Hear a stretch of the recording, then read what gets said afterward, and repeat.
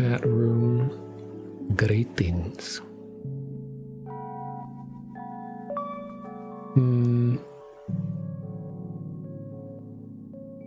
So, I suppose this thing, speaking of jump scares. Oh, barely visible.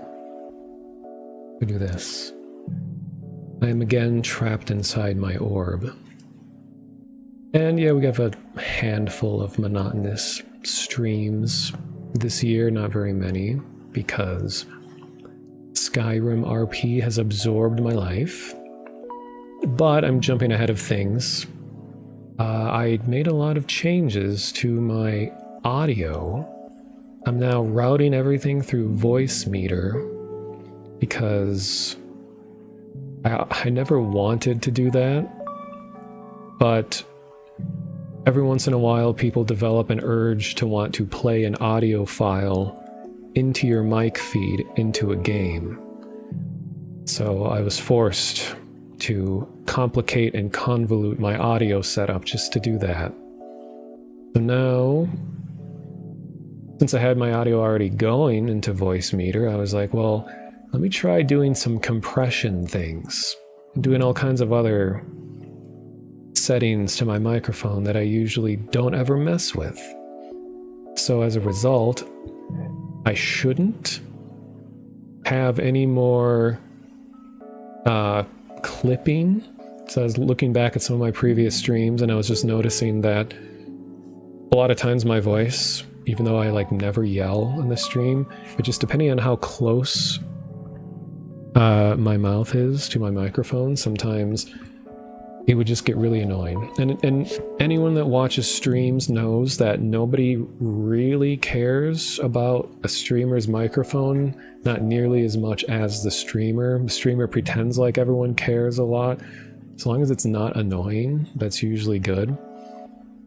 And most annoying for me usually is when I come across streams where everything is so quiet that I have everything boosted as high as it can possibly go, and I still can't hear the person. So then I have to like blast my speakers up as high as they go, and then all the other audio on my computer is extremely loud.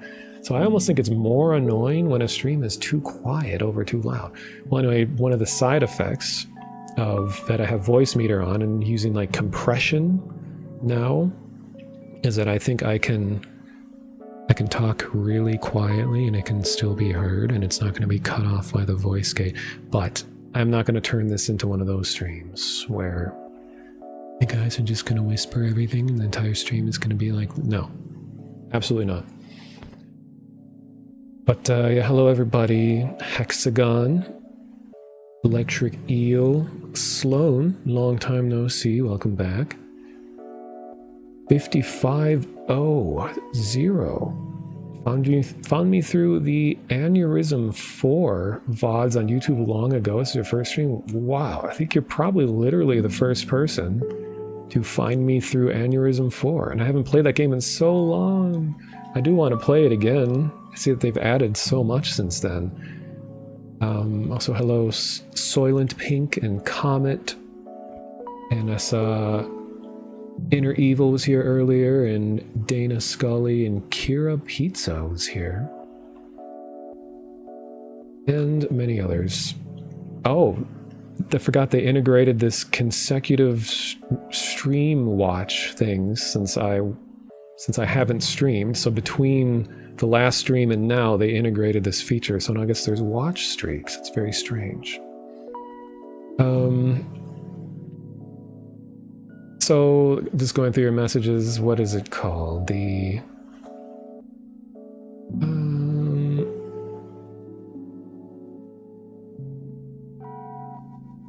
where was that?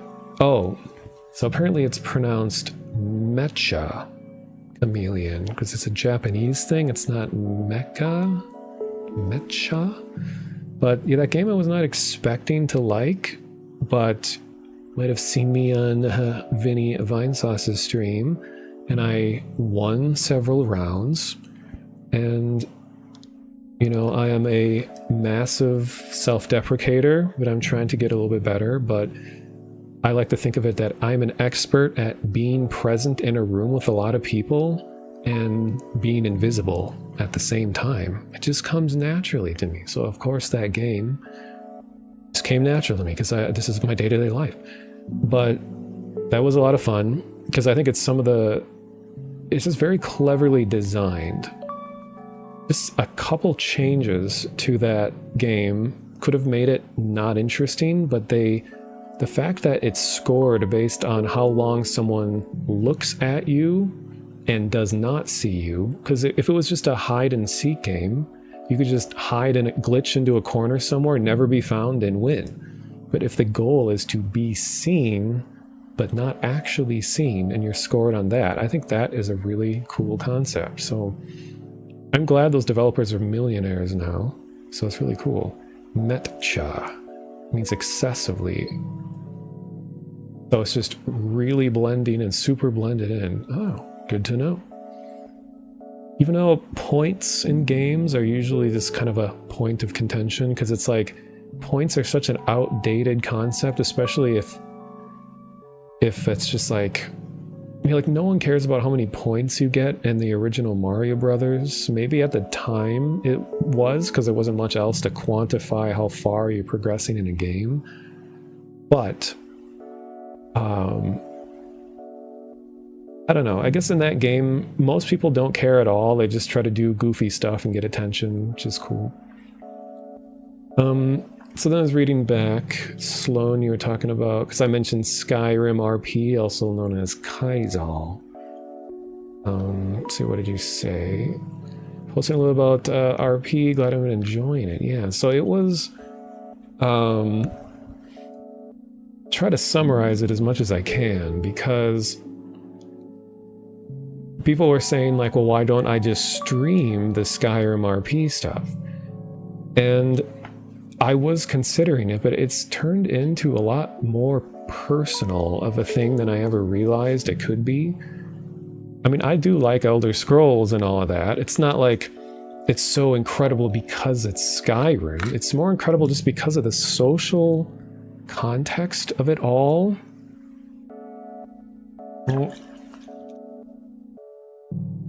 All I drink in life is water, by the way. Cool fact. I'm that exciting that all I drink is water. And so Skyrim RP, it's just Keizal, Keizal.com, if people are interested in it. And you have like around 700 people on one server, and it's all of Skyrim, at least continental Skyrim. They're eventually adding more destinations like Solstheim and things like that. So what's appealing to it to me is how I think it struck a balance that most RP games don't get. Like when you look at Red Dead RP and GTA RP and stuff, those settings, I mean more so GTA 5, those settings where it's just like police and criminals and everyone's doing the drugs lamau and they're driving fancy cars and it's just all about like crime and stuff. Like it's so focused because I mean it's Grand Theft Auto. Even though the city's big and complex, and I'm sure a lot of good moments happen in that world, but it's still GTA. But then when you look at Skyrim, I think it's because the type of people who are really into Elder Scrolls games have a very different personality. So when you bring RP of that type of people who like RPGs into an RP setting, it makes such a more pleasant atmosphere of people that you're playing with.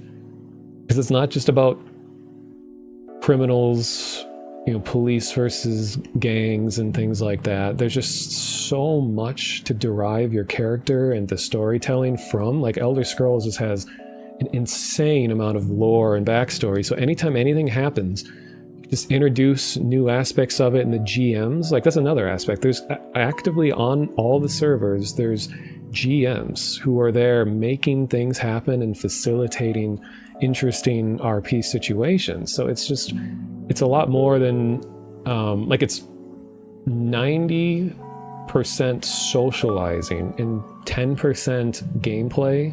So much more emphasis is put on the social aspect. So in fact, you're punished for putting too much effort into like mining iron because there's cooldowns on things in caves and all of that. When things respawn and animals and wildlife that you're hunting and everything. But if you just sit in camp, you can be reported and punished for just sitting and camping stuff. Like everything needs to be like, there's just so much more of a collectively agreed upon way to play that certain personalities just get it. And people that don't get it when they join and they immediately try to force their own like funny story onto someone, like maybe if it's a one-off thing it'll be okay, but it's so overwhelmingly filled with people who want to be just immersed in an Elder Scrolls world that you just kind of get pushed away if you're not taking it somewhat seriously. And I'm not saying serious as in no one's laughing, no one's having fun. Seriously as in you're trying to feel like a member of an Elder Scrolls world, even the funny aspects and all the just not so serious things all together, that it just kind of naturally polices itself. People who are there to just be like dark RP and Gmod and just be hilarious and make trolling videos and stuff, they just get pushed away naturally. And so as a result, these have a very strong user base. But it's in the sheer scale of it all. Like it feels weird to be playing it and knowing that I'm only seeing like 0.01% of all of what's happening in the world, and I will never see everything that's happening in the world. Because like when I think about RPGs and things, I'm always thinking about how I don't like that you as the main character in a single player game are the center of the world, that the world stops moving when you stop. And when you move to one place, it's like Truman Show. Everyone's like setting up to make an experience for you, and they're all there for you, and you can just sit still. Like, the world is coming to an end. Well, but if I just stand here and I never enter that gate, then the world won't end. So what I like with Skyrim RP is it's like the world is constantly moving. So it is still a familiar and charming world of Skyrim, but it's always moving, always changing. There's different Jarls, there's a whole structured government, there's rankings of military. We're now at like 20 something different factions, and I work at the Radiant Raiment in Solitude as an Argonian. And I don't know if any of my fellow Skyrim RPers are watching the stream right now. A lot of them are probably hearing my real voice for the first time if you happen to be watching the stream. Which people that have heard it, they're just like, what? I don't expect this voice at all. And that's the funny thing too. It's like a lot of people do voices, but it's not required. But I think bare minimum, you should at least try to talk like you're in a fantasy game in terms of your choice of words. Like, I hate it so much when someone shows up and they're just like, well, first of all, in RP fundamentals is you never acknowledge that you're in a game. You don't say, what do I do in this game? Or what button do I push? What am I supposed to do? Where do I go? Or like, how many players are on right now? Or they say, like, what server is this? Like, you never acknowledge that you're in a game, bare minimum. But you also try to think about, because this is a fantasy world, and there's a lot of words that probably wouldn't be used in a fantasy world. So I run into people that are just saying like, yo, bruh, add me on Steam, give me the drippiest drip, bruh. And I just want to die when I hear this. But because I work at the tailor shop, so people are always like, hook me up with some drip. And I'm just like, well, if you're dripping, I can provide you with a towel to dry yourself up. And the whole Kaizal thing also has a lot of mods in it. There's a ton of visual things. There's like the Sentinel mod, which adds, like hundreds of custom armor. So first of all, tailoring isn't a craft in default Skyrim, so I have to actually learn a thing that's unique to this mod. An unfortunate thing is that it just has like 4 looms, like crafting tables for tailoring, 4 in the whole world. So it becomes a really exclusive, kind of gatekeepy craft. A lot of people are angry about that in order to pursue tailoring, you have to like, either the people who have ownership over the loom have to be really nice and present, because they call it going to sleep when you log off, and you wake up when you log into the game, and it's a constant struggle to combat sleepiness. Like, we have 20 something people working at the tailor shop, and still there are many, many hours when no one's on. So if a tailor stops by the tailor shop and I use our loom to fashion their own stuff, they just can't. They could go to like Windhelm or something, but Windhelm's loom is locked in a government building because the mod was designed for single player, but they're trying to use it in a multiplayer setting. So the result is that there's a lot of clashing, like bad game design. And right now it's very low priority of the mod maker, of Kaizal mod maker, to make adjustments to the world. And I don't know, I can't sing its praise enough. And like, I didn't know much about Elder Scrolls at all going into it, other than just very casually playing Skyrim. But now I feel like I know so much about the world just from like having lived in it. Like, some of the first nights that I spent was just sitting in a tavern, a winking skeever, and just sitting, and as people showed up, and just talk about what you did that day in context of the game's world. And now it just feels like second nature, but people are just saying like, well, I just recently got off the boat to Windhelm, and I was trying to find if I could get some work working at the tavern there, but the tavern keeper apparently was a part of a worshipping cult to Molag Bal, and they were arrested, so I couldn't get into the tavern. And then so I decided to seek work elsewhere, and someone said I should go over to Whiterun. Then I show up to Whiterun, and Whiterun is just so overwhelmingly full of people. There's like literally 100 or so people, real players, around at all times. But it's just like we're all sitting around, just talking about our stories and things that went on that day in the game's world. And it always brings me back to this thought that it comes back to me. It's like, how people behave in this world is a lot like how we thought adulthood would be like as kids, because we're all characters in this world, and the world needs a certain amount of people to function. But it's like people are all converging in one place. People are really inquisitive, they're asking questions to one another, they care about each other's lives. People are just a lot more conversational than they normally would be. We always have things to talk about. It's just like, in the world that we live in now, people are just so disconnected, and everyone's all isolated into little friend groups, and they don't communicate, and it's impossible to meet new people. Like, literally every single time I go into Skyrim RP, like, I'll be thinking, oh, the usual people that I talk to probably aren't going to be there, I might not have a very good time. But every single time I've logged on, something new and interesting happens. I meet new people, have new conversations. Like, why can't real life be like this? Why can't I just go somewhere, meet new people, and they're enthusiastic, and we're all having fun together? It's like, it doesn't matter who you are. And honestly, Skyrim RP has been one of the most diverse, like, multiplayer RP things I've ever been a part of. Just the types of people there. Like, when you play like GTA 5 or something, you can expect it's probably going to be a lot of dudes in their 20s. But like with Skyrim RP, it's mostly people kind of in their 30s-ish. They're a bit on the older side, and I'd say at least a third of everyone there is a woman.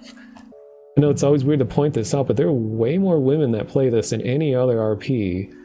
And it's just, the world is so much more diverse, just the types of people, and people are playing characters that, like, if they identify as any other sort of thing, like, they play their characters that way. So it's become kind of like VR chat in a way, where people are a lot more comfortable playing at who they want to be in this world, and people are really accepting of it. And the GMs are very strict about people, harassment and stuff. Like, I've personally gotten like 4 people banned because they were just relentlessly harassing people. And I have software running at all times that allows me to record proof of people's behavior, and then I submit it to the GMs, and they'll just ban people off of that basis. So it's just like, it's just such a pleasant world.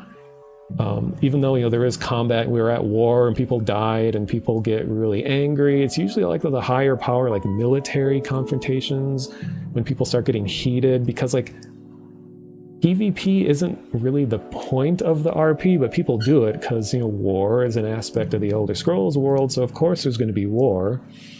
And it was funny when the war was happening, is that, I live in Solitude. I'm the 84th citizen of Solitude on public server 2. And the Legion occupies Solitude, and then there's a Solitude Guard, and there's a Hunters Guild. Everything's player run. There are no computer NPCs. Like every player race is a real person. So there's a Hunters Guild that was started there, that now this Hunters Guild is so big that they're like a military power in themselves. So when the war started, it was like, all right, we got Windhelm, it was like Ivarstead, and one other like barony versus Solitude, the Legion, the whole Hunters Guild, Dawnstar, Morthal, Markarth, Winterhold, like the whole rest of the world is Windhelm against the world, or Skyrim. There's just no way they were going to win this war. And then like the Jarl of Windhelm got assassinated like right off the bat, which threw everything for a loop. And then they have to agree to terms of war, and they set boundaries where like the wars have to move. Like they can't just randomly slaughter citizens that are on the road. You have to conduct war in a precise way so that there's some structure to it, so that in the role play, that war has meaning. It's not just we'll just randomly deathmatch everyone all the time until we run out of people. So there's a lot more to it than that. But so that war is over, and then right when the war ended, maybe this is too true to life, tons of weddings happened. A lot of people died, and then when the war was over, there was a week where there was just like 20 weddings, just one after another. In fact, there was like back-to-back funeral, wedding, funeral, wedding, funeral. It's just like, wow.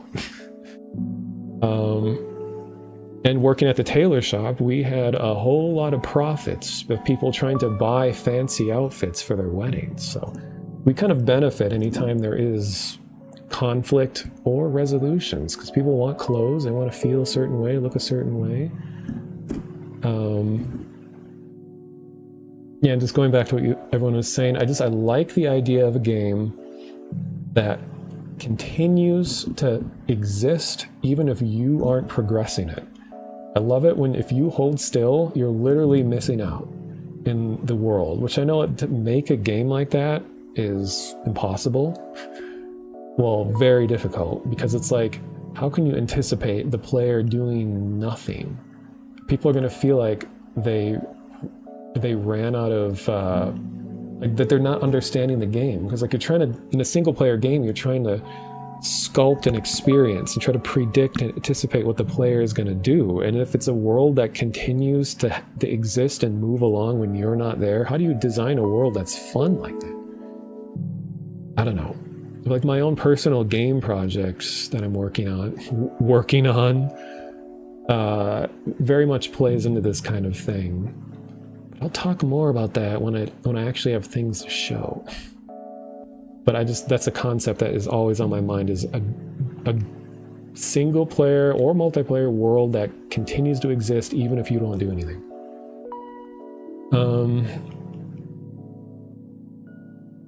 The thing is, like, people are very in Skyrim RP. I was just reading what you're saying, Eel, about like you want to just observe, you don't want to actually like be present in the world.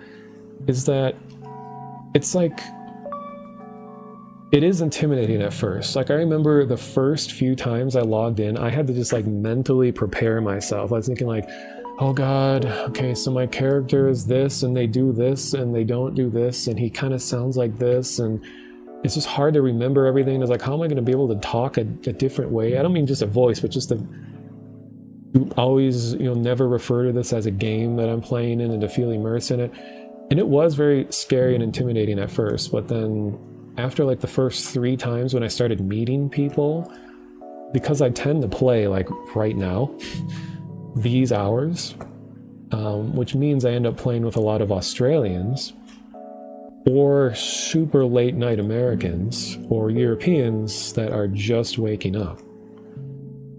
Like really early morning Europeans. So, and there's 3 servers right now. There's public 1, public 2, and the whitelist server. And I haven't been invited to the whitelist server, but I feel like even if I did get invited to it, I just wouldn't really play there because I've just established so many friendships with people in public 2. But so I've been playing for like a month and a half, and I haven't committed this much time in a game for a really long time. It was can't think of I think the last time I put this much time into any game was either VR chat back in like 2020, where I was jumping into VR chat like every day for many hours. I don't think what else. I guess Monsters and Memories, or like EverQuest P99 I put a lot of hours into, but yeah, this is the most time I've invested in a game in so long. I've put like hundreds of hours into Skyrim. So Avi, darling, what is background game? It's all VR chat, yeah. And the character you see is my avatar that I made from scratch, from a cube. And it was just all footage of I took experimenting with my avatar, and I figured, what if I just throw all these clips together into a compilation for the stream background? So you don't know how you got here, but it looks like neat PS2 style. Yeah, well, thank you. Oh, and welcome.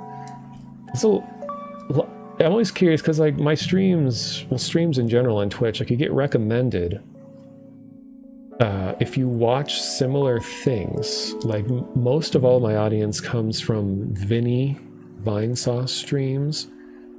So even if you don't actively watch me, you'll probably get recommended my stream because someone might watch Vinny or Vidyabum or Great Sphinx or any number of other people where you have similar followers.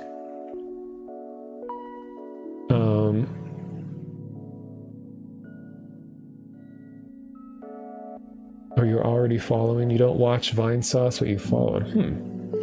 There's a lot of different avenues. Some people see me because I'm a part of a bunch of Discord groups. I was a part of Battlefield Easter Egg Discord for a long time. I'm still a moderator there, even though I don't participate in anything, so I feel bad when people are messaging me like, hey, can you help me with this Easter egg? And I'm like, oh, I haven't even played Battlefield 6. I mean, I played the beta, whatever it was, but... So there's that, or might know me from Skyrim RP now. I'm meeting a lot of new people through that. Or... Blue Sky? I think my stream is linked on Blue Sky. It's like when I go live on there, it shows up. I follow a lot of itch creators. I don't know. A lot of stuff. A lot of potential. Trying to think if there's anything else I was gonna say, because I have like 15 minutes until another ad.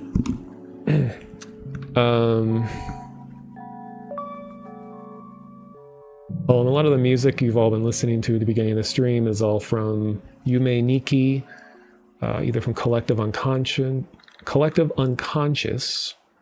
or Yume Tuki, Yume Nikki, or I think there was some Binding of Isaac music that I played earlier as well.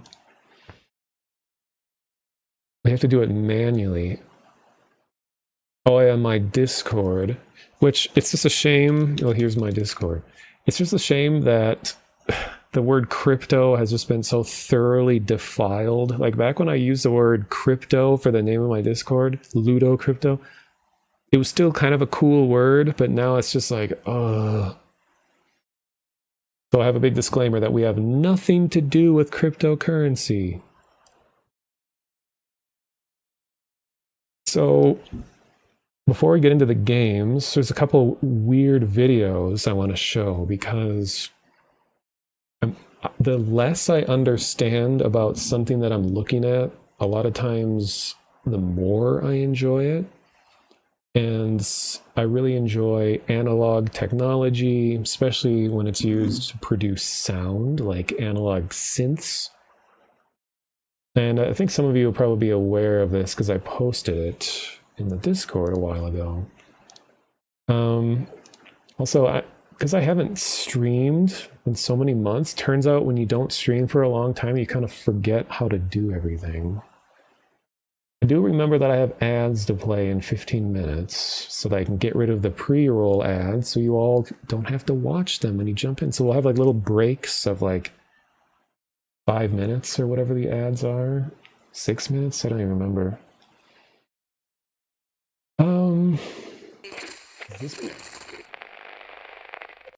Okay. I think that worked. So there's this channel called Unknown Configurations. And just a little warning, the audio on some of these is going to be very loud, but I'll put it down preemptively just in case.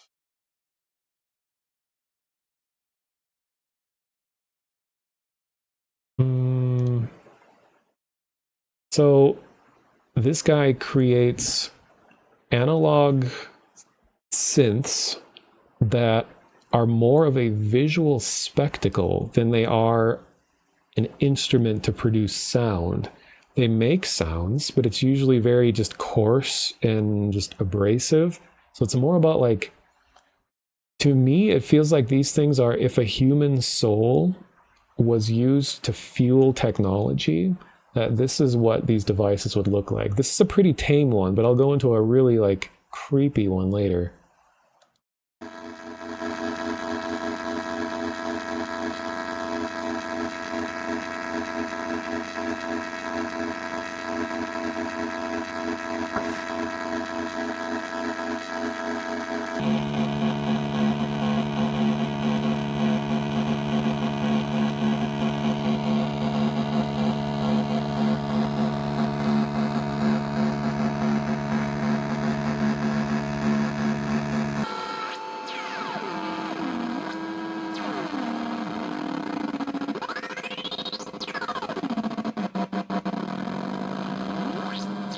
I'll skip around a little bit.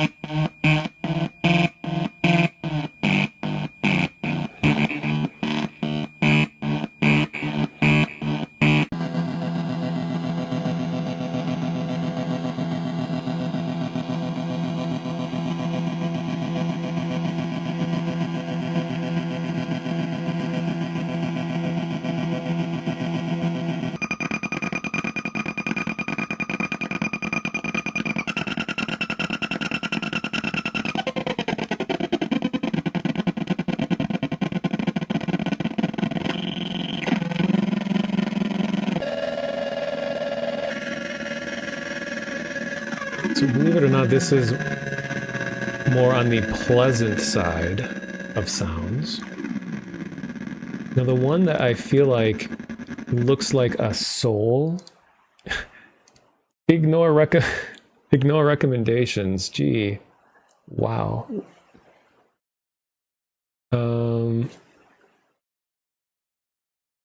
If I can find the other one. But here's one that was getting a lot of attention.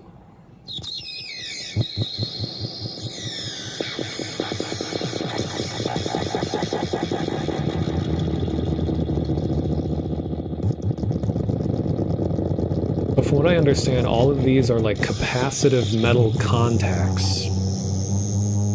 And somehow the electrical signal or the vibrations of touching these things all contribute to a signal that is going through the... You see my cursor? Yeah, on the side.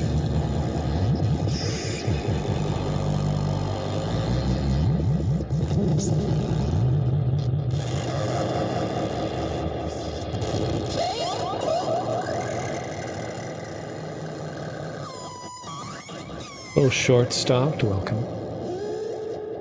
So here.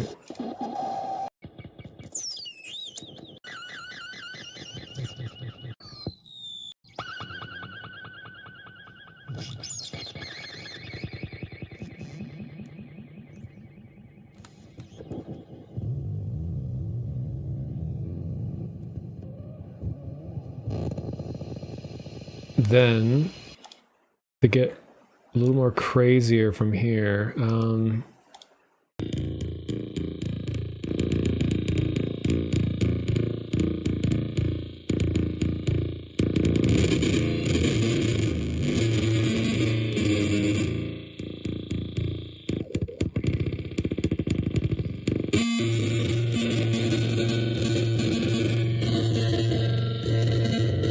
like I would be afraid of this thing. I feel like I'm angering some kind of spirit every time you twist the knob.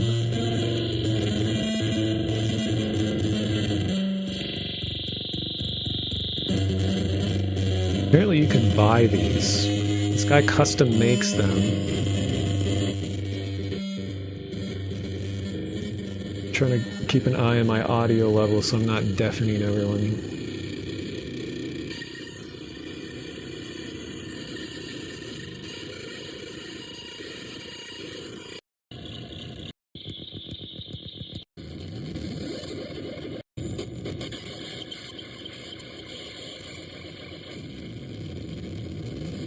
Then,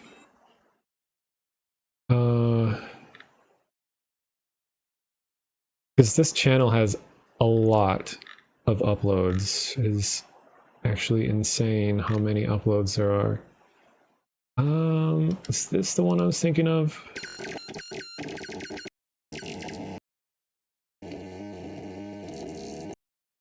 Let me grab this from the Discord.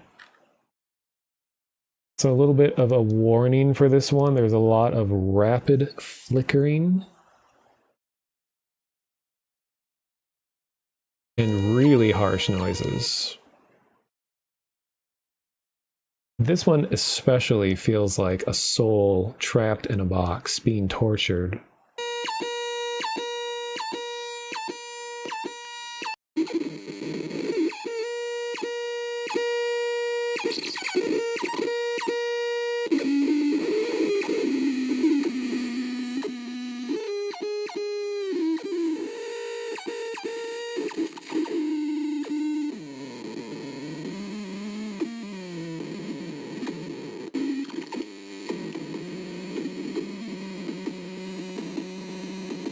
I think the wire is just like it's completing a circuit.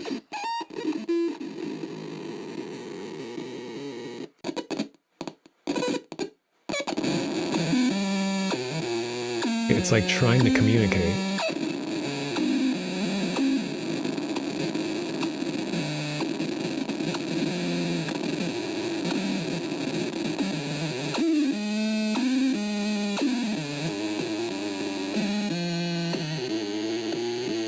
There is a video of this guy performing with like 10 of these. And you'll never guess how he dresses while he uses these live. Hello, Roy. Okay, now the best part of this one is at the end. It does a bit more torturing of the soul. Alright, here's where it gets very flashy, so, like, literally.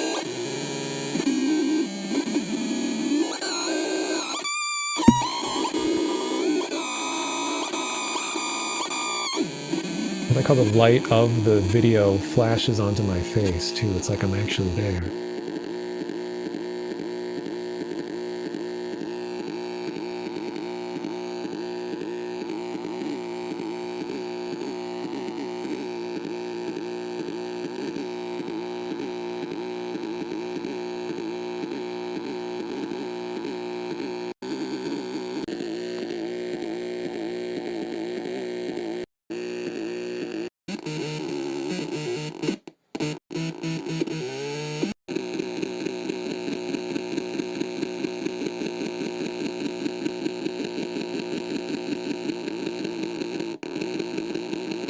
Is now controlling our minds.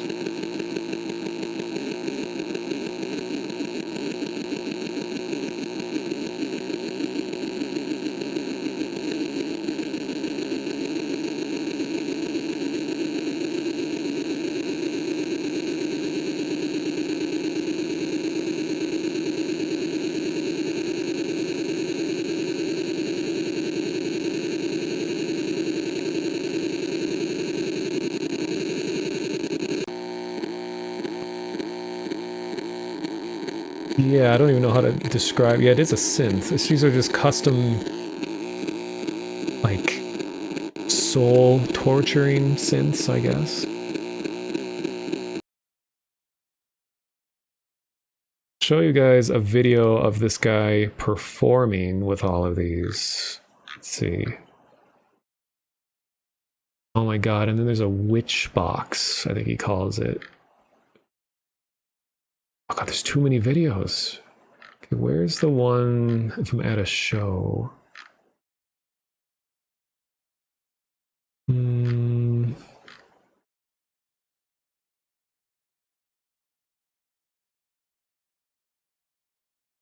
made me an emote? I'm worried what this emote is.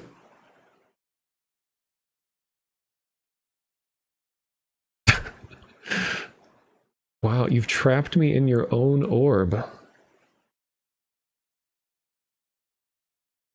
Wow, I never thought I'd see the day where people contain me in their own orbs.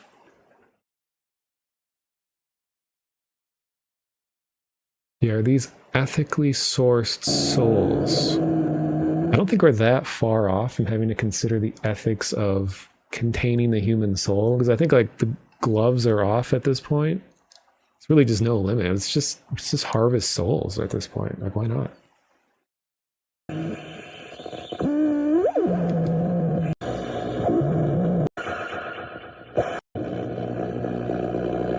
Let's see.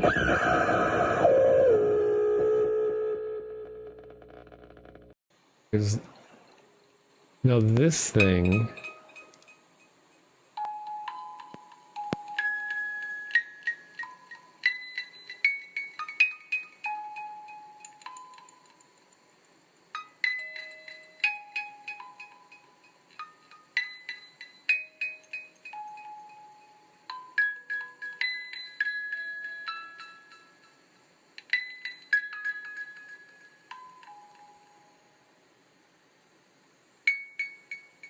Do I mind if you use mono orb in your own video? I guess. I mean, I think most people don't know who I am or what I look like, so I don't care.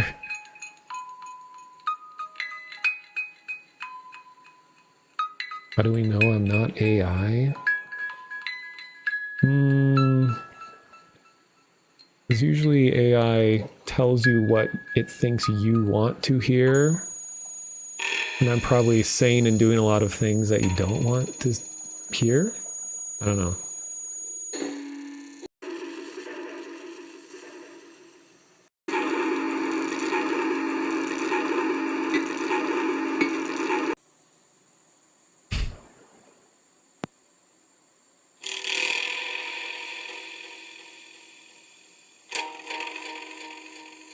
Stream is showing you what you want to watch, though. Be a very strange person, then. Imagine you're in high school band, and you're like, what instrument do you want to play? And you bring this.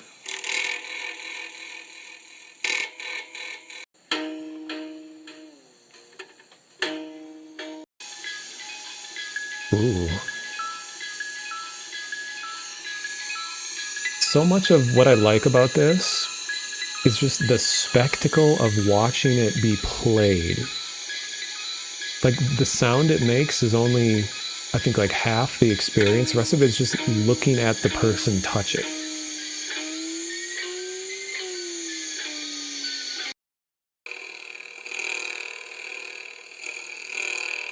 I mean, that is how I feel about this.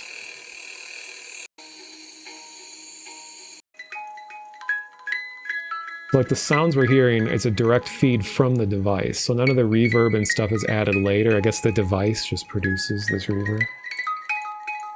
Okay, well, anyway, let me show...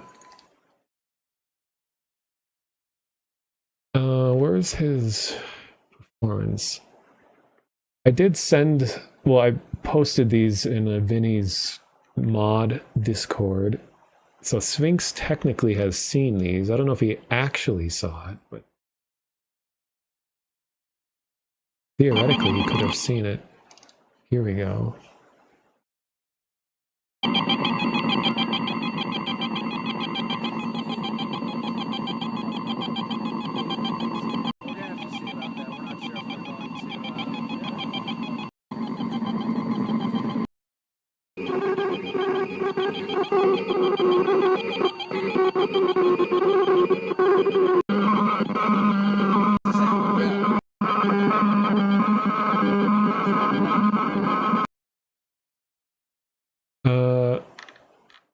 Having a hard time finding the one of him performing at a show. Oh. Right of opening, is this it?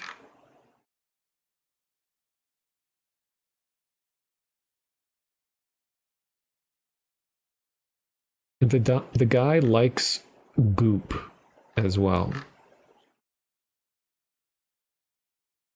He pours goop on his face while he performs.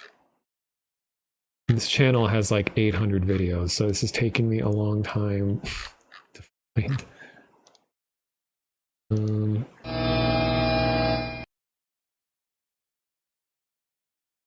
Wow. See, I wasn't kidding about the goop.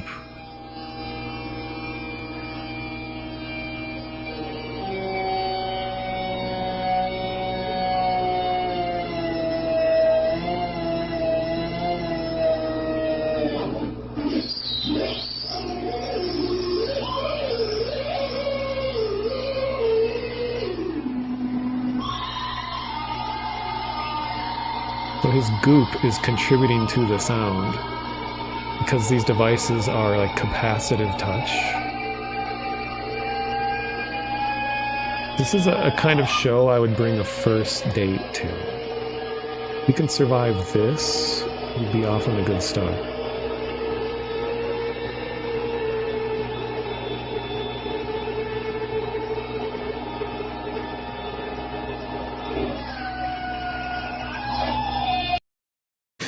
Some of it just gets so absurd that I just think it's funny.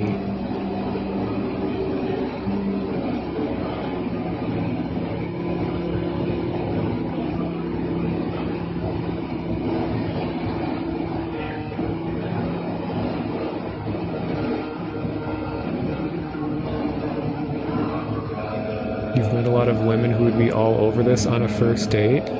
Well, hook me up. Not for a hook up, but you know what I mean.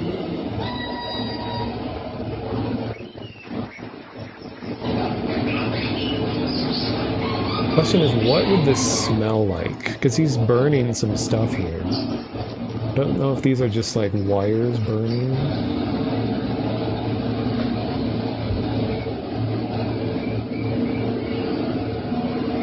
Survive my 8 dates. Oh my god.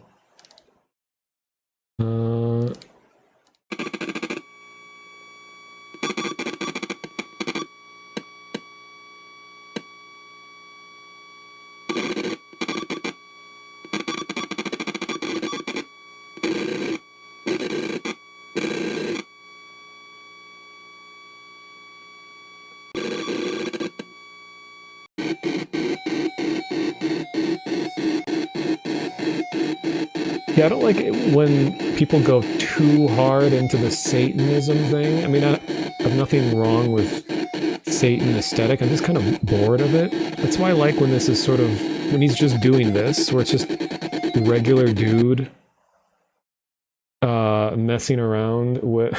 Why do I keep getting recommended this video on the right? I think I watched one video about it. Now it's like, oh, you must want to learn everything about this guy. I need to get a plugin that like removes the recommendations, but it's like I'm not a fan of just satanic imagery. I mean, I like some of it, just kind of, but I get a little bored of it. Like I'm tired of games just always like, oh, it's Satan, devil, 666, and all that. So I like when people try new things with the aesthetic. I think this is. You all have seen pretty much all there is to see. I mean, there's like 1,000 videos on this channel. I'll put a link to the channel in the chat if people want to look into this. Apparently, you can buy these things.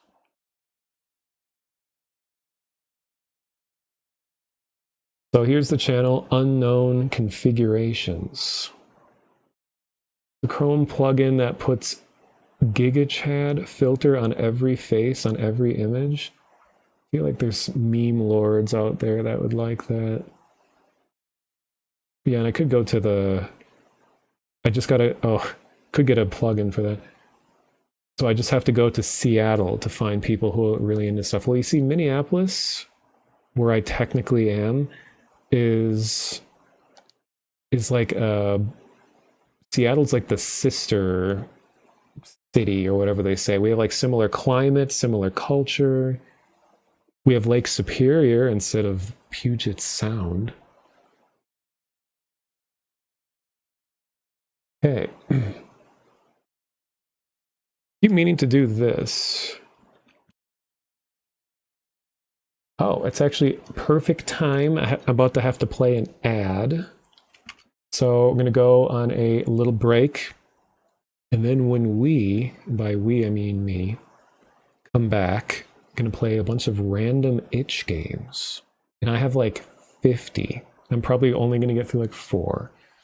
Mostly like LSD jam games, just weird things that are just interesting to look at. They're not going to be difficult. There better not be any cards or slot machines, or there better not be a point where 3 choices appear on the screen and I have to click one. So I'll immediately quit a game if it turns into like a roguelike, Survivors, deck builder, any of those things. See you later, Lugnutto. All right. I thought you said H games. No. What did I say? I mean, there's probably... The letter H is probably in some of these titles. Oh, itch. Right, yeah. Itch. I-T-C-H. All right.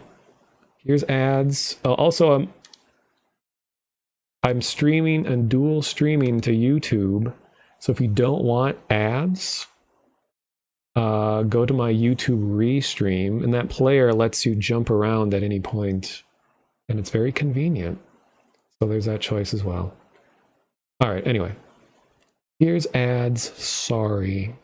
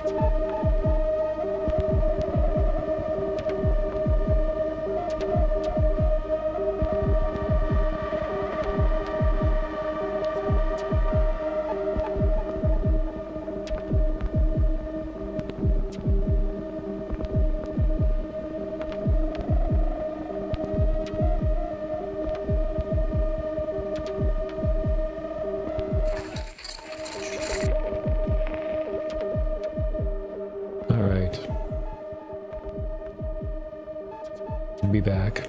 So,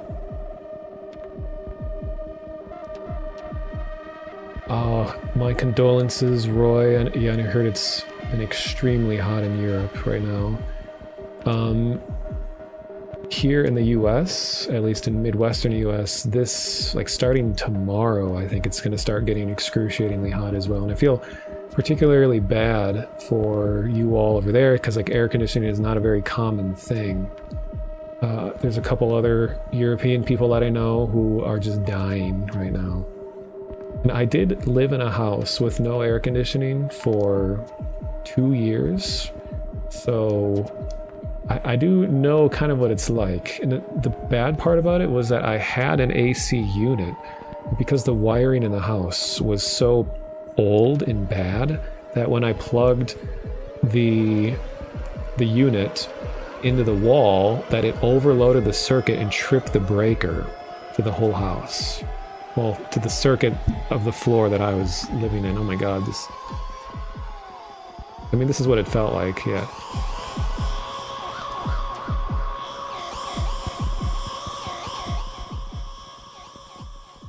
So I hate the heat so much. I would absolutely live in a country that just never has summer. In the Midwest here in Minnesota, we get a lot of all the weather. Extreme heat, extreme cold, snow, tornadoes. Only things we don't get are earthquakes and volcanoes. Oh, that's right, yeah, Seattle is in kind of a nice, like, the mountains are in just the right position where you don't get a lot of the worst heats. But, and humidity is often a lot worse than the heat. Like, I was in like 110 degree, which is like 40 Celsius or something, in Death Valley, and it didn't feel that bad. Because it was, as they say, it is a dry heat. But here in Minnesota, it gets very humid, or it's like you're just walking through a pool everywhere you go. Also, human waveform, I like. You say, I love this show, and I think that emote is a perfect representation of what I look like when I'm enjoying things. Oh yeah, Electric Eel, you live in, like, dry heat HQ. So when you're talking about the music, quote unquote, that I'm playing, so the way that I have my music organized is by feeling. I have a whole section of music that is called dark. And it's a lot of Silent Hill, like you heard, well, like this thing I was playing right now. This is by an artist named Electro Sheep Dojo, I think, something like that. So anything that I feel like just has a kind of a forlorn, negative, kind of uncomfortable, sort of anxiety-inducing themes, I have a whole list for that, which is where I was playing this, which you've probably heard this. This is Silent Hill.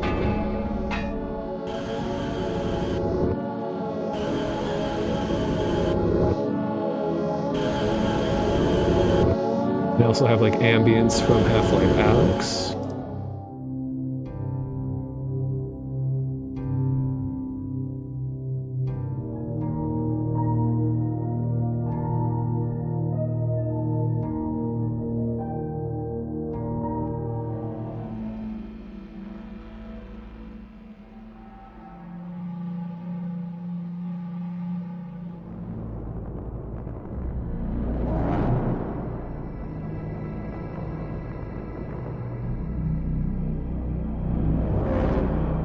Silent Hill track reminds you of Earthbound. Well, speaking of Earthbound, I have a bunch of these as well.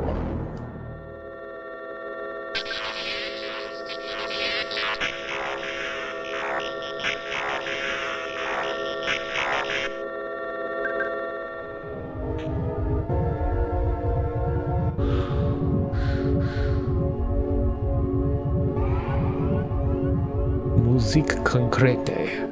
Yes.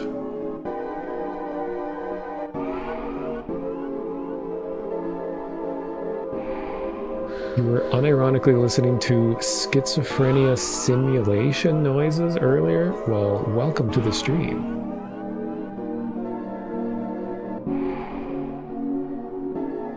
So is it Gygus or Gigas? Ah yes, the logo is sound activated. That's why here, if I cut the audio, both my voice and any stream audio is affected by this guy. And it's so if I go, it annoys me that there is a bit of a delay. That's a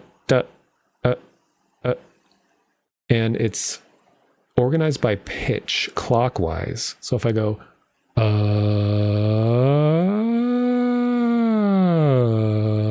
I should be looking the other way.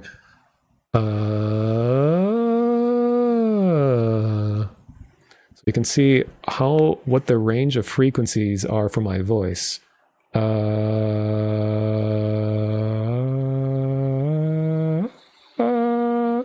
But when I play really simplified, like just very basic, like 8-bit songs, it looks particularly cool.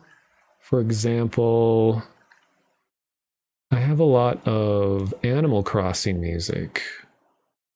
You can see like where the frequencies are for those songs. I only have like 800 songs. How can I... Where's a very basic song? Oh, Mario Paint. Like this. Look at that guy. Isn't that pleasing to look at? Well, here, to make this easier to see.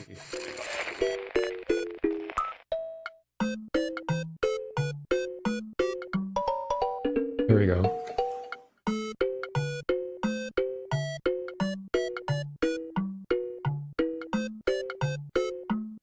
I love Mario Paint. And then there's also like...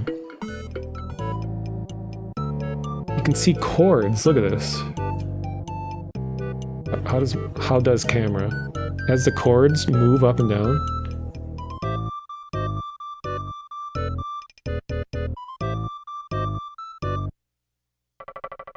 See that?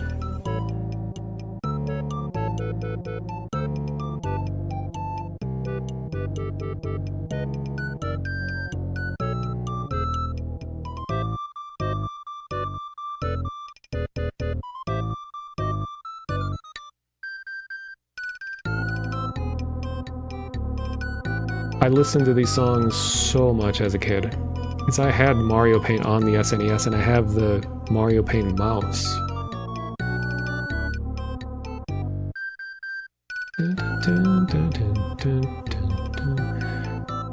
Then get a load of this song.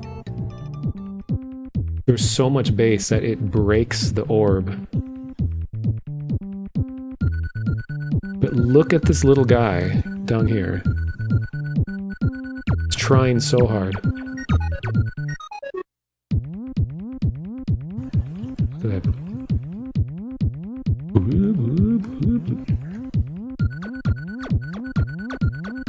Does this actually make it easier to see? Oh, it does.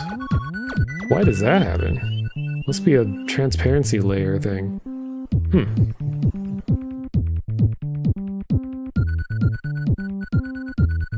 I just love it when there's a high-pitched sound like this, when it just like dances.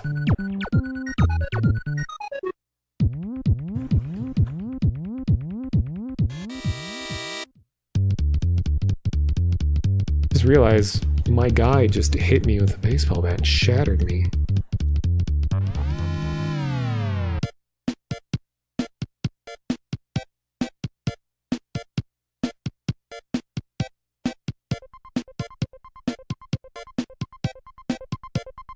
Wait for it.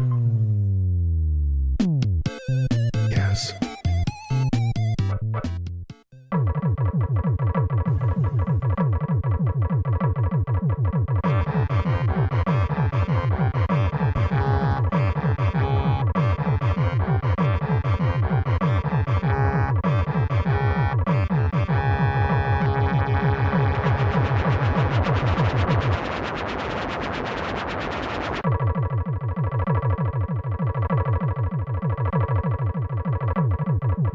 Look at that syncopation.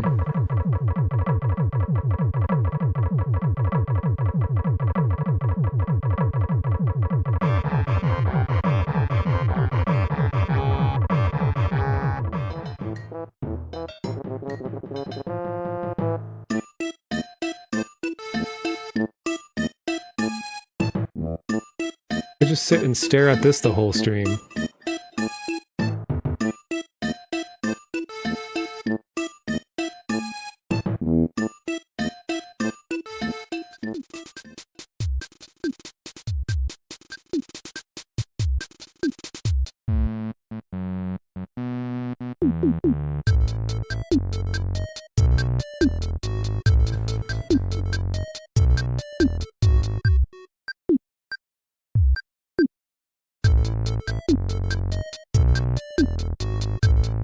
I've ever played a game called First Land. Doesn't sound familiar. Uses noises like this to communicate to characters. I have my itch launcher up right now. I can look at this. First Land? For some reason that doesn't bring anything up.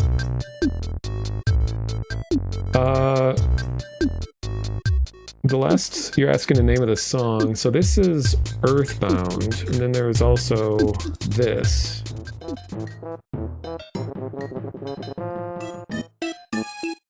Yeah, this is also Earthbound.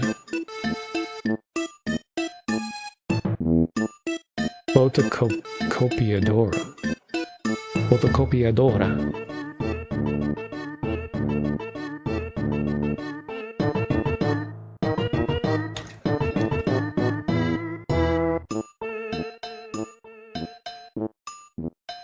Okay. Is the fading in effect you set up? Like around the camera fading? Because that is, it's just I made a PNG mask with transparency. Remember Vinny streaming it? Yes.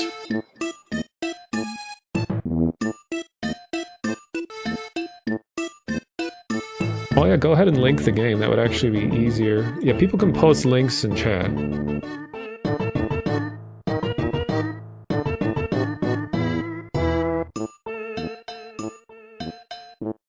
Oh, the fade transition between songs. It is something that I set up, yeah, so it's like a... Yeah, I'll keep this game on my browser here. So I'm using something called Foobar. F-O-O-B-A-R, Foobar 2000. And there's a really nice feature to automatically crossfade between songs, because it annoys me so much when things abruptly end. So I can just jump between songs and it still is like a smooth transition. So I do like, here.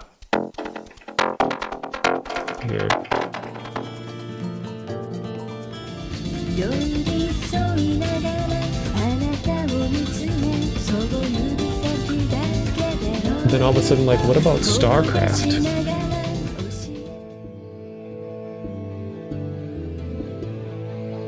And even just jumping between moments in the song is also faded automatically.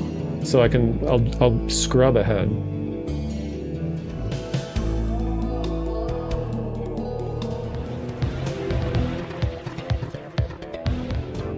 It's so useful. Oh my god, StarCraft. Those dudes.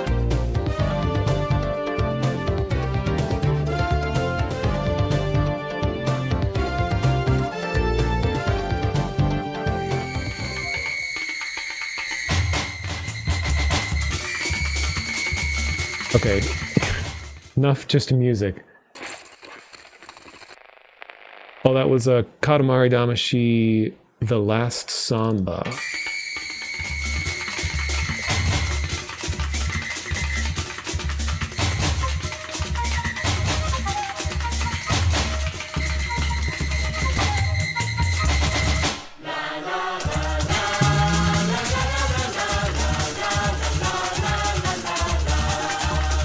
Now that's going to be stuck in your head. So, first game. I always like to take a look at what the developer has to say about their game. And also I made the transition effects on my stream as well, the whole radio thing. It was a custom setup. But no one else has anything exactly like this because it's all my own stuff, kind of. Do this and then go itch. Let us take a look. First game I'm going to play is Ephemeral Frame. Oh god, it's so bright. I'm not meant to be seen in the light. So this is a 30-minute exploration puzzle game spanning an assortment of dreamscapes interconnected by picture frames, posters, movies, and other imagery. Oh, it's on Steam. Maybe I should have just downloaded the Steam version. So this is by Screen, made in Godot, and it was released March of last year. All right.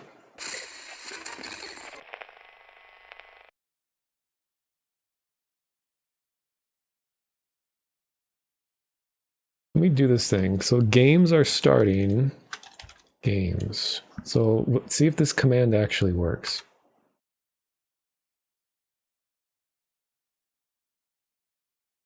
Hopefully that worked.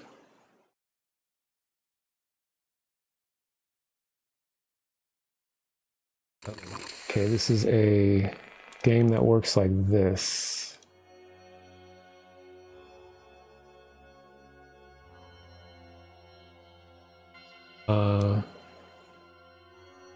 Not capture.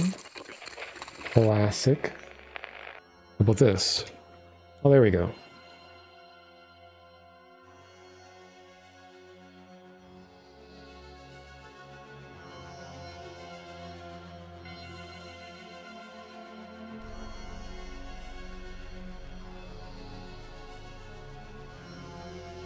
Have you heard of Santa Ragione games?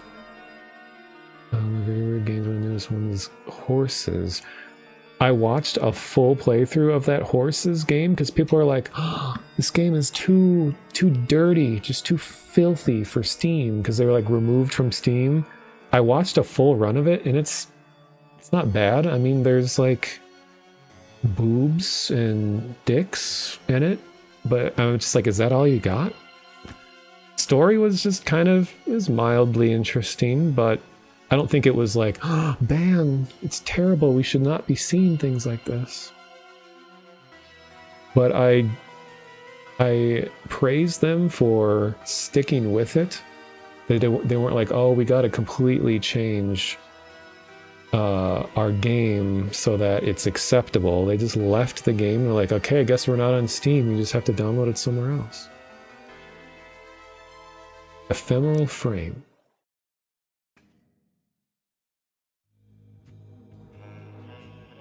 Classic right off the bat.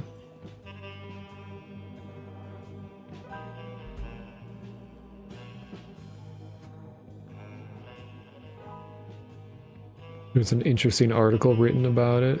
I did see a lot of publicity. Switch items. Ooh, that was a good transition. Barely hear this.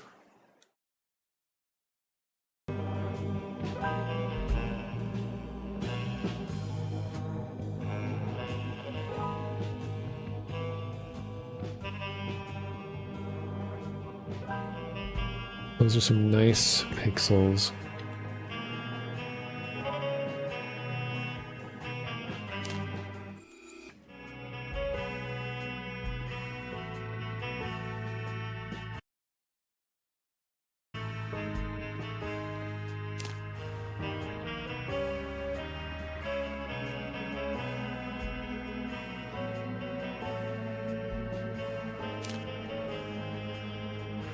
Ah.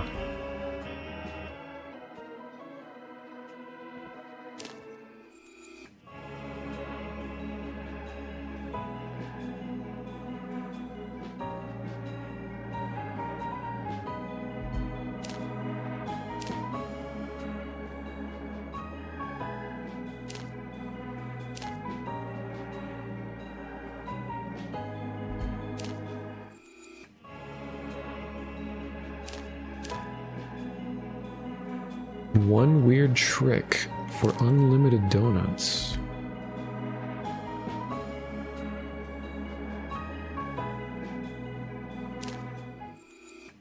Interesting.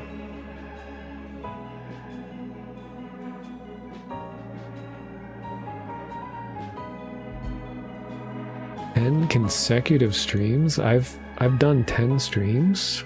Guess now I know. Did Vinny play this? He's played a lot of games that are really similar to this. I don't know about this exact one.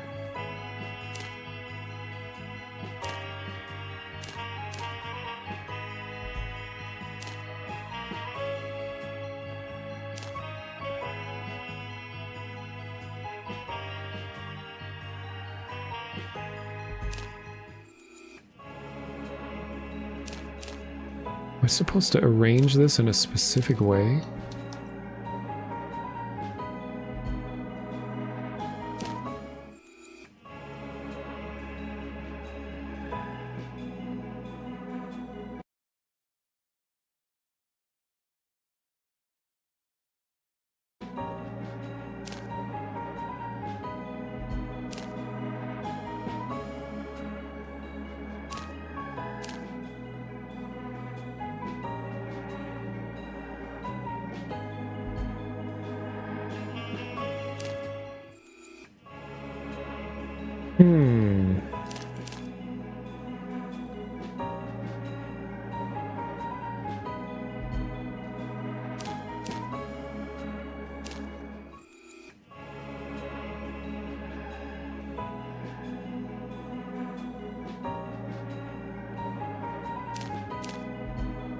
Yeah, the horses game really wasn't that crazy. I think it's just that there's a huge repulsion towards nudity, which is ironic considering how people are just continuously horny on main, or whatever they say.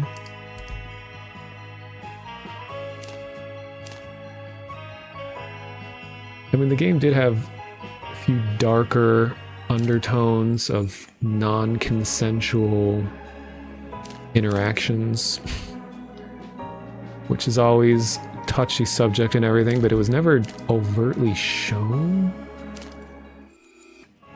But I appreciate people trying to at least tackle subjects that make people uncomfortable.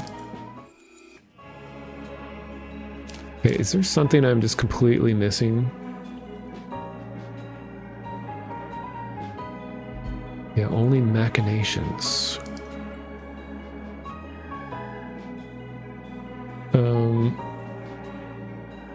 Wait, weren't the developers also Italian?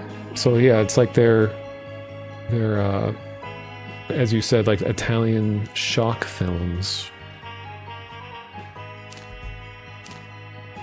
Never realized that like Italian directors make some of the most like messed up stuff you've ever seen in your life.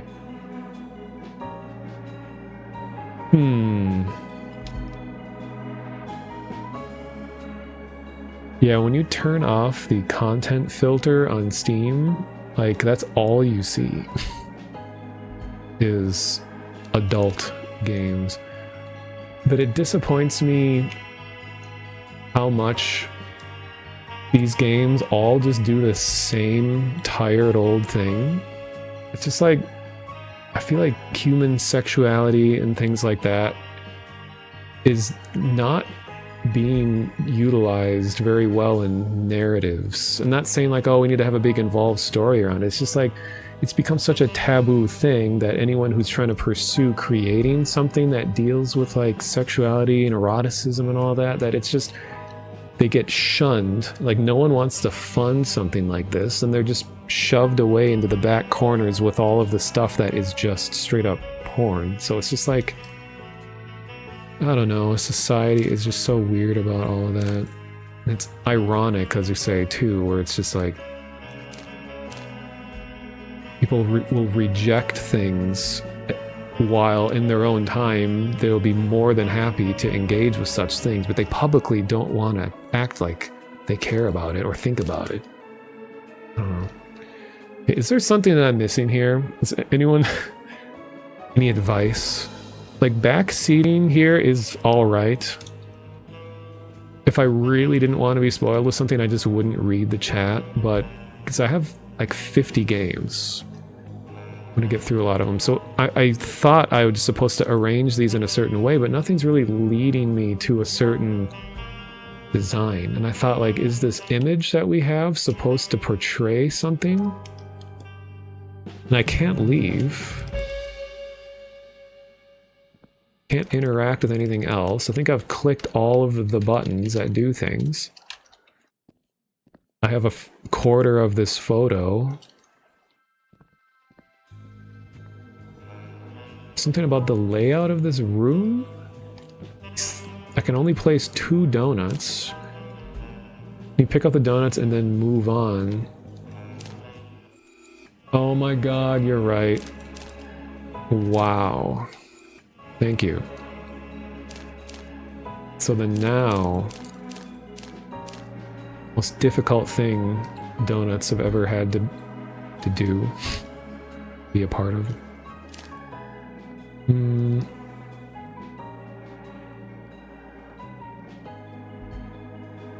Well, I feel like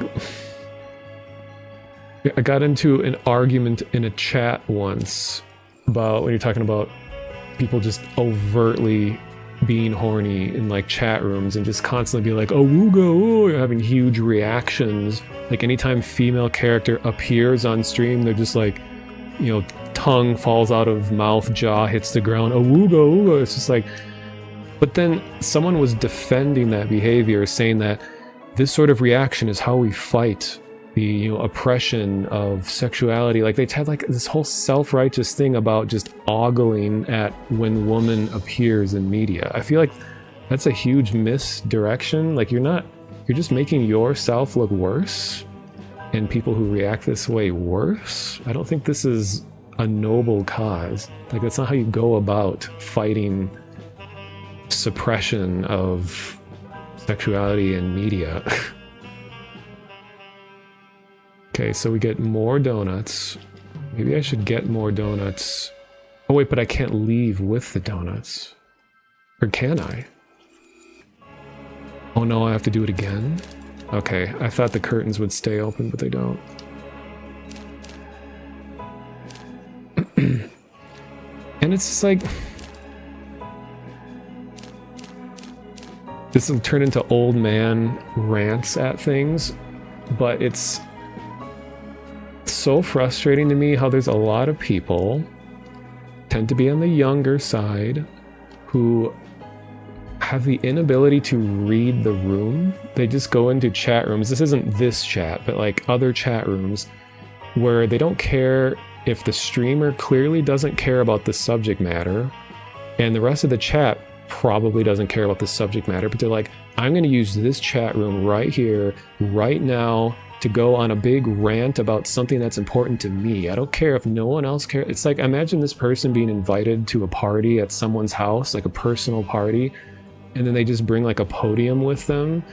And it's like, yeah, we're just going to watch some movies at this party, just try to relax, you know, not think about things too much. And they set the podium down.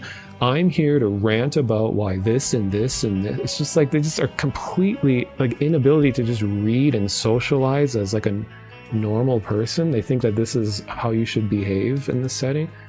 It's just like frustrating. People are like, yeah, chat room is a great place to have a really in-depth, heated argument when the person streaming is clearly just trying to enjoy a game. And this is not you guys or this chat at all. Like I watch a lot of big chats out there. And it's just a kind of an effect of chats getting really big, is that the bigger a chat is, the more anonymous people feel like, and they just, the less they think before they press enter and type. There's like less accountability behind this person. And they feel like, oh, I can just get away with it. Okay, anyway.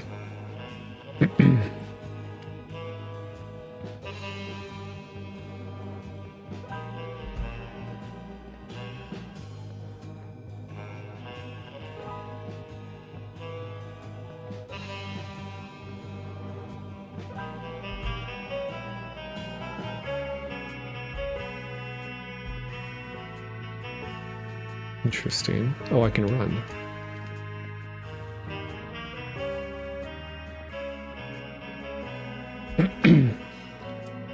And I know it'd be really easy to blame certain generations for certain behaviors. I just feel like the more of the more of a role that the internet played in your socialization, the harder it is for people to get along in the real world. It's like people will they grow up entirely in an echo chamber of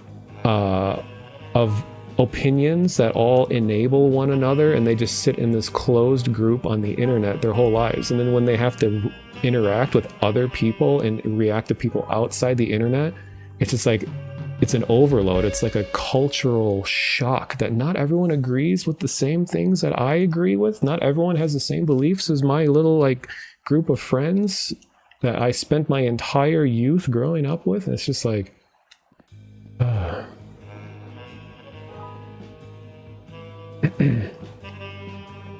if you can also do follow age. I'll type this in chat. Follow age. Watch as it doesn't work. Excuse me, why is it not? Oh, there it is. Wow, and the command is kind of broken. I've been following myself for 14 years. Wow.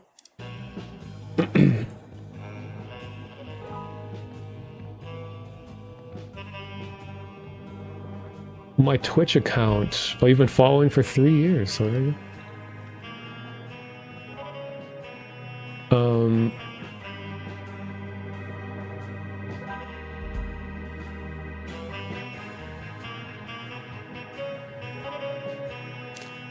yeah, my Twitch account predates Twitch. Like my account is like 16 years old or something. Like I was using this when it was Justin TV. Oh, I see. It's just one of these deals.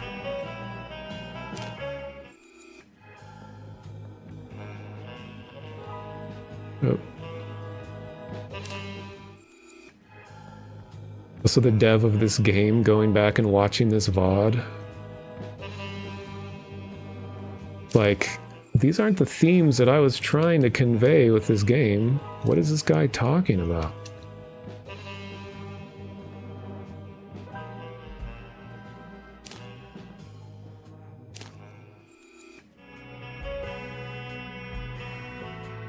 Well, like, I'm following, not even kidding, I'm following like 700 Twitch accounts. Like, I follow a lot of people. And yet, I never see any more than maybe 30 of those people all streaming at any given time.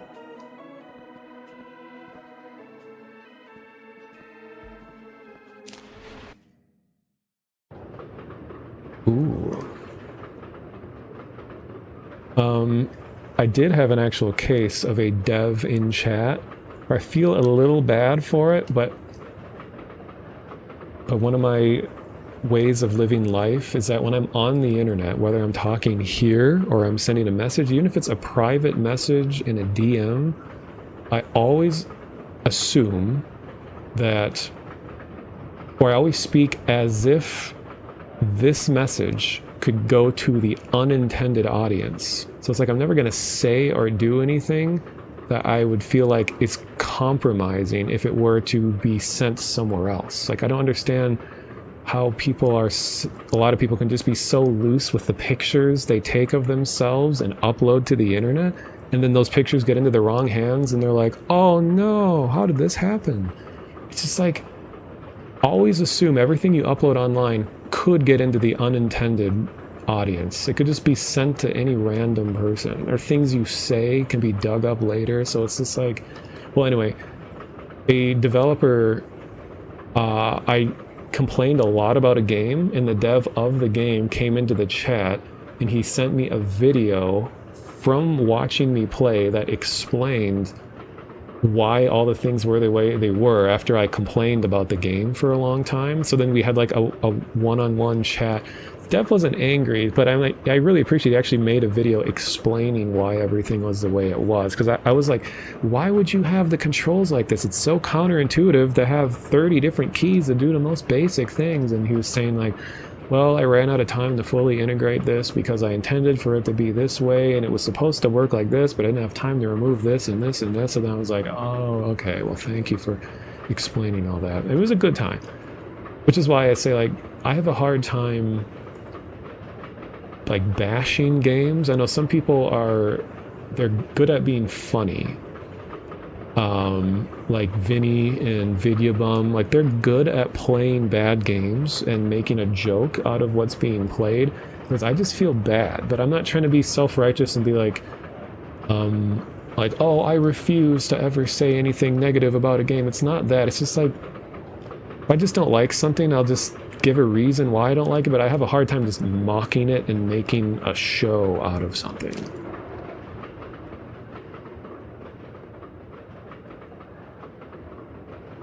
I'm just not very funny.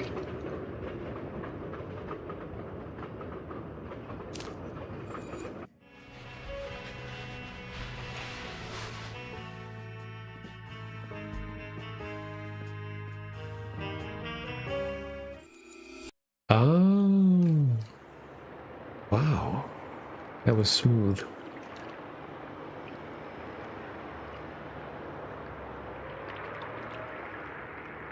Yeah, Roy, that's one of the biggest things that I wish people on the internet could understand and get better at doing. If you like something or you don't like something, think about why you like or don't like it. And your opinion becomes so much more valued if you can figure out why you're feeling the way you feel.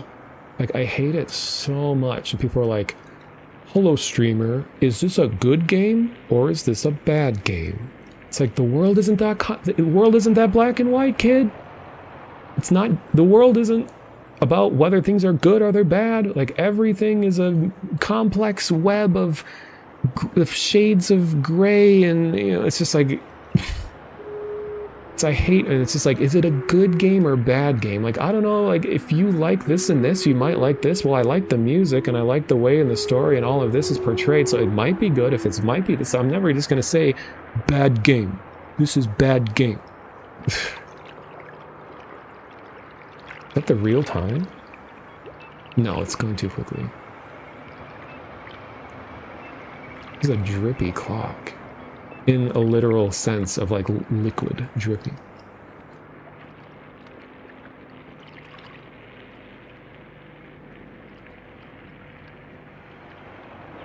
Oh, because it's an aquarium.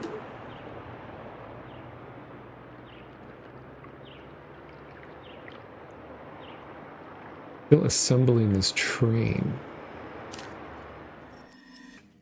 Ooh.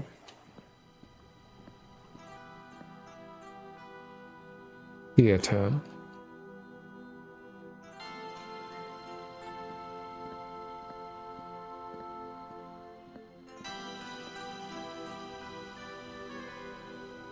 The aquarium is missing fish. I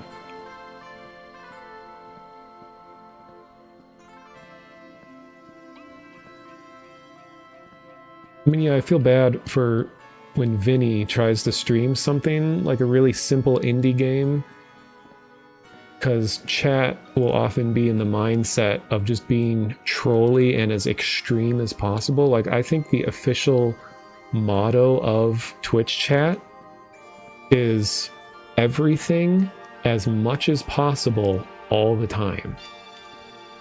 So it's like, if something isn't, what do they say, ball blisteringly engaging, that it's garbage if they're not feeling completely engaged and happy in it.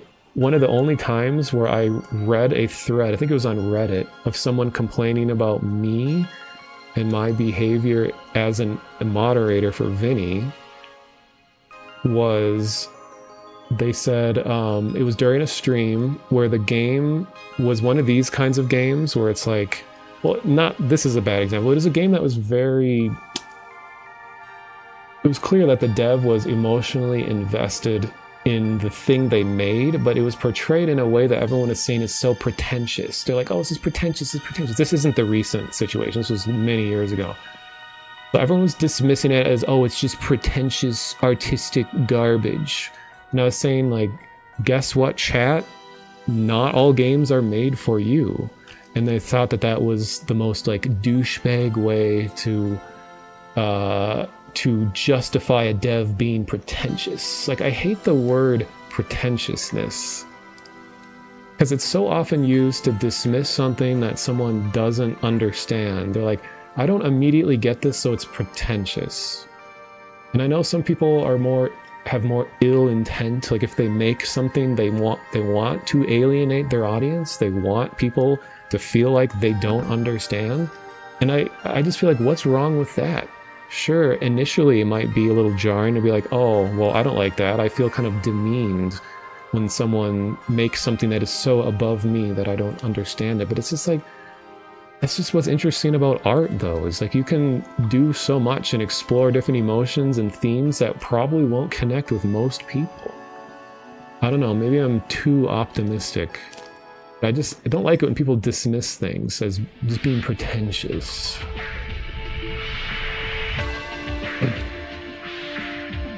It sounded like the metal pipe at first. Ooh.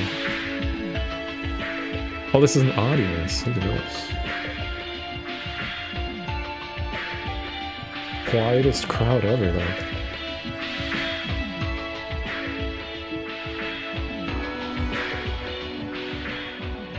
Yeah, self-awareness and being a content creator for a big crowd is really important. Like, I agree, like, I like that Vinny is that way, where you can explore a wide range of media without having to stoop to a certain YouTuber level. I can't think of a way to word it.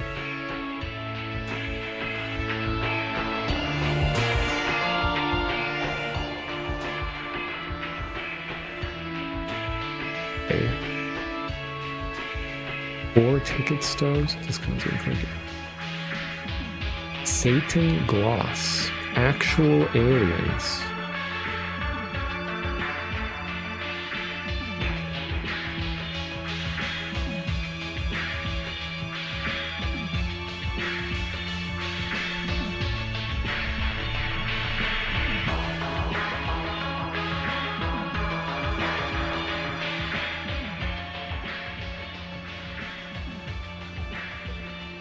Yeah, I prefer things when an audience is intended to do some work to understand it, adds a layer of value to it. Yeah.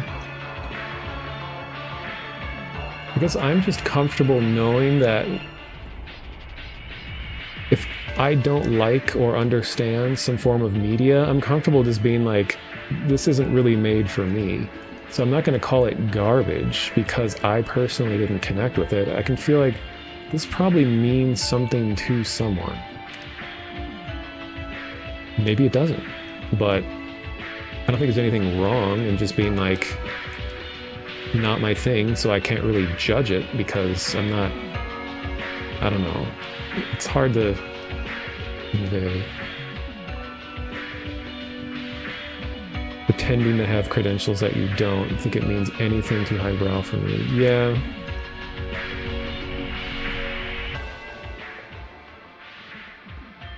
Yeah, it's also a big issue too when people are like the recent Doom thing where people are like, dude, this is the next myhouse.wad. So you're immediately setting the bar really high. And then when this thing doesn't meet the high expectations of that, people are like, oh, like they just start hating it because you've already set the chat's,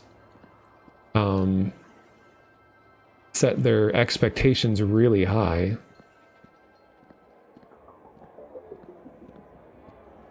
Can I crowd surf?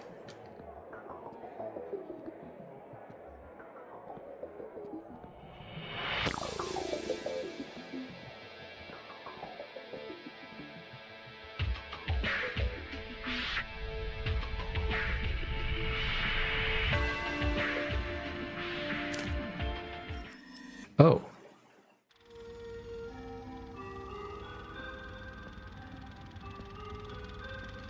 Yeah, I mean, the game was cool. It's like, ooh, we're trekking.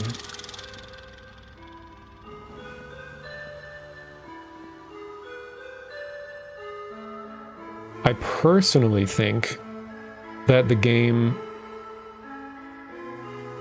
should have gone with less is more. Because the visuals were really engaging and interesting. They're doing stuff in Doom I hadn't seen Doom do before.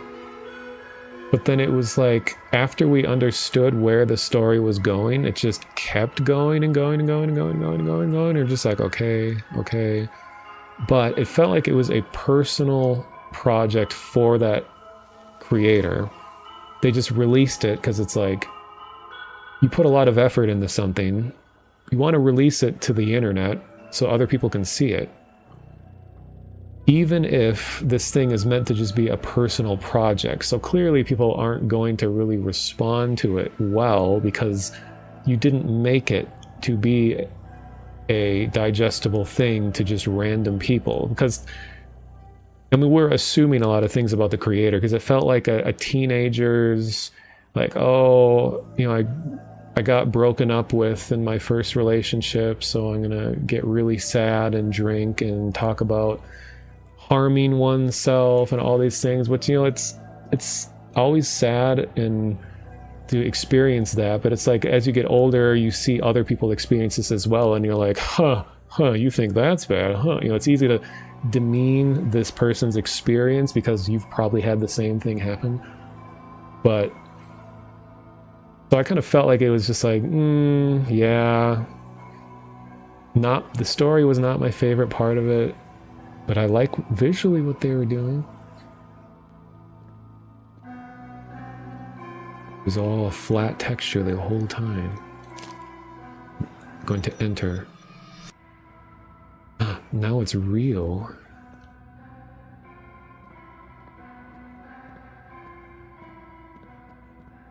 Now I'm feeling bad that I'm talking about so many other things while I'm playing this, but that's streaming.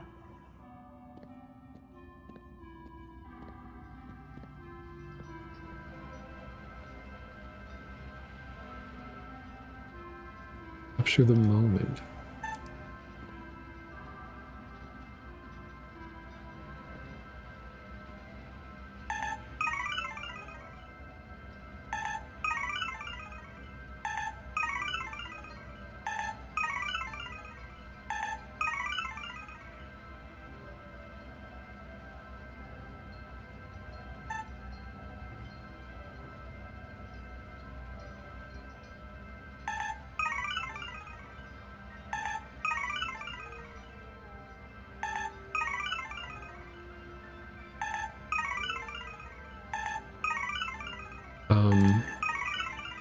Not sure what is going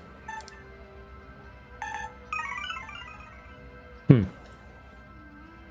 It's too random.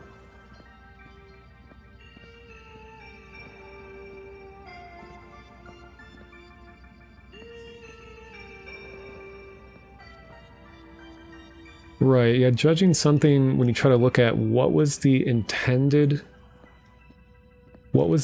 message, or what are they trying to do, and then judging it based on how well you felt they approached that goal, I guess, is a way to look at it. So like, even if you don't personally feel for the situation that's being described in a game, you can at least judge it just based on like, how well do you think it was executed? They're trying to express this.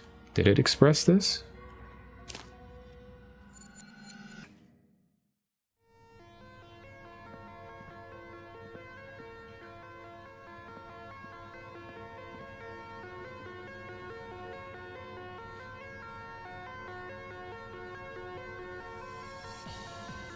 Song sounded familiar at first.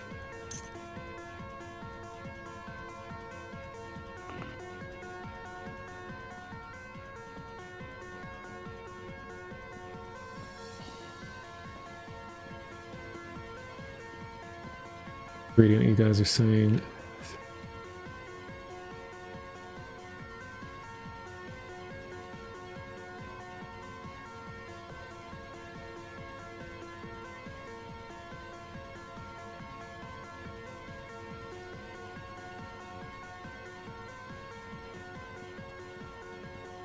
The games we were talking about is Vinny streamed some Doom WODs, or is one Doom WOD? I can't remember. Oh, it was called like You Broke Me or something. And people were saying like, oh, this is myhouse.wad, which is like a really abstract kind of House of Leaves style map that is really well received. And it started off great, but then people started feeling a lot worse over time because the story felt like really kind of, I hate to say it, but just like edgy teenager things about like the first time you get broken up with. Like things that you would read in a journal from like a 16-year-old or something, which I feel bad if the creator is like 30, but that's how it felt to me. Am I making money by pressing? God, I have like an inventory. Chocolate arcade coin melts away when taken outside the control environment. I don't think I've ever collected a chocolate coin in a video game. Industrial concert ticket. So I have one. It said I need different tickets.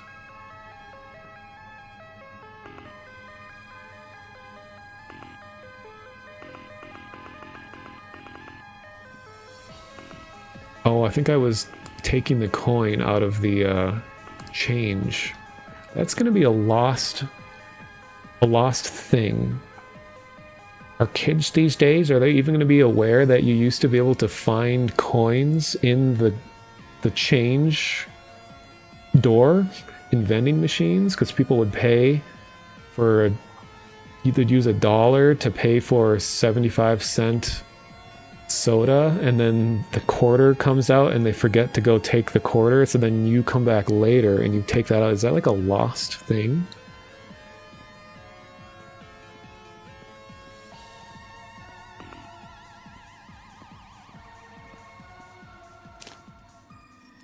Well, that's right, it was like a Discord thing where someone was talking about, like Vinny was saying that it was just someone getting really emotional over being banned from a Discord server, which, you know, it can suck if you have friend groups and then suddenly you're banned, but it's just as an outsider who does not know any of the context, it feels funny, where I'm sure it's serious for the person, but if you weren't there, it's just kind of funny.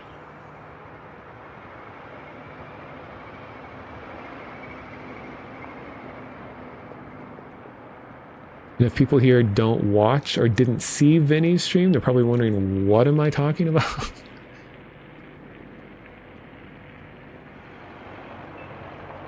Oh wow, it's been an hour already? I'm gonna snooze the ad.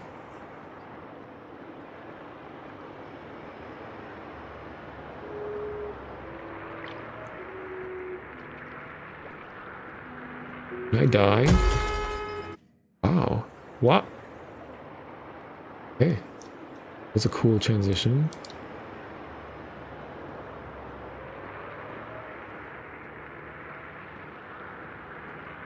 That's how Discord is how a lot of teens socialize these days. It's impossible for me to have a stream without talking about what the youths are doing these days. Like, I at least feel good about myself when I can observe the point where I no longer understand the youth. Because I remember being a youth and being like, oh, internet, cell phones, you know, like millennials here, we were all the generation that brought growing up on the internet, I guess, was the big thing. Because I had no internet until I was like 12, and then the internet was introduced. So the culture of internet communication. But now there's a lot of people who are kids mostly who are always in a Discord call everywhere they go at all times, where they'll be on their phone just using data, and they'll be in a call, they'll be maybe doing things in real life, they'll be asleep while they're in a Discord call with headphones on. It's like the last thing I want to be doing is to be asleep while in a call, where I'm making involuntary noises into my microphone while people are all like, I mean, there is a bit of like sadness to it, where like this is the human connection. Like humans just want to feel like they belong to something, and now the youngest generation is using, like, replacing human interaction with the next best thing, which is human interaction through the filter of the internet. So it's kind of sad to me at the same time. But I mean, like, I'm in a similar situation. I barely have any real human contact anymore because of life situation, but to be growing up in that environment would be really difficult. Like, your formative years are spent exclusively just talking to people on the internet and nothing else. I feel like it's gonna be really hard to work and socialize in the real world outside the internet. I mean, the internet is real, but it's an exaggeration of the real world.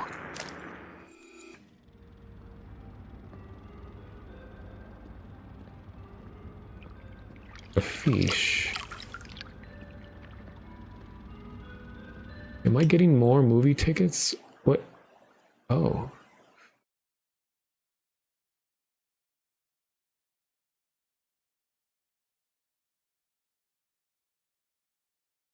Oh, this tells me where these are. But they're under these glass domes.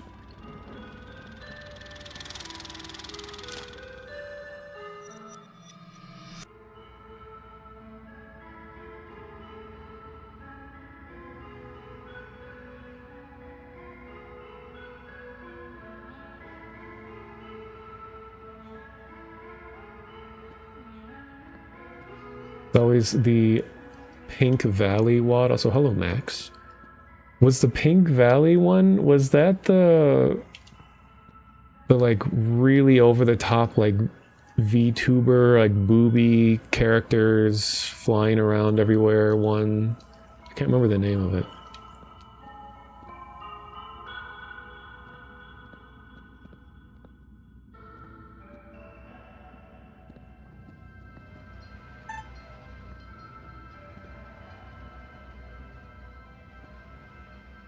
Thing is, it's like I can't manually take a picture.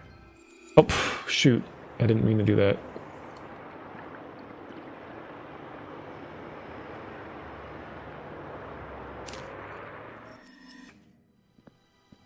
Well, I do have a lot of other games that I want to play, and I don't think I'm gonna beat all of them because there's so many more to do. I mean, I get the idea of what this is doing, and I think it's very clever to have it be that you use these photos and you are going between all these little like vignettes and solving little puzzles to get fragments of the thing.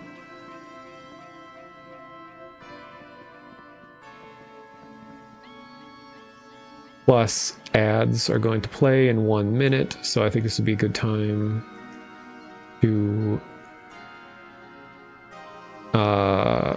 go to the next game. I get what it's doing. This is pretty cool. This was Ephemeral Frame. So gonna play an ad. We'll be back in like 3 minutes. Sorry about the ads. But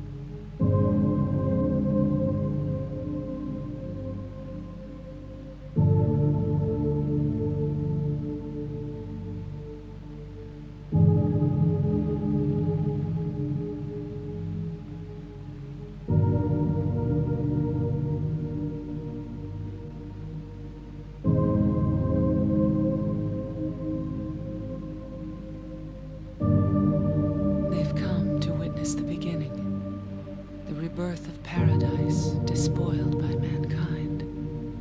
Remember me, and your true self as well. Also that which you must become. The one who will lead us to paradise with blood-stained hands.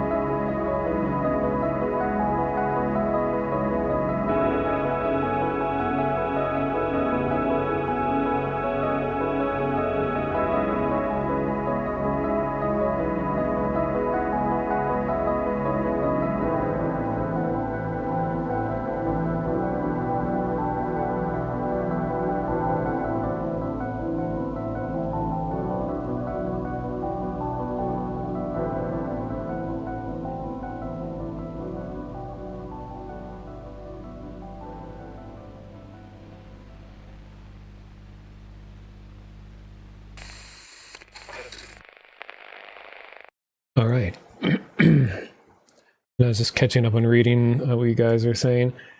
So I know, the subject of art is like one of the most debated subjects maybe in human history.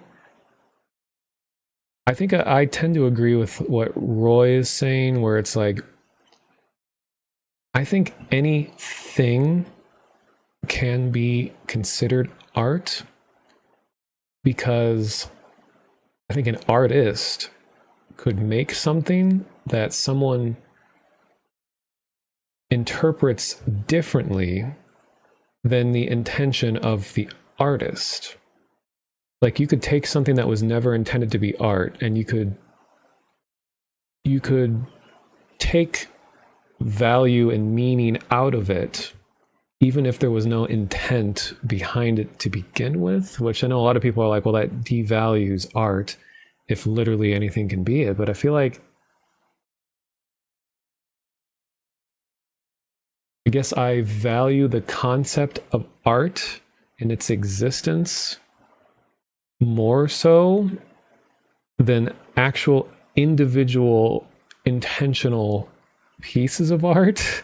I don't know. I mean, I'm really terrible when it comes to getting into really kind of abstract ways of like describing things.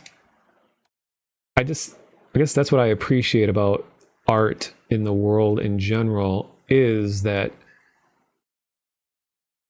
people can always take more out of something, have a more personal experience from something, even if the creator of this thing never intended it to be that way. So I guess in my mind, I'm not saying this is the definition, but in my mind, the only barrier to entry of a work of art is that it should be a created thing. Someone made the thing. They might not have made it to be interpreted as art, but it was something that was assembled together and exists. So like, I wouldn't consider a blade of grass outside to be art. I can definitely see a lot of value in a blade of grass for a lot of other reasons, but in terms of artistic classification, like if someone finds a piece of garbage on the ground and they assemble these pieces of garbage in a certain way, just the act of assembling the garbage in that way shows that there's intent behind this arrangement. And I think this arrangement of these random pieces of garbage could potentially be interpreted as art by someone. Maybe the creator thought it had a lot of meaning to them. And I guess that's what I value about it. It's just like, it's the idea of a created thing, even if the way in which something is created is just rearranging things that other people made, it still can have, you can still derive artistic meaning from it. I don't know if I'm conveying this well.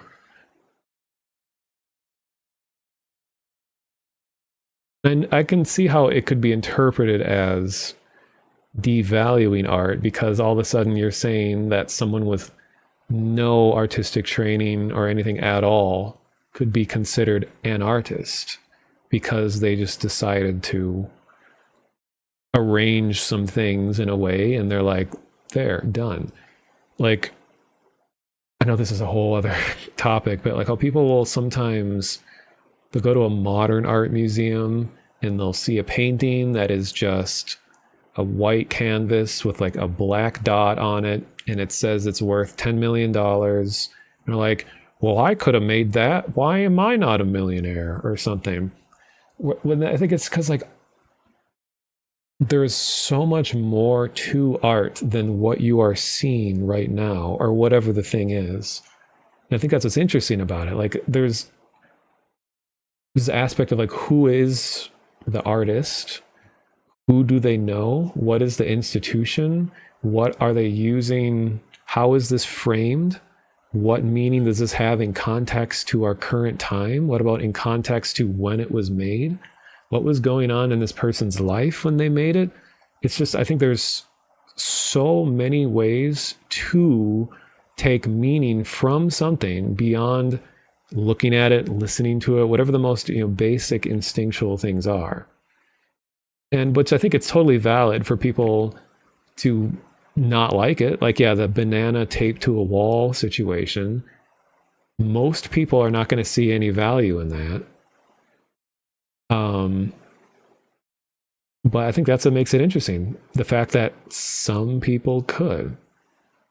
But I know it gets really complicated when it becomes like a whole thing where it's like, well, we have art institutions who, like, it's their job to determine what they think is and isn't art. And there's like tax dollars potentially being put into things that are and aren't art. And like in art history, there's been a lot of controversy when like tax dollars are being put into a public artwork. And then people are like, this thing is ugly, I hate it. My tax dollars are going into this. This isn't art, it's ugly.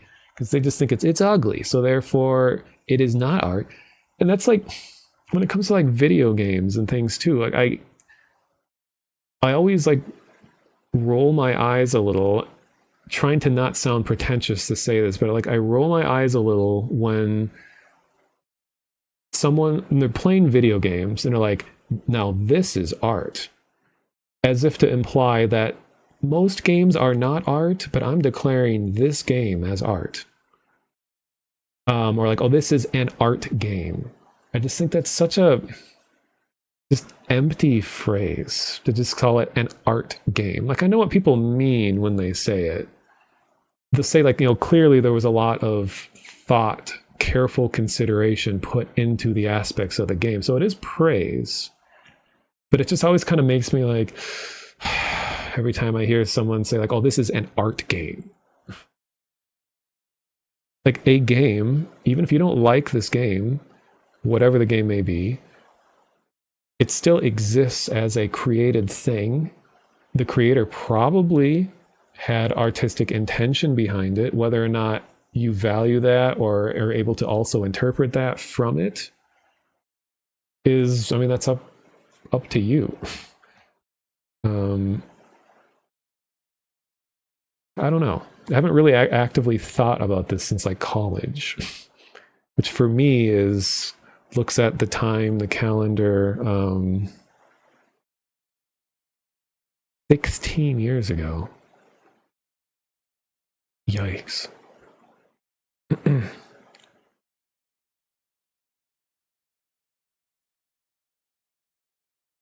Yeah, Eel, I agree.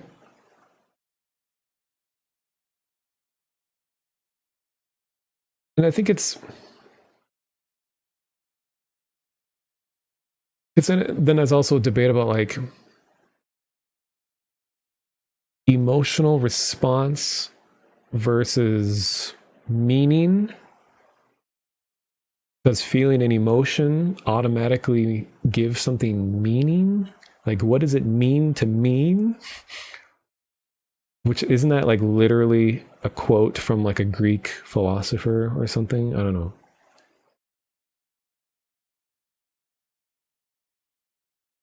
How do we determine value and meaning are themselves highly contentious? Yeah.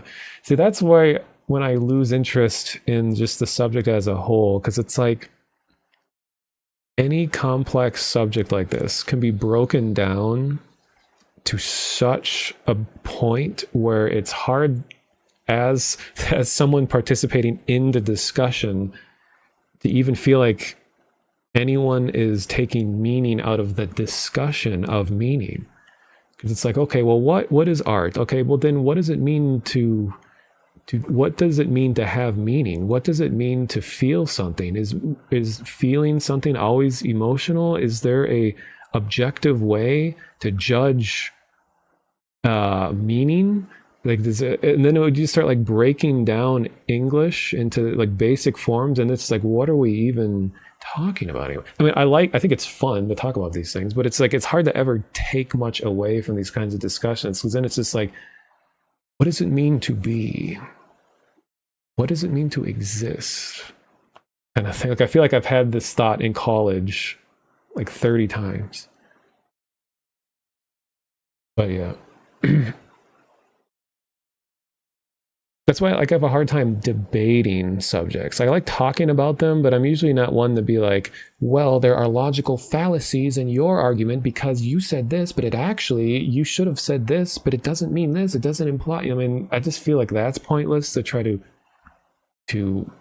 objectively break down someone else's argument on something. That's why I'm not a philosopher. I'm just a dude that likes thinking about things sometimes. I'm not saying anyone is doing that in chat. I'm just saying that that's kind of what the feeling I always get from these discussions in general. Why is this not showing up? Ah.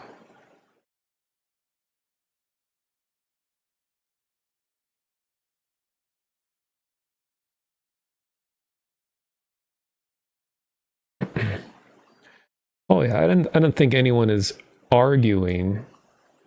That's why I like just talking about things. Like, it's fine to disagree. I think in life, well, here, back to the void. I think as you get older, an important lesson that people learn as you get older is that it's okay to disagree.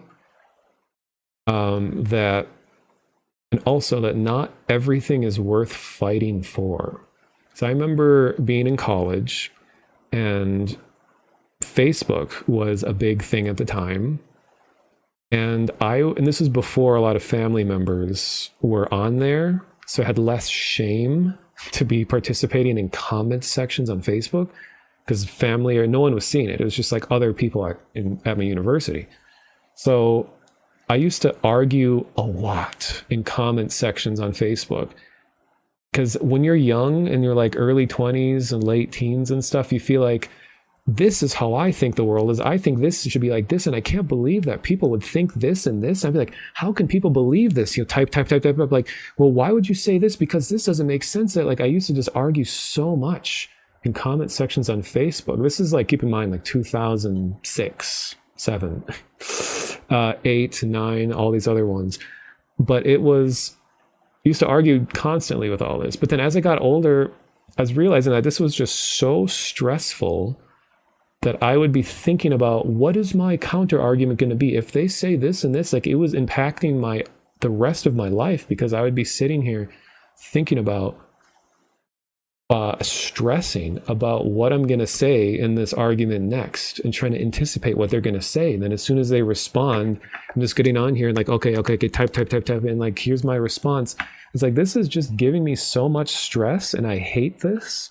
Then as you get older, you realize there's a lot of things just not worth fighting for. It's like, I more value my own state of mind and not having anxiety about things, and just, I desire peace so much more that it's just not worth arguing, especially when it's strangers on the internet. And again, I'm not saying anyone is arguing in this chat. I'm just talking about in my life, I've experienced this kind of thing. So then that's like where you can feel like you can have a lot more fulfilling conversations as you get older, because you learn to not take things personally. You can all talk about one subject, and you can disagree in the subject and all of that, and you can all step away from that discussion still as friends, because you learn that to separate yourself and your personal investment with the subject. You can just like move on and be like, you know, I like a video game that a lot of people don't like. Like, not to get everyone pissed off, but I liked Starfield, and I realized most people did not like Starfield. And I always get a little stressed out when people talk about it. Like, you know, Vinny brings up Starfield on stream. People are like, it's Bethesda slop garbage, blah, blah, blah. Like, but then that's where I'm like, okay, I personally enjoyed the game. I understand why most people don't enjoy it. I thought it was, you know, I got 80 hours of gameplay out of it. I streamed a lot of it. I had fun. Could it have been better? Yes, there could have been a lot of better things. But it's just like, you know, I took what I wanted out of it. But I feel like if I was like 21 and Starfield came out when I was 21, I probably would be on all of the social medias arguing, saying everyone's wrong, they just don't understand. But now it's just like, you know, being older, it's just like, guess people didn't like it. I liked it, whatever. I'll go play another game now. You know, I just use video games because that's, you know, what we can all relate to.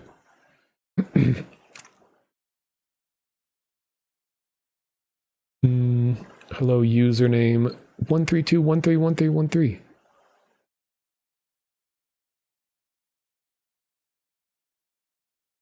You're just rewatching Avatar from Iroh's perspective. Who's Iroh? Is that a tuber?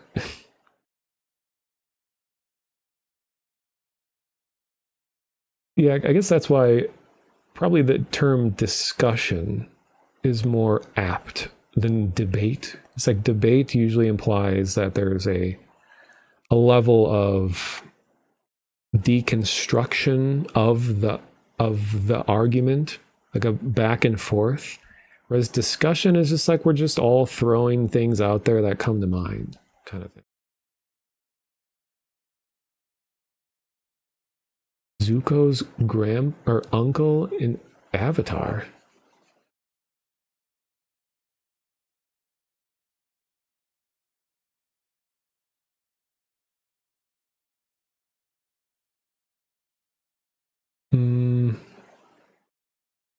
Yeah, debate is rewarding for people who like to debate. Which is very few discussions online are actually debates. They're just people venting and straw manning just into the internet. And there's really no, no structure, no actual debating most of the time. Anyway.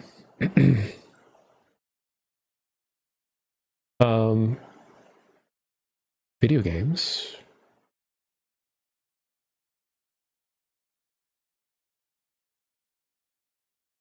So here's another just random game. Light Engine. The light socket has suffered a leak. The light engine is corrupted. Its data seed polished flat. The replication of a smooth reality is underway. Etch the markings of a world gone by. Lest it is lost forever to the tides of time. From March of last year, barely anyone has played this. It was created by Carrie and Kit. And it's a very crust game, intentionally crust. One of the first comments is, "Wowzers, so peak." That's some high praise.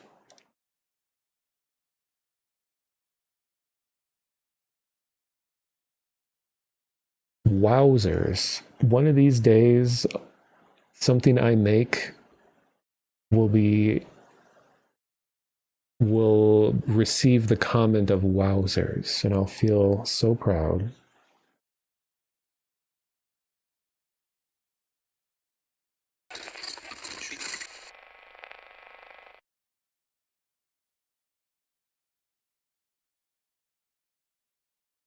The game disappeared?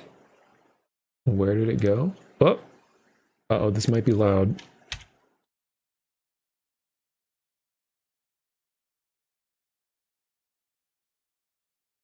Oh! And it's here. Uh-oh, it's a PT.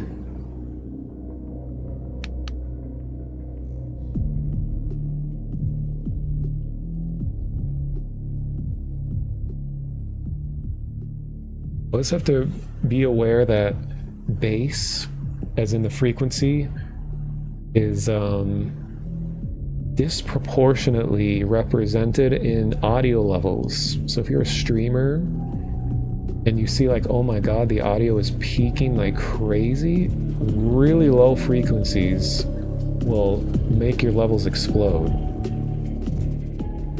Because right now it looks like this is extremely loud from my end, but I trust that it's not that loud, it's just very bassy.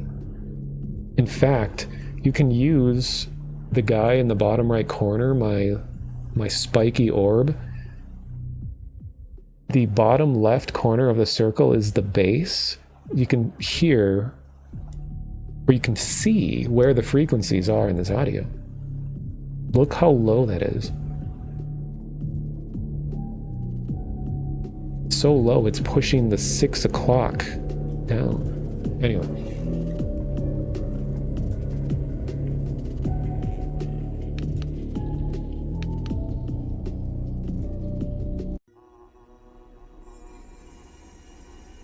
Ooh. Love this already.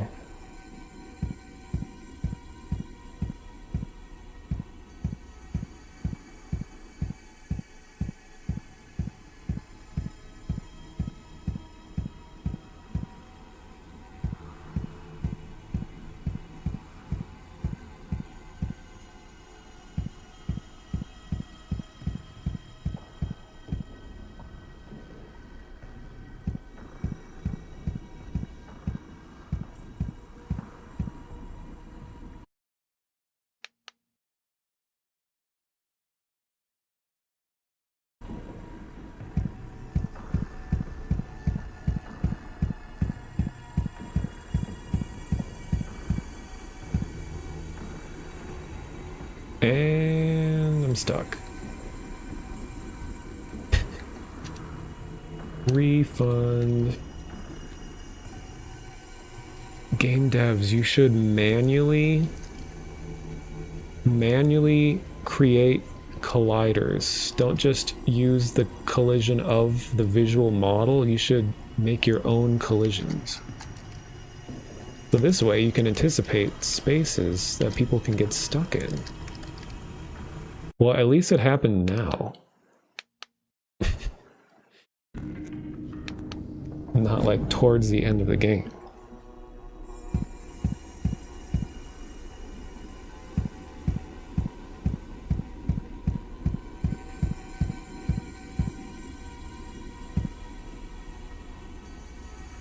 I'm listening to the janitor. Hello there. Yes, you. Can you do me a favor? My colleague left the sunroof open during the rainstorm decades, and the light engine's data seed was polished flat. Thus, the wrinkles of reality are slowly fading. I ask of you but one thing. Go forth through the world and etch its markings into the data seed. Reveal the world to it, and the world shall spring forth from the light engine anew. All right, sure, no way, man. Why me specifically? You see anyone else in here? No way, man. If you don't, there won't be me to ask and you to say no to my questions. All right. Go forth, vessel, to aid you in your travels. Ingest the collector symbiote. Now this is pretentious. It shall keep track of the mementos you come across and the vastness of it all. Follow the light and descend into the world when you get your bearings. Ooh. We are listening. Oh, we already listened to the janitor.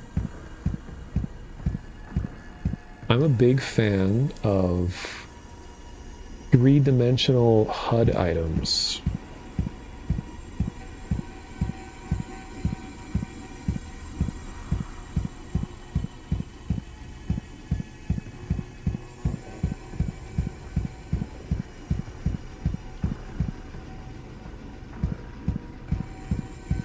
Another subject that comes to mind is how I think people underestimate.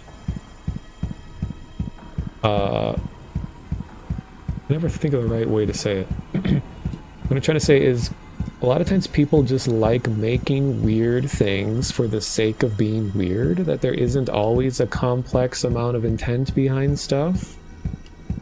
Like, as a big fan of ARGs and stuff, I see this happen all the time, where people will be like... Actually, no, a better example... I do kind of blend in with the HUD, yeah. So there's a bunch of videos that I've been watching on YouTube, and there's been this trend of just really obtuse, just incomprehensible combinations of video and sound, and usually there's a bunch of numbers associated with it, and I watched a YouTube video. They were only semi-serious, I think, but the video was, I discovered a YouTube cult.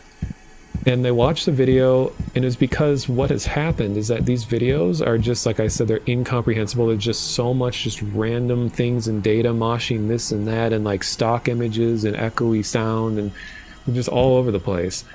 So what has happened is in the comment sections, people are like, ah, yes, we have gathered here once more. Hello, my brothers and sisters. Welcome. And, you know, they're just saying all these kinds of things, which I think is endearing. I think it's nice when the internet can just be weird together like this without being too weird. And it's funny. And I think clearly it's just people are like, aha, you know, this is, we're all in on this, and it's just a fun little thing. But this video was like, taking it seriously as if there has to be a deeper meaning. Like, these people are probably all in on this like collective thing, and there's probably a lot of ill intent, and people are trying to like subvert the, I don't know, it's like the video is just getting so off the rails when it's just like, it's just people being silly. Not everything has deep meaning or sinister intentions behind it. Like, it's very easy for people to just be weird because it's fun to be weird sometimes. But I love that kind of stuff. I love it when people can just be weird together. That's why I like Skyrim RP and all this. Nothing, well, it brings me a lot of joy when people can just sit around and all agree to be weird in the same way at the same time. Like, we're all in on it together. We don't get people standing on the outside pointing at these people in the zoo and being like, oh, they're so weird. What is wrong with, oh my God. And then we're like, well, join us. Be weird with us. Come over here. There's room for you to be weird as well. And we can just all be weird together. Not a cult.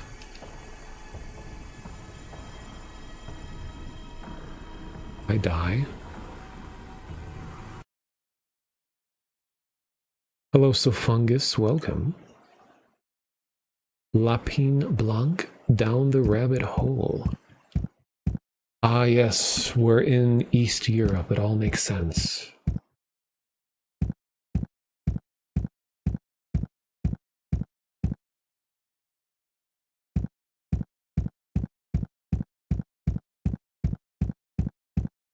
There's nothing that humans fear more than the unknown.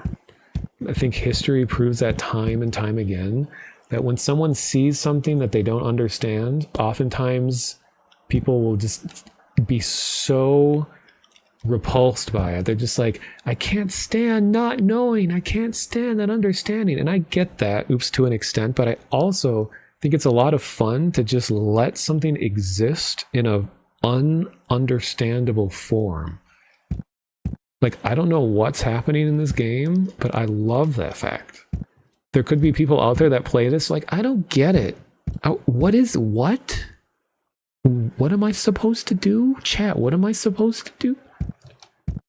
I don't know.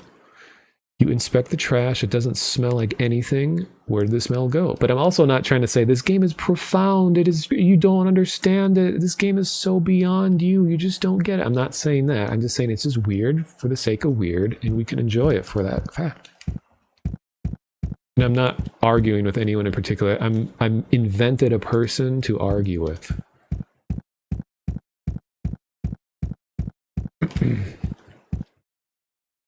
Very grabby.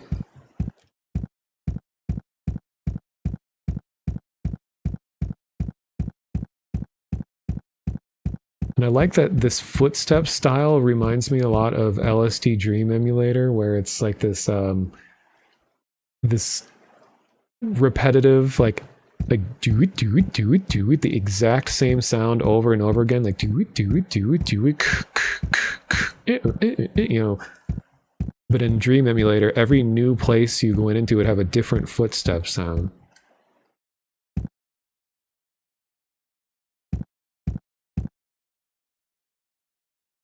Up the record, less for staircase? For less staircase? Oh, it's my inventory on the top? It's amazing.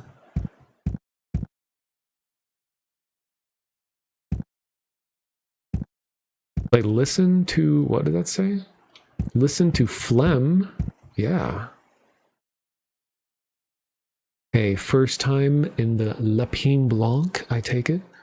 Never seen you around before. Not that anyone's come around in ages anyway. Ever since some jackass had the bright idea of keeping that sunroof open, this place has been hella empty. It's a bloody mess since it all went down. No staff, no janitor, no bartender, just me and that thing in the bathroom. But when the going gets tough, we all got to watch out for one another. Yeah, stay a while. Listen. If you want a drink, just ask me on the house. Not that there's a house any longer. Might calm your nerves a tad. Want a beer? No, actually, take one for later, you know, just in case. Beer in can. Ah, yes, my favorite beer is the beer in can. Beer incantation, perhaps.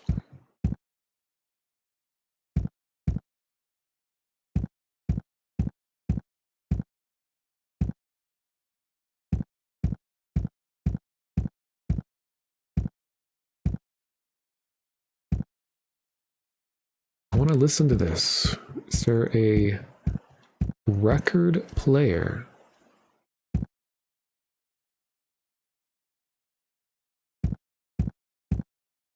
Oh.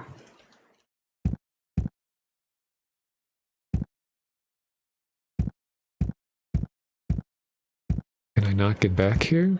I can't crouch. What's... Sorry to keep bringing up Skyrim RP, but something that happens a lot, because I play an Argonian, and I'm with a lot of Argonians, is that a lot of us just completely... We just let horrible grammatical errors happen because it fits the character, but sometimes we like intentionally say things.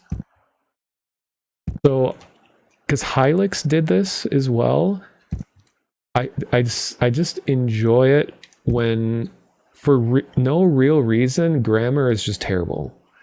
Like, it could easily be a case of English isn't their primary language or something. I mean, that's always a factor, but you can tell when it's like an English speaker who is just making bad English just because. And I think it's funny. And it can be endearing too.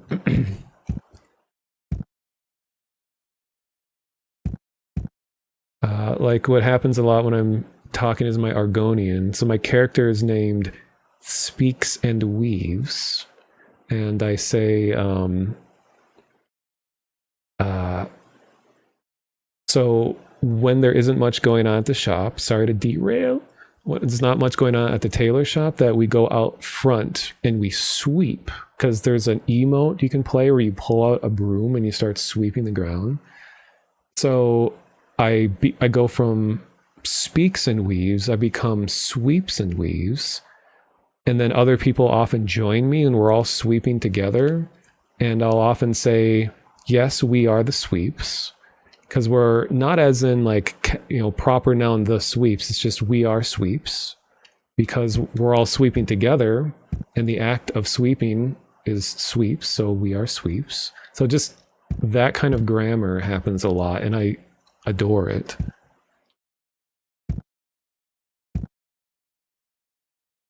I need to listen to the mirror. The mirror has stopped working. Light rays don't travel as far as they once did. Hate it when that happens. Can I beer? Record. Yeah, why are the spy?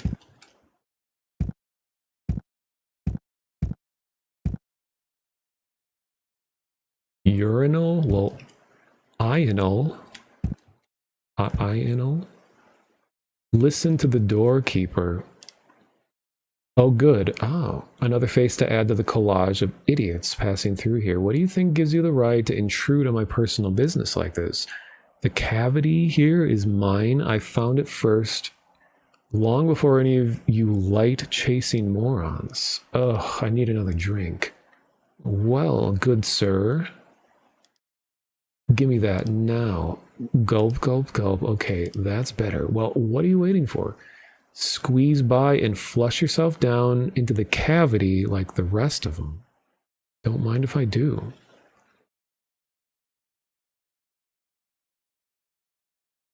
The watering hole, hook, line, and sinker.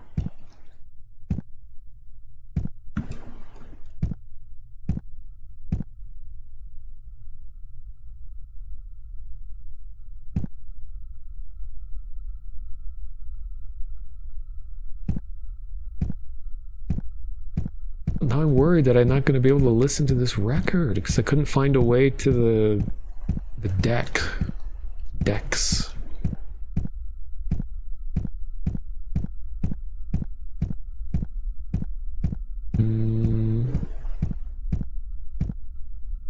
Use the record as bait?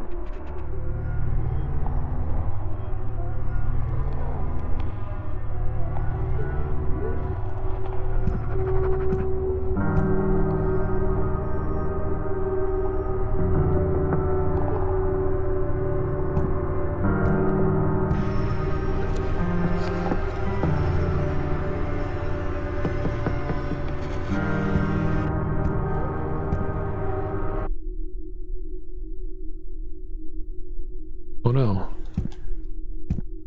Come back.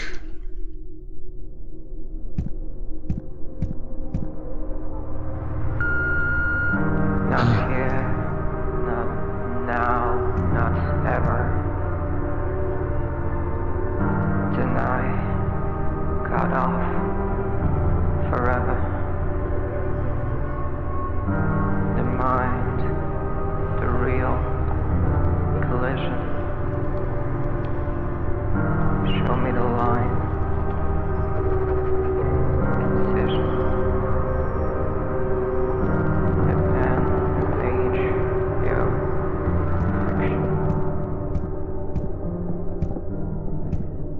Right. Oh. Eyesore Cathedral. Watch your step. A lot of my interests could be seen as eyesores, so perhaps this is my place of worship.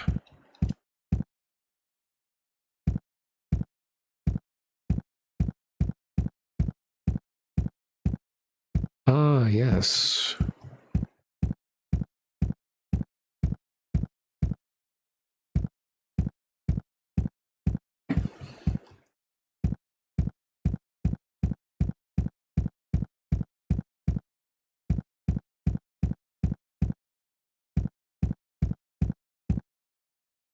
Those Nixie tubes?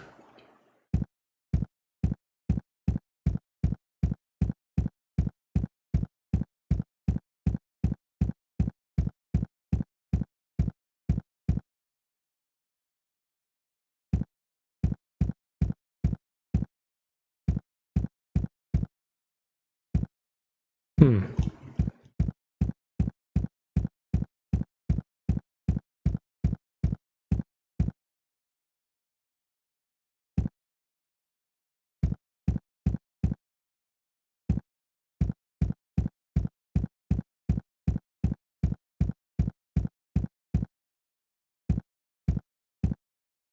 Hmm.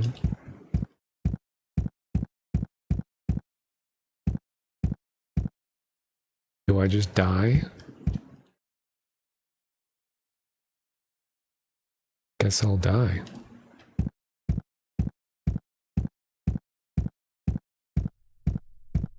Oh, now it's dark.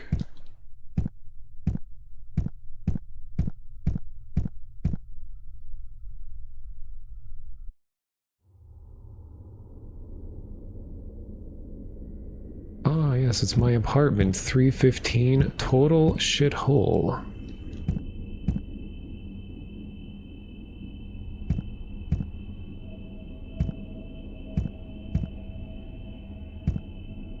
I hate it when I move into a new apartment and I forget to texture my furniture.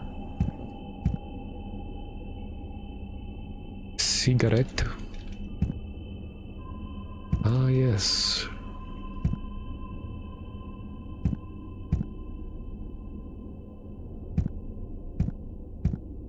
Contemplating life on my deathbed? Do I just die? I guess. God bless America. Was not expecting a September 11th reference in this game.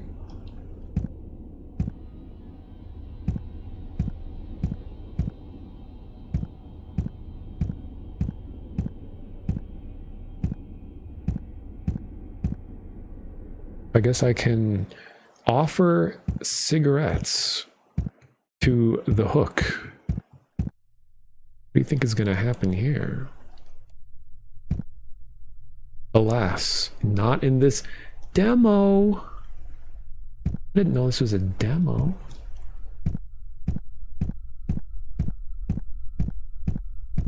This is the only game. Actually, probably not. I was going to say this is the only game where ability to fish with a cigarette is a restricted feature of the demo version. But I feel like with all these weird fishing games out, I'm sure one of them lets you fish with a cigarette.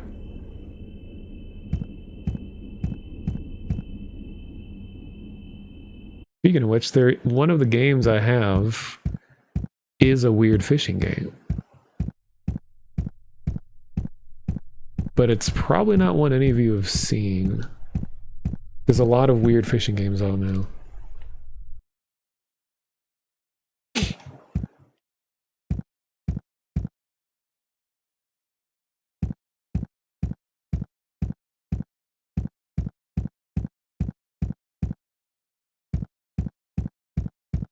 There isn't anything to grab. Wait.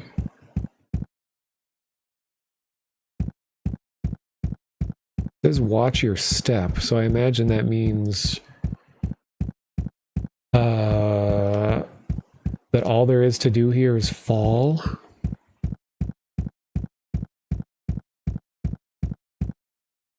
Said the skydiver.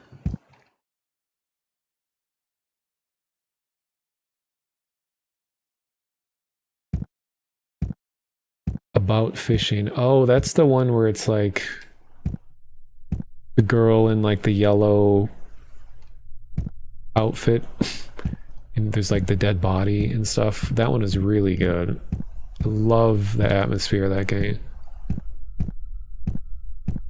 Okay, which of these did I not go into?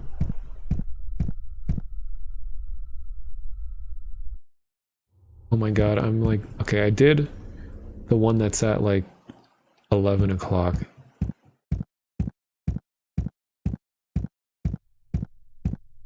Hey, what about this one?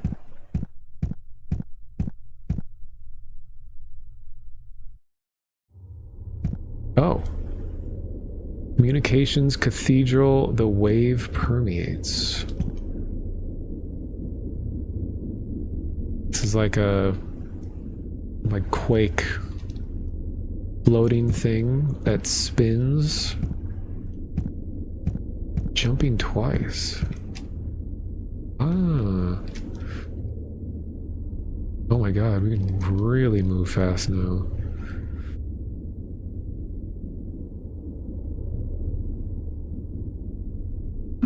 Wow, this is a Breath of the Wild moment. Vast world of, what was this game called again? Lightbox or something? Light Control?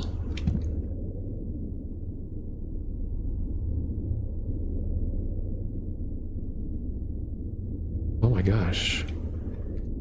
It was a mega structure this whole time.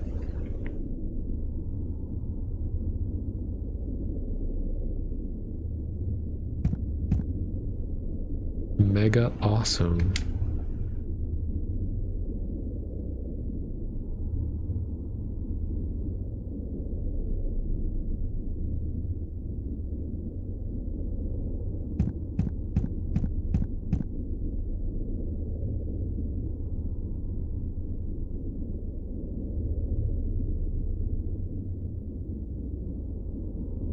Wow, this is a lot more detailed than I thought it was going to be.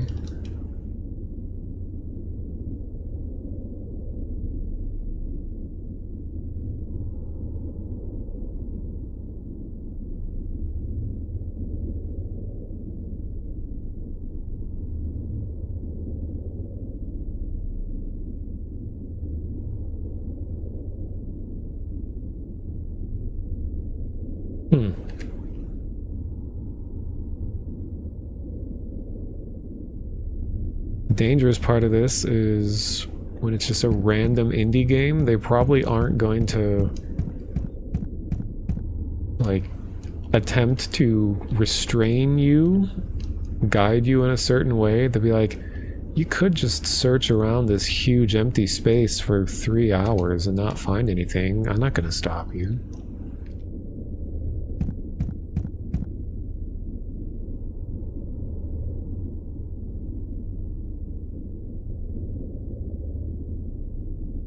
Also didn't know that this is a demo.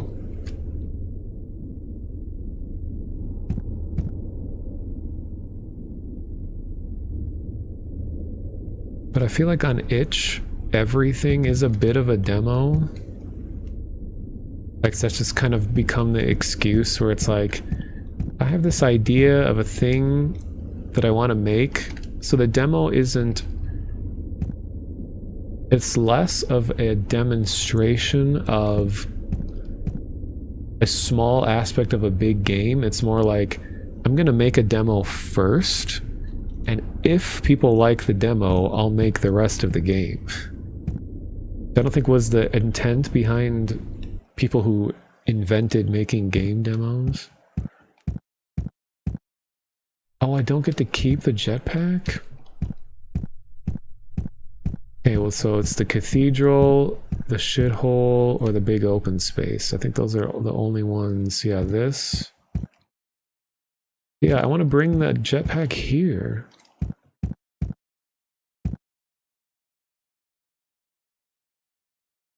Everything is a demo if you're doing it without funding. Yeah, exactly.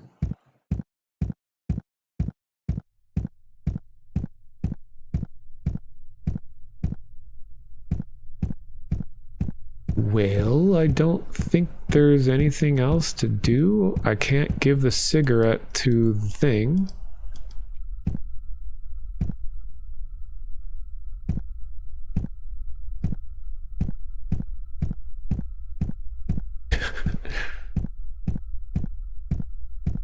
I'm really glad that there isn't Steam integration for limiting a feature behind if you wishlist or not.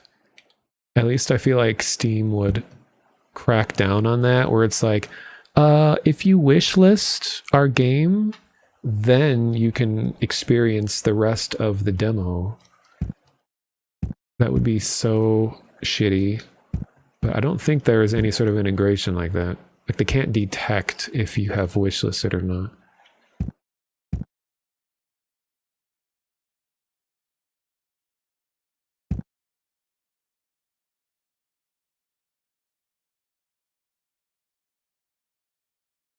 Okay, I'm just going to go back to the entrance, and if there's nothing there, I'm going to move on to the next game.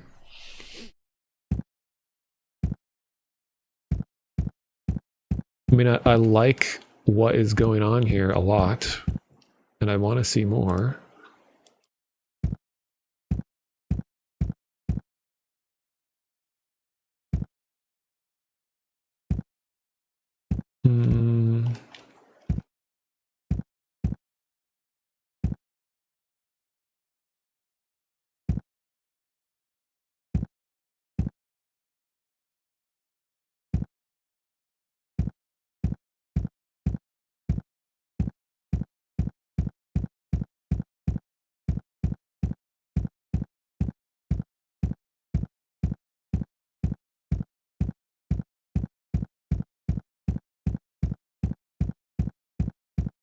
I love the shadow.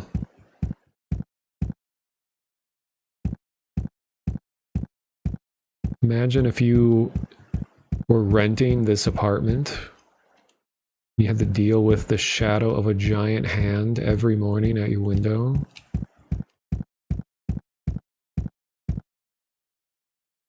Listen to trash? Wait, this is in Canada? Metalogics.ca? Oh, the trash doesn't smell like anything. That's how tragic this world is that trash doesn't even smell like trash.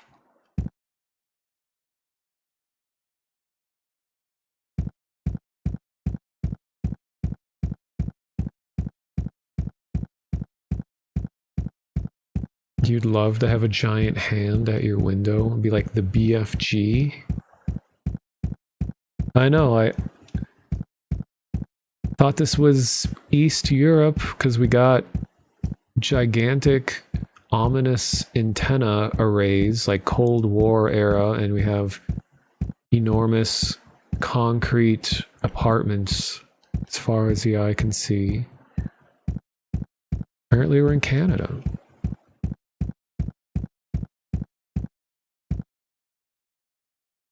Can't even, what does that even say? Oh, it's the Lapine Blanc or whatever. Also, when I look over this way, it's because I'm looking at the OBS preview. My monitor over here is a lot brighter than the one that I'm using because I intentionally use my darker monitor for day-to-day stuff, so it's less straining on my eyes. But if I can't see something in this monitor, I can look over here and see it a little bit brighter. Yeah, Canada could be Eastern Europe if you're in the US. I guess you just have to be really, really so far east that you go over Asia and back around the Earth, over Hawaii. Then it could be Eastern. Canada could be East Europe.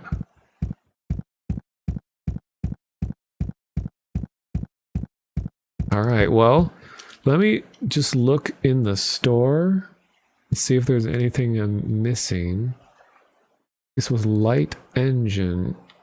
I'm looking at the screenshots. It looks like I've seen everything that's in the screenshots.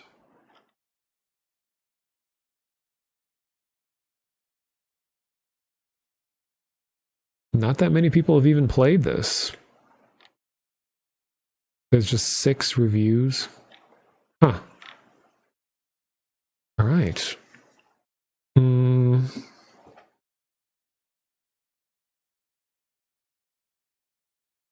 How could it have been an hour already? Already at the next ad break? Well, I guess that's good timing. Okay, so that was Light Engine by Carrie and Kit.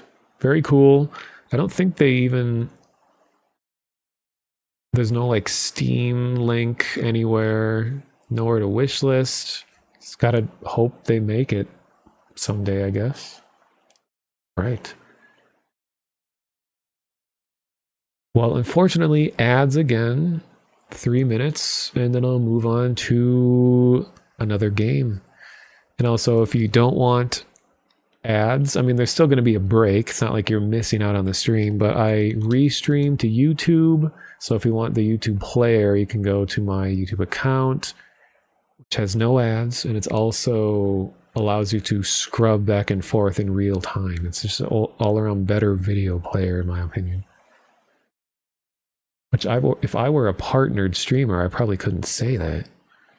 But nobody cares. All right. Ads. Sorry.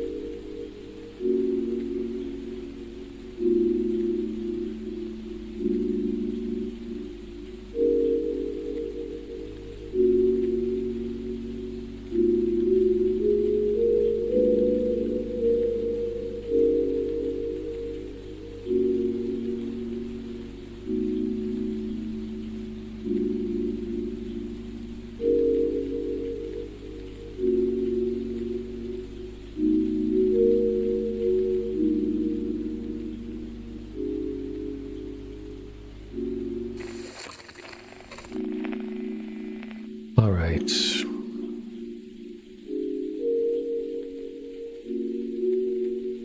It's already almost 6 a.m. here, but that's pretty average for me. So what am I going to do here? So we got...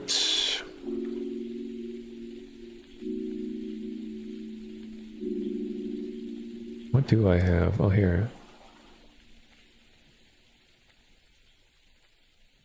So what do we do next? There's a lot of these games.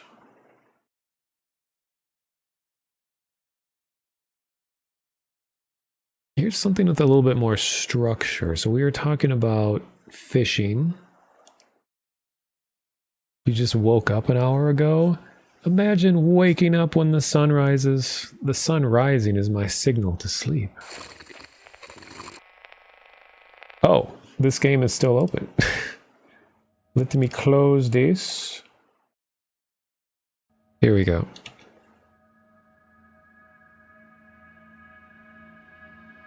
Yeah, this is an EU-friendly stream. Oh.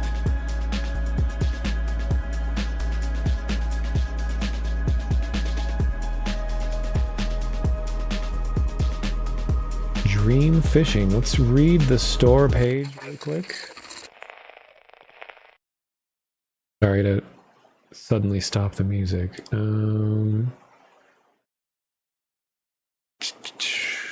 Oh, right. Explore dream worlds and catch strange fish. Please do not expect too much in this game. In the game Jam release, it's very rushed, and I have so much I wanted to add, but I did not have time for. It is on Steam. Move, sprint, look, start fishing are the controls. So So it's Yume Nikki meets liminal spaces meets fishing. Which I like all three of those things.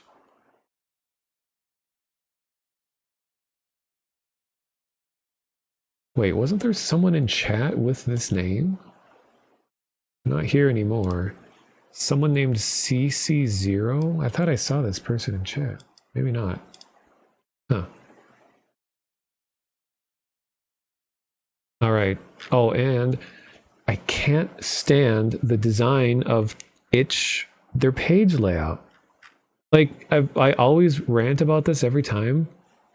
The fact that, okay, we see the title of the game, but nowhere does it credit the author. Like, it hides all of the information behind where you have to click more information. I guess you can't see my cursor, but it says the download button. This tiny little thing says more information. Oh, now we're going to learn all of this. Why is this not right at the top with everything else?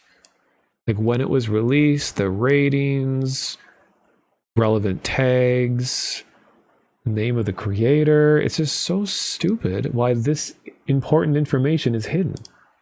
Anyway, this is by Stapler Cat. That's how you know it's good. So...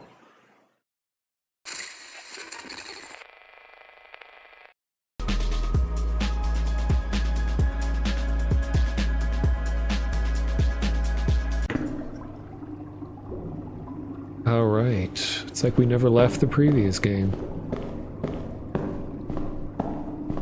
I love loud, echoey footsteps in a concrete room.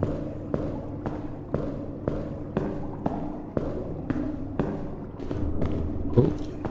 So we got... okay, so it zoom... oh!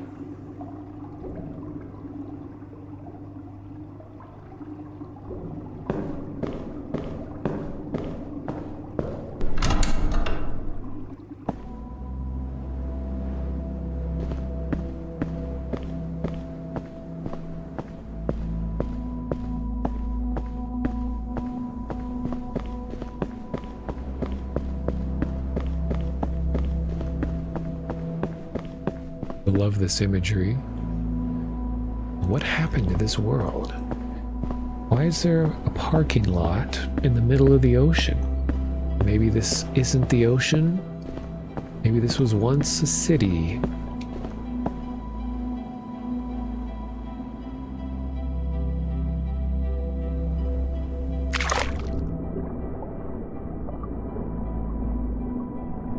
Does look quite loud. 1 second.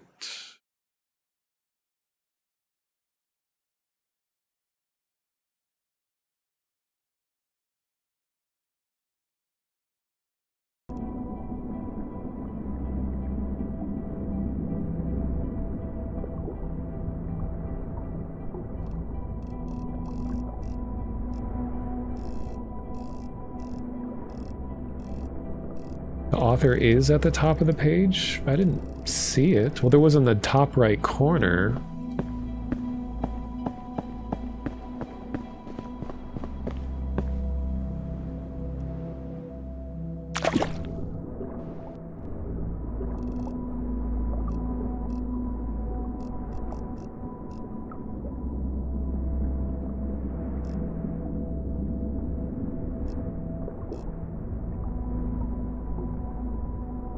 Wait a minute, it's a cigarette smoking fish.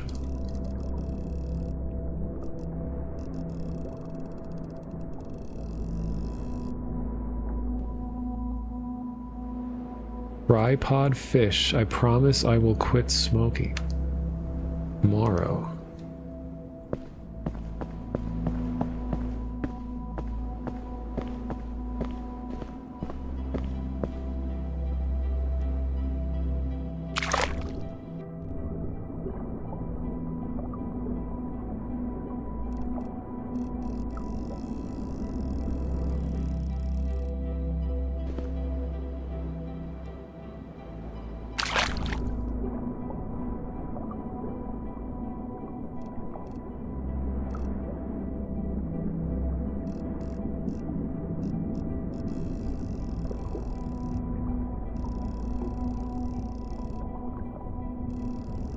They got the camera work really good for this. Like, it's so easy for a fishing game for the camera to be just not comprehensible at all.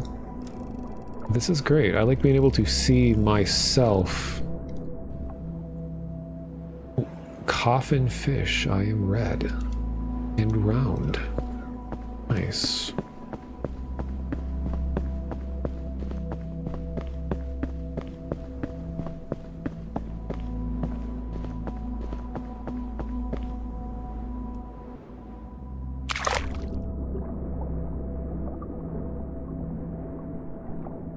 I like how far down this building goes.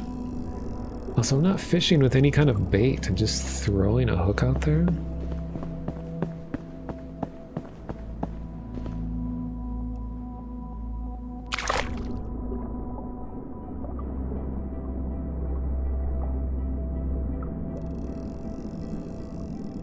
Well, I mean, I think I already have the two fish.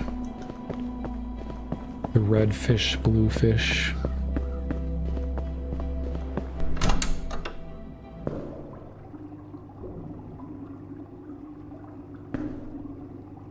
My mind went down a very tragic direction. So there's one fish, two fish, red fish, blue fish, Dr. Seuss, and then there's green eggs and ham. And get this, there was a really eerie, real-world train accident that is associated with a quote from Green Eggs and Ham. And I can't stop thinking about it. It's such a weird thing. So this is real life. So there was a train, big commuter train that crashed, and I think people died on it. But the morning before this train crashed, there was an accidental emergency broadcast thing where it like interrupts, well, not interrupts, it's like scrolling emergency text that went along the TV. It accidentally went out and it said, could you, would you on a train, as like a quote from Green Eggs and Ham. And then a train crashed like hours later. And it was just a weird coincidence. It was found that apparently they used Dr. Seuss text to test emergency systems, and it just happened to be the piece of the thing that of the story that refers to a train, that a real-life train crash happened shortly after that was broadcast. It's like such an ominous thing to come out. But I just can't stop thinking about, because you see the imagery of the video, someone recorded it. You're expecting to see, you know, the police of the whatever county declare state of emergency, blah, blah, blah. You're expecting all this stuff, but instead it just says, could you, would you on a train?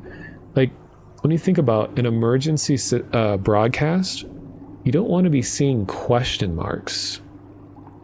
Like, I don't think I ever see a question mark. Usually when an emergency broadcast, it says, this is happening, do this. Not, could you? Would you? Just really eerie to have questions being proposed in an emergency alert. That's real. Yeah, if you search Green Eggs and Ham train crash. Ah, yes, the red blobfish and the sig fish.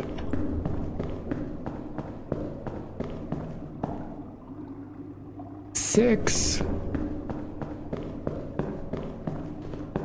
Kira was behind it, as in the creator, Kira, that makes a lot of indie games.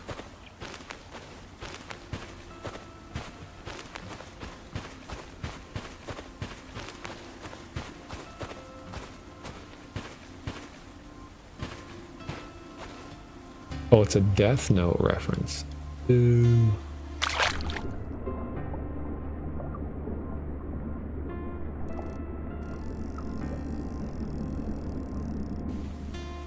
You know what I really like I guess it's no mystery. I love rain gear, like survival. Well, it's called like, there's a word for it, but I like clothing designed to withstand extreme situations. I love the aesthetic of it. I like how it feels. It's like really tough materials. Usually have a lot of textures and different like metal like buckles and things, and it's just all that is so cool. But then I just realized, oh, my avatar is literally that.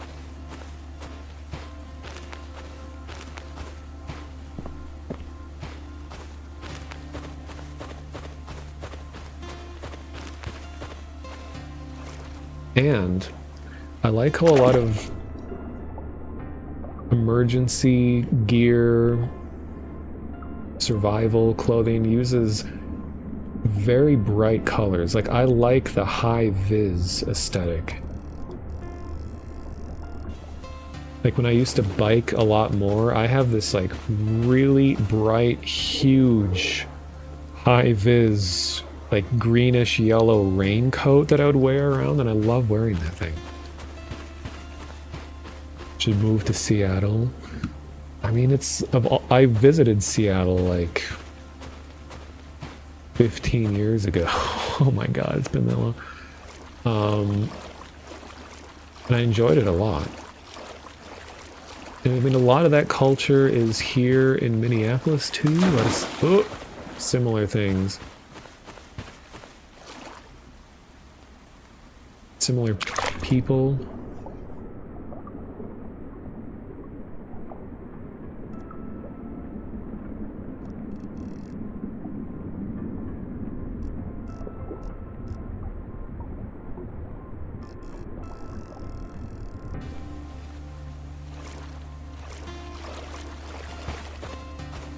Oh, I can jump. Can I? Gameplay.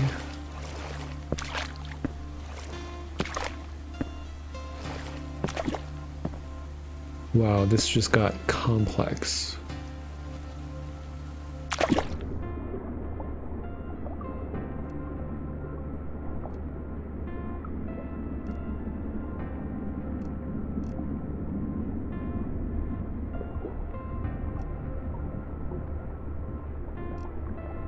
Your uncle had an 80s highlighter windbreaker. Is it actually called windbreaker or highlighter, or is it just like reminds you of a highlighter? Do people even highlight things anymore? I mean, with computers, I haven't thought about using a highlighter in like 16 years.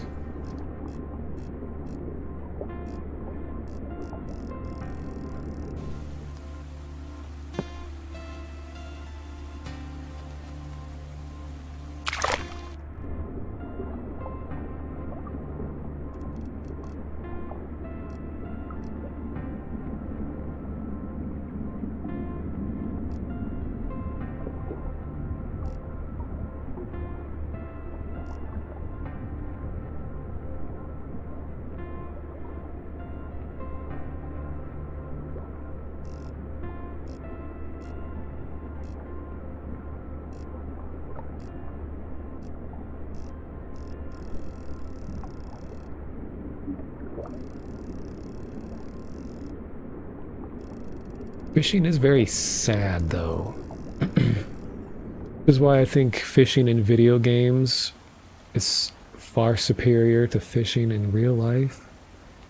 I swallowed a hook once. It tasted like rust and hope. Tragic.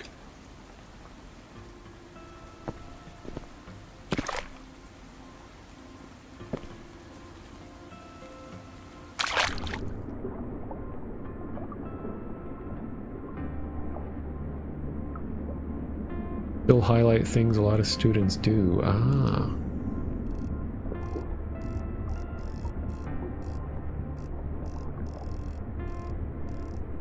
You know, what's funny is a lot of people, the summertime is when they wear bright colors, and then winter is when they wear just black or dark subdued colors. But for me, Summer is when I wear black and things, and then winter is when I have like high-vis bright colors. Maybe it's a state of mind because I enjoy the winter. Whereas people just like, cold equals sad, rain equals sad. Everything's too white, therefore I am sad. But I love snow, I love the rain.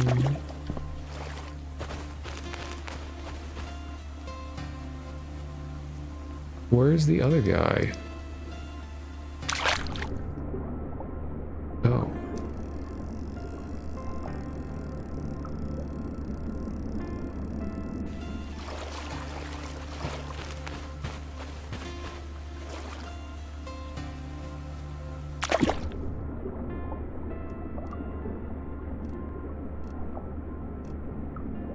It's really weird. Think about it. The human association with rain and sadness, whereas like rain is such a celebrated part of human history. Like rain and water, like water is life. We were born from the water. Water grows crops.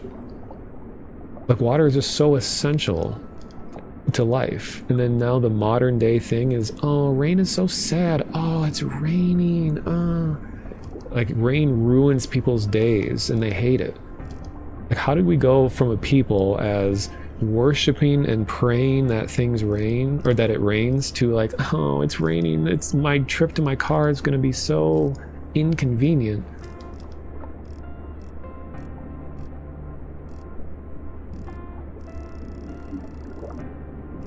I guess just the fact that the average person doesn't need water because it's just given to you from a plumbing. So you're not, your entire life doesn't depend on if it rains or not.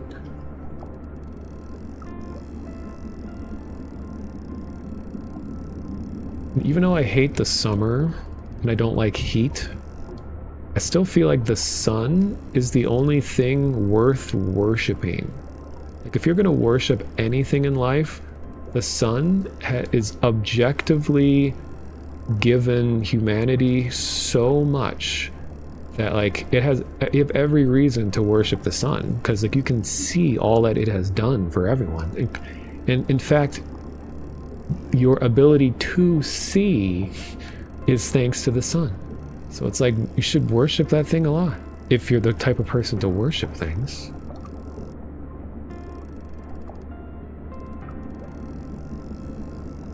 It's like, yeah, what have you given the sun today?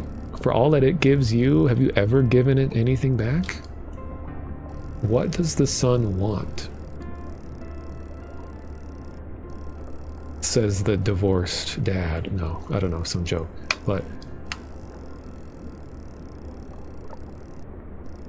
number one Akhenaten supporter? I haven't even heard of that.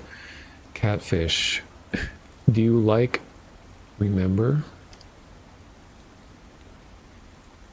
Do I like Remember?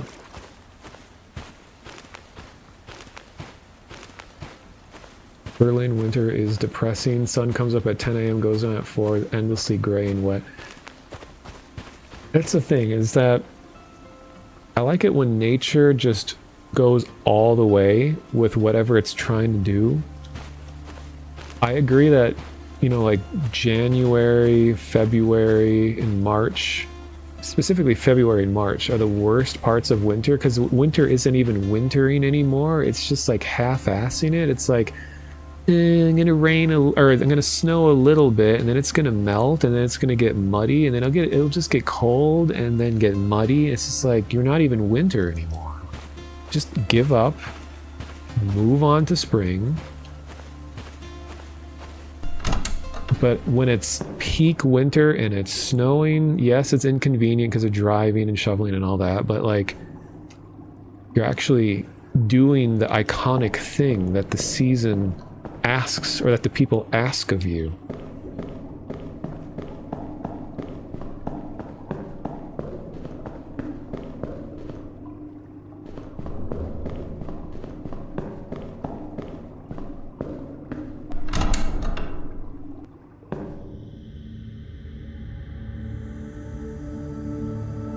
Ooh.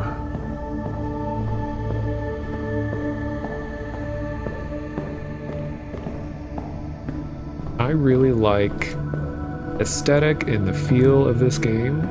It's so simple. I mean, I am a sucker for big concrete structures, abstract spaces, megastructures, glowy things, rain.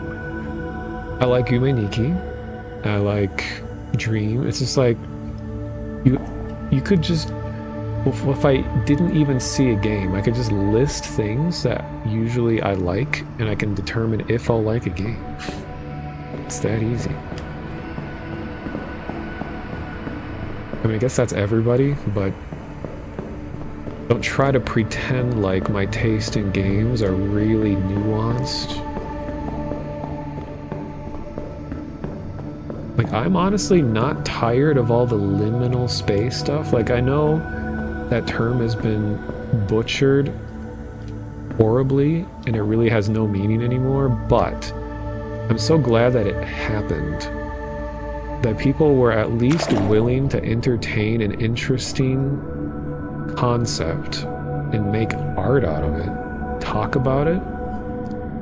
Like, it's rare that we as a collective would give attention to something so weird, like the back rooms. So it's refreshing to me to know that this can happen. A new idea can be born and people will do things with it.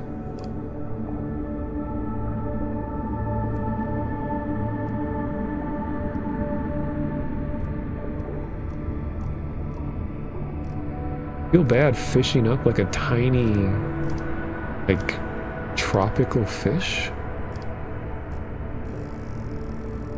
Poor thing.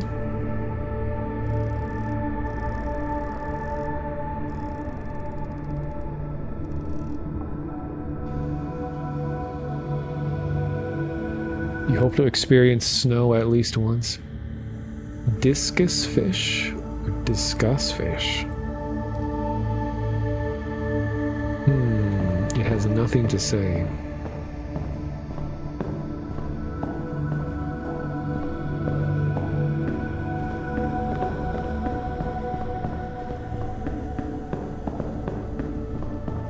So I think, as someone that grew up in a place where it snows a lot, I think a thing that people who have never experienced snow, something they probably don't realize, is that there's a lot of different types of snow.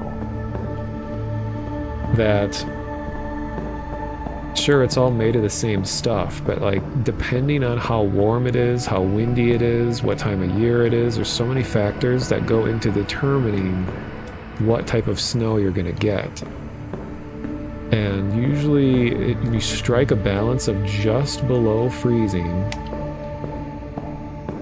is when you get some of the most iconic snow, the really big, thick, clumpy flakes that are silent, especially when there's barely any wind, and you'll wake up one morning and you just open the blinds or the curtains and it's snowing like crazy outside. But that's what's so weird about snow, is it's silent.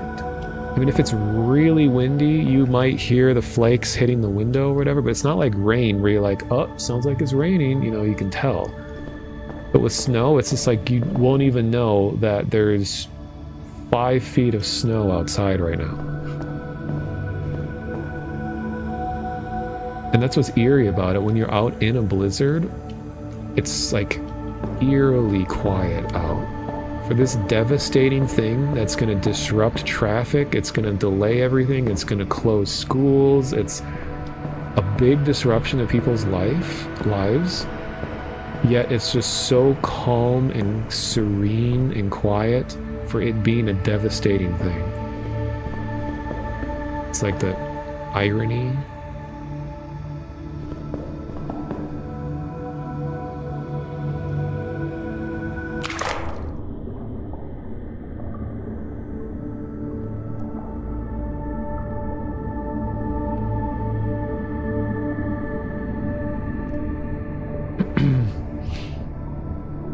Yes, I was just thinking of that, Roy, the Jacob Geller video, The Fear of the Cold. That was a good video.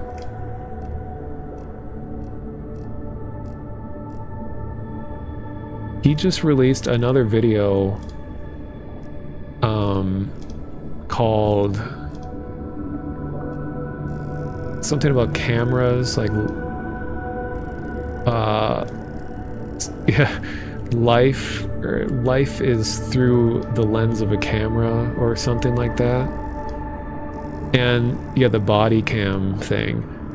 And that video is like, I've been saying this. Like I could go back.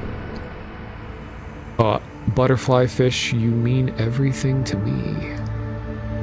I'm sad.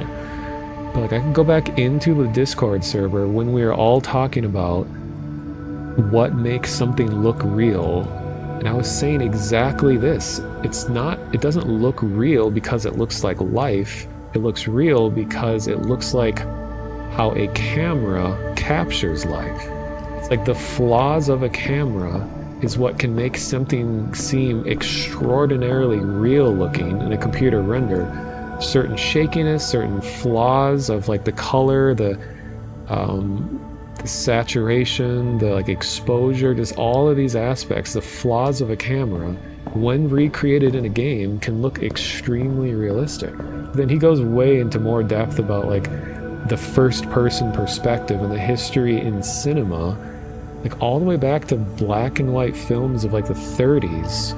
There was a director who filmed a first-person movie, and I don't know how I'd never heard of this until now. It's called like The Lady in the Lake, The Swan in the Lake, something like this.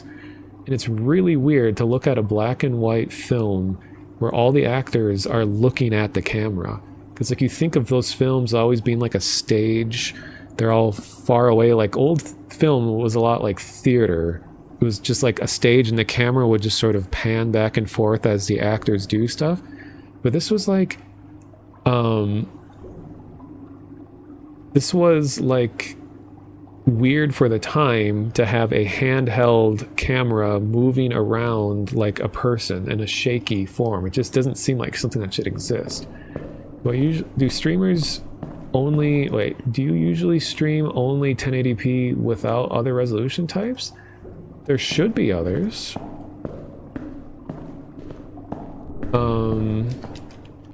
Sometimes Twitch will be really weird and it won't give resolution options for specific people. Let me check my thing real quick.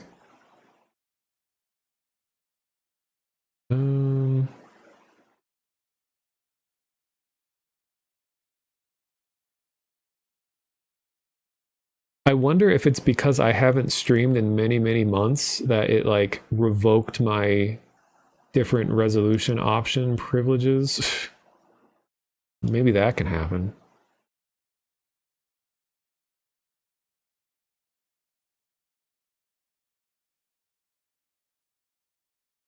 Oh yeah? I'm only seeing 1080p, huh? Well, thanks for letting me know. I mean, there isn't anything I can do about that. I'm pretty sure it's just because I haven't streamed in like 4 months. So if I keep streaming again, I'll probably get the features back. Huh.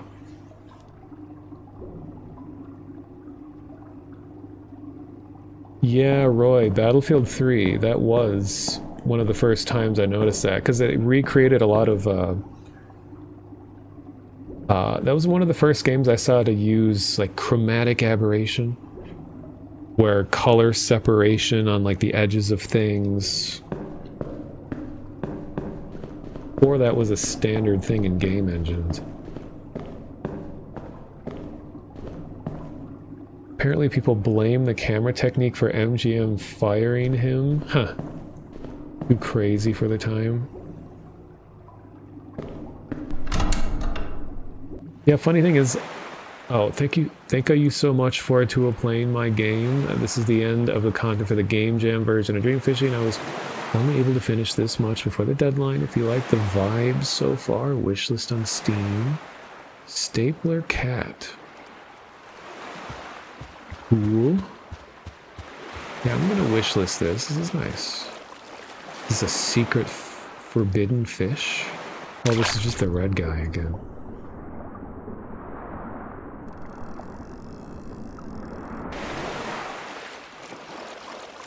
Yeah, usually when I watch streams, I put it in 720 because it's very rare that I ever full screen a stream. So it's just like, it's just a waste for me to even be using 1080. Like I'll never feel for, or I'll never feel the urge to want to stream in the highest possible resolution and the highest possible bit rate and just all of these things. Like I streamed just in 720, 30 FPS for a long time. And I did finally think that, okay, some games that have a lot going on in the HUD benefit a lot from 1080. So I started doing that. And then I eventually did 1080 60 FPS because like when you have a lower bit rate, having a higher frame rate can kind of compensate for that because every frame is happening more often, so the compression artifacts aren't as visible.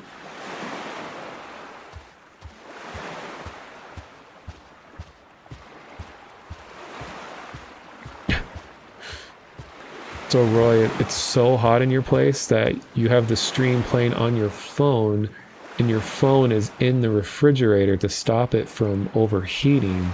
So you have to open the fridge to catch something happening on the stream. That is so tragic. Like I had the opposite problem when I was doing IRL streams, where my phone was getting so cold that I had to like warm my phone with my hands and like cradle it like a child that I'm trying to protect, to warm it up because it kept freezing. And when batteries get cold, they lose the power almost instantly. So all right, well, this was really cool. I'm going to go wishlist this right now. This was Dream Fishing by, I think it was Stapler Cat.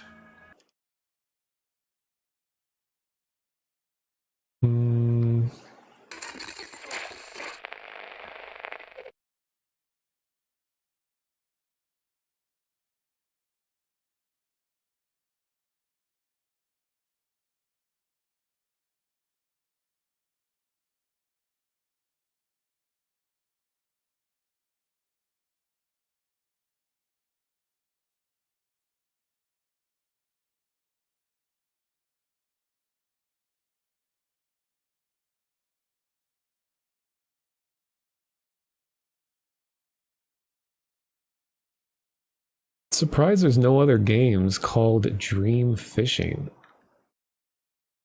Oh, I forgot you guys can't see this, but the usual suspects when I go and I like a really obscure indie game, I'm like, no one's gonna wishlist this. And then of course, two friends wishlisted this game, Dumb Moths and Great Sphinx. The usual suspects for obscure, weird indie games.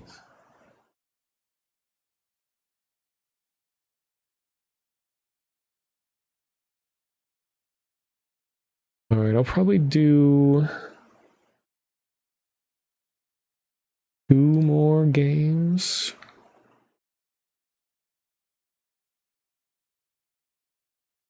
What was Life Seeker? Oh, this one seemed interesting. It's got a blend of a lot of different styles. I think this one I have to open separately, maybe? Well, here.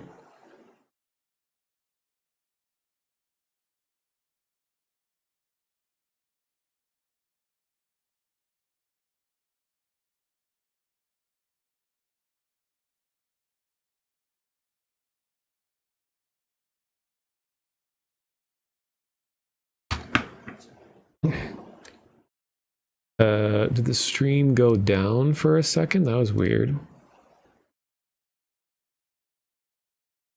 Oh. Huh. My whole chat and everything just like went down, which usually means everything is collapsing. All right, well, good to know it didn't die. All right, anyway, Life Seeker is a sequel to DST. I don't know what that is. Following a new pair as they search for a flower, a 3D platformer where you seek the aid of others, interacting with them and viewing their own lives, featuring a vast amount of characters and pre-rendered scenes, delving into dreams and memories of past and present. Gamepad is recommended.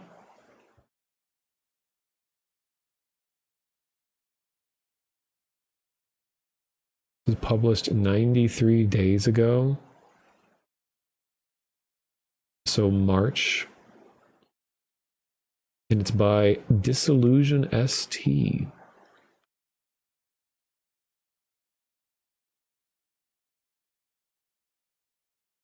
All right, seems interesting.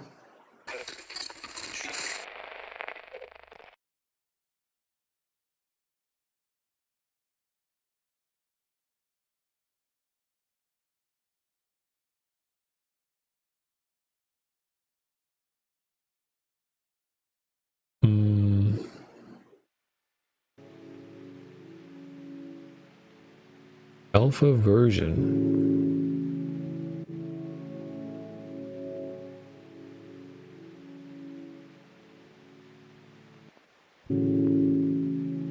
Nice music.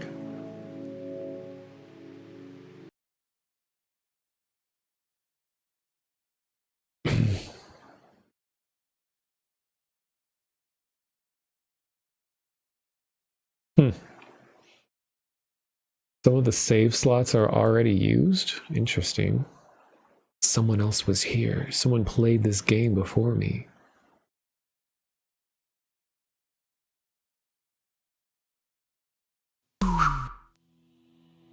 Oh.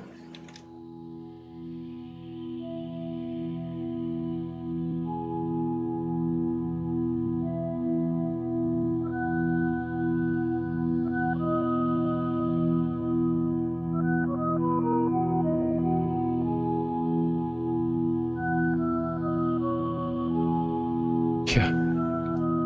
She's running with IK hands. Like in VR chat, when you set your controllers down on a desk somewhere and you run around. I feel like this is about to get really loud.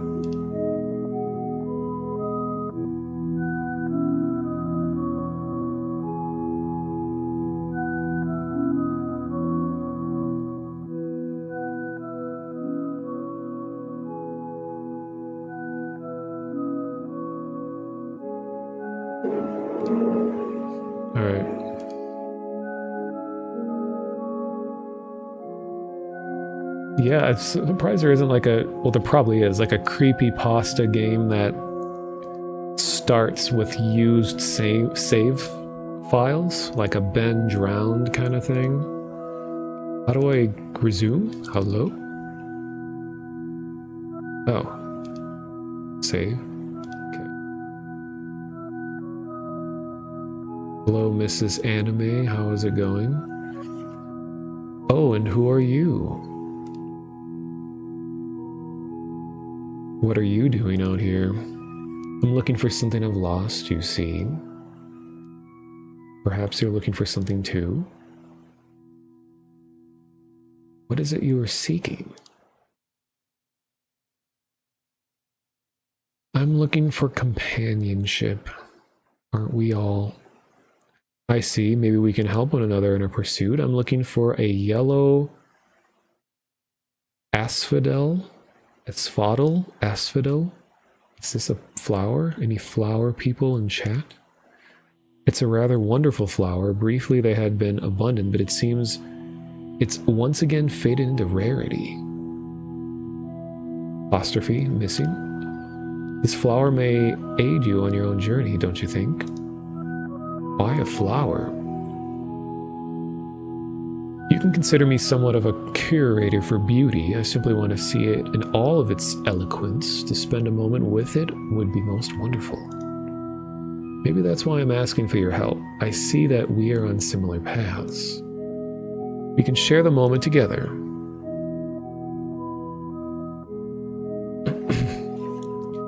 Will you help me? I nearly forgot to tell you my name. It's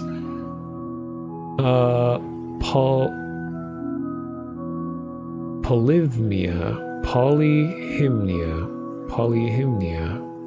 You may call me Hymnia. I'm going to send you on your way now, but don't worry, I won't be far. I'll see you.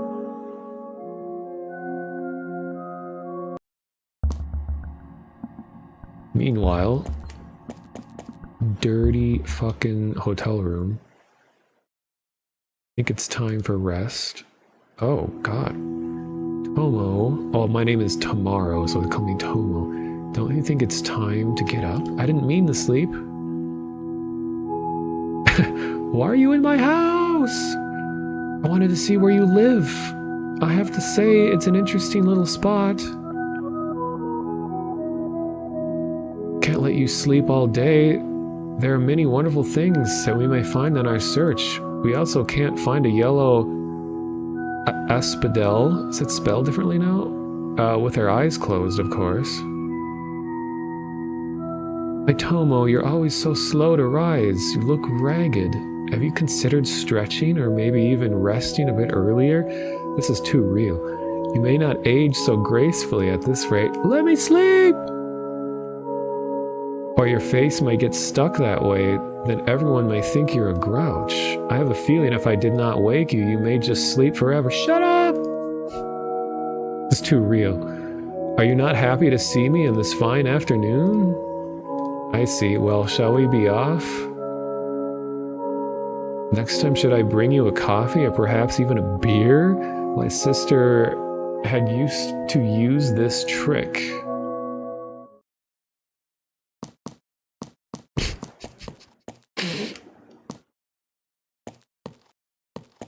We should be gooning and lusting, like you said earlier, making it sound like we were just talking about gooning earlier in the stream.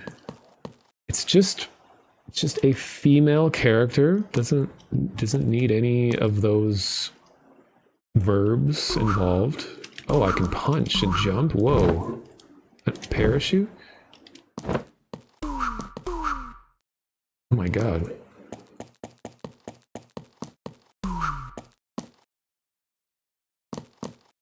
Wait, I can grab on the walls? Oh my god, there's like mechanics in this game.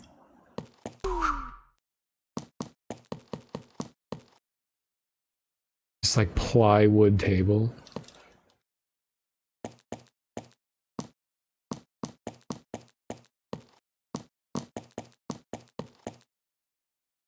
This is like a dream emulator looking house.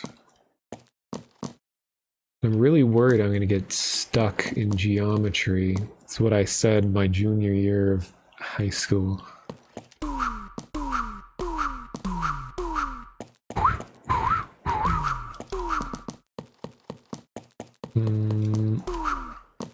Wow, it's a whole world going on.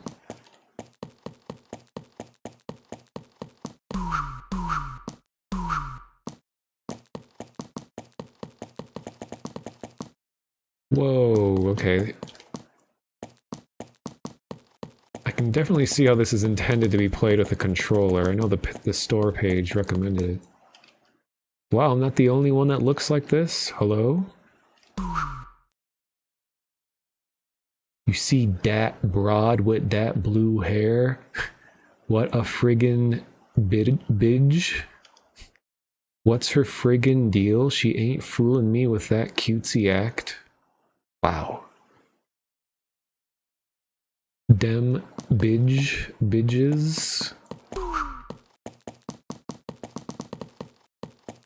He talks like a Twitch streamer.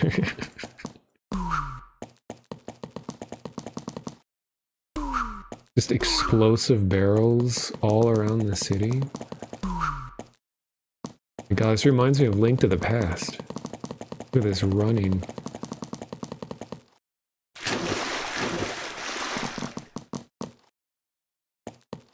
Suddenly, like, realistic 3D scanned sculpture.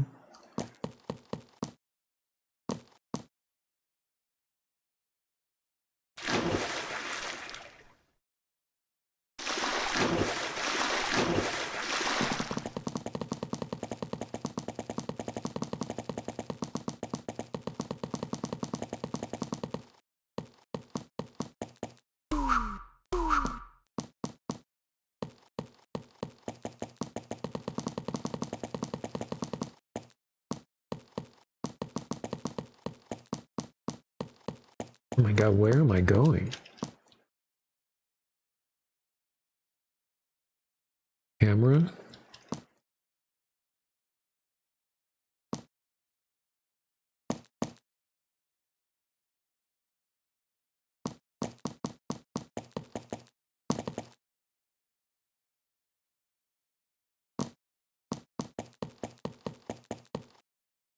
Reminds you of Shipwrecked 64? That sounds familiar. Don't remember what that is. Oh, here.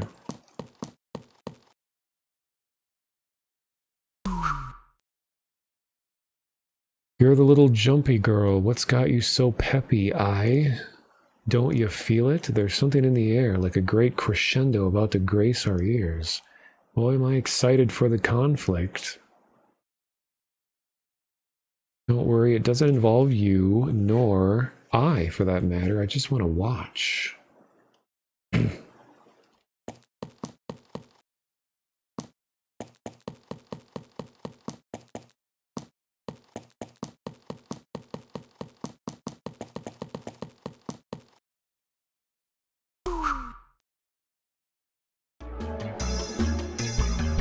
Whoa. Listen, lady, this ain't the way to go about things. There ain't no more asphodel. Pick a different flower to look for. Why not settle for a rose or a nice forget-me-not?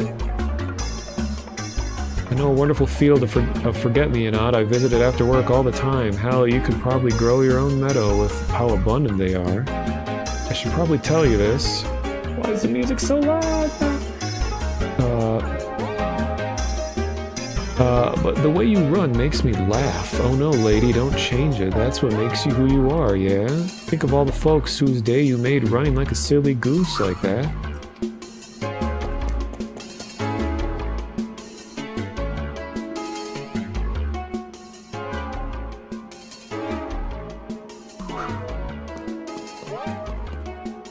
Well, it does remind me of Anna. Oh, I was gonna look up how to pronounce asphodel, whatever it is. Get ready for loud voice.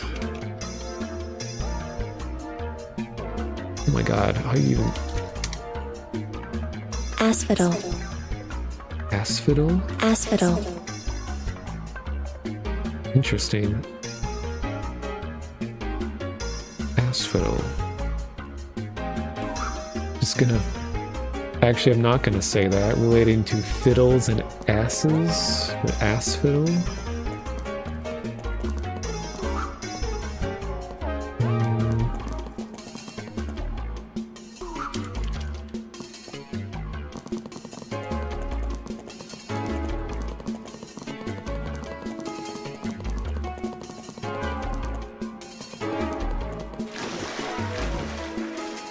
Oh.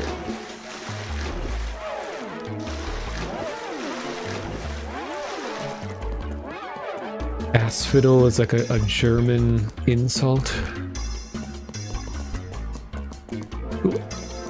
Sie ist ein Asphodel.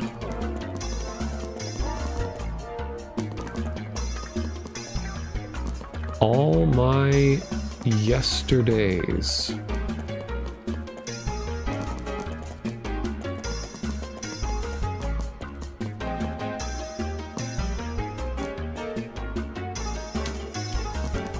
Am I supposed to be platforming or what?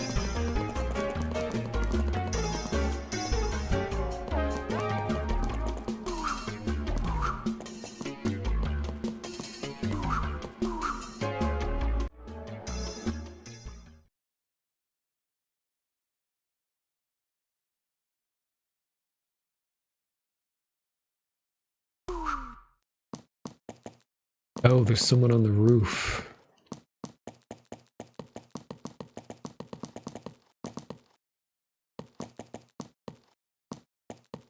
Oh, this is where I live.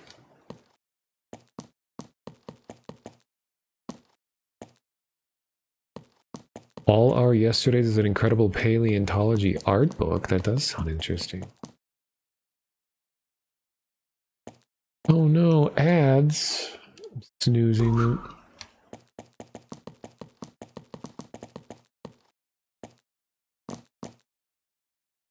Oh my god, platforming with this movement is not going to be fun.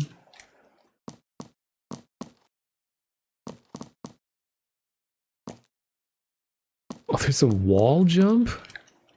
Like a full-on Mario 64 thing? Wow.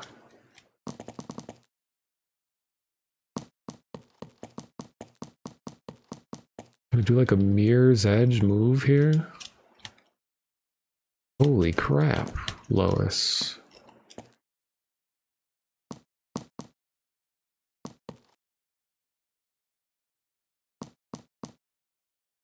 Amazing.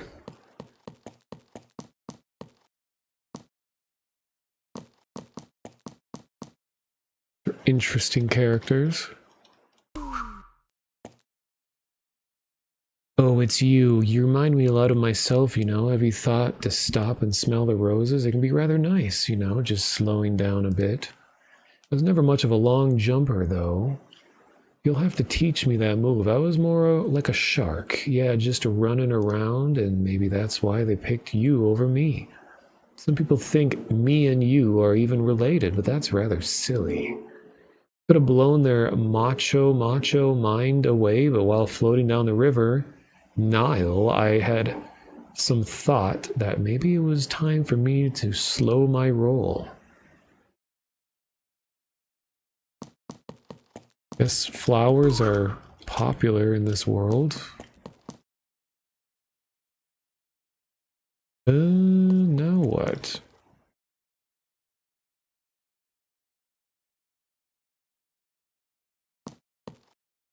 Oh, there's someone on the roof over there. How am I gonna get there? Oh.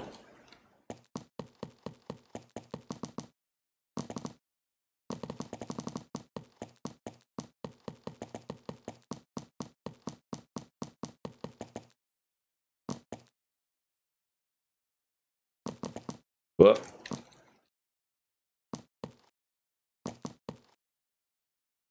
Frog? No, just poofy hair girl.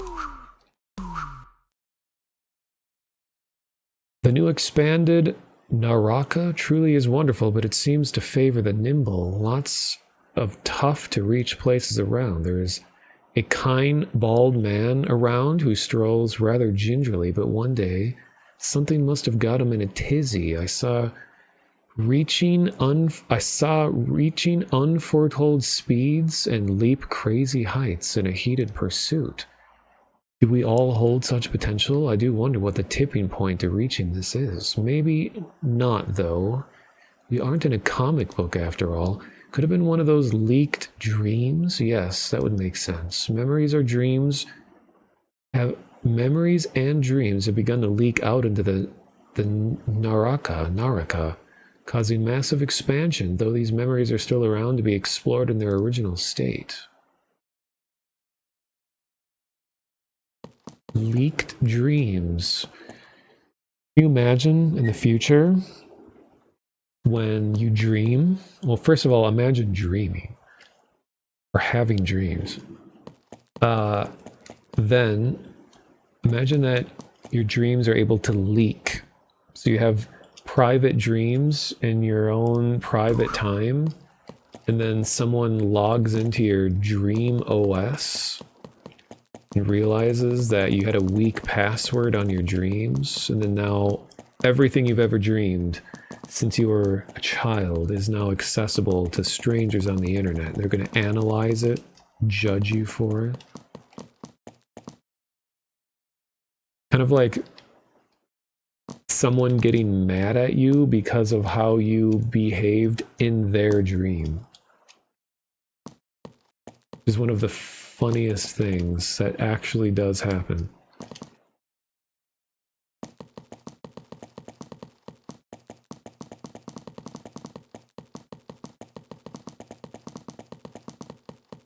Well, I guess username, your dreams better dry off.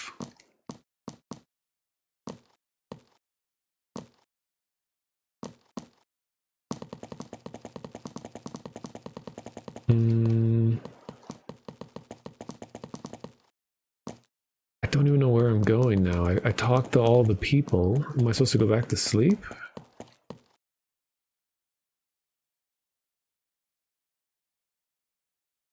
Oh no, there's someone way up high.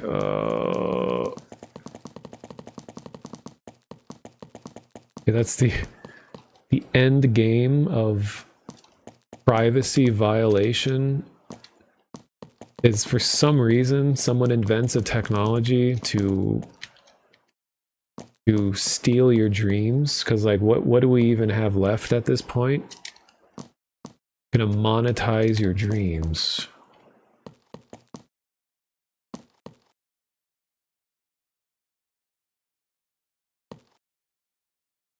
I talk about this like almost every stream, is I think in the future there will be dream streams where people will make a career out of being able to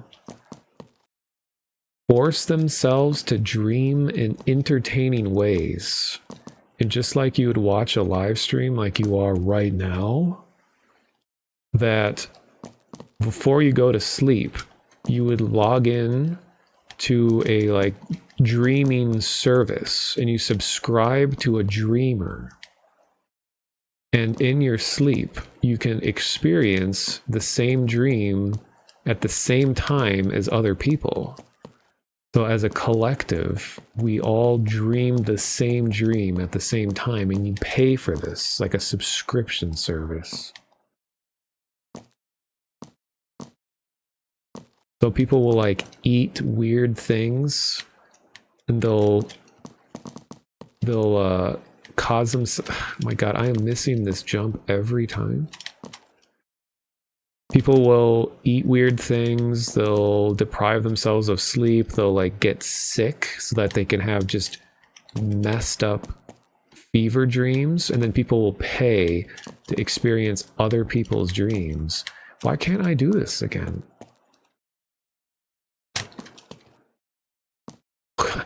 This is oops all Marios. Like every Mario maneuver. How did I do that? It was like, wow, okay. I need more like wahoo noises when I do all this.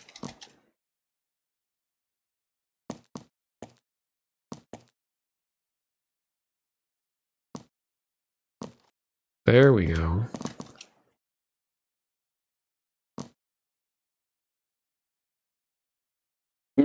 No. God.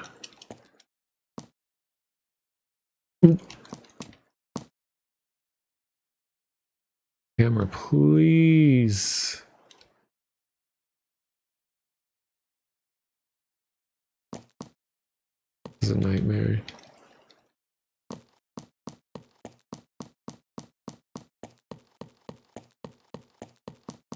Okay, that wasn't so bad.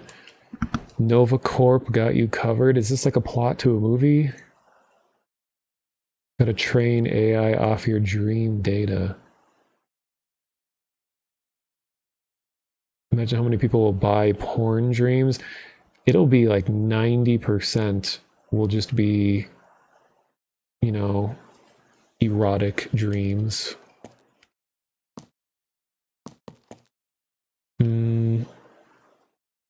Be a banger novel. Nova Corp is from Overdrawn at the Memory Bank.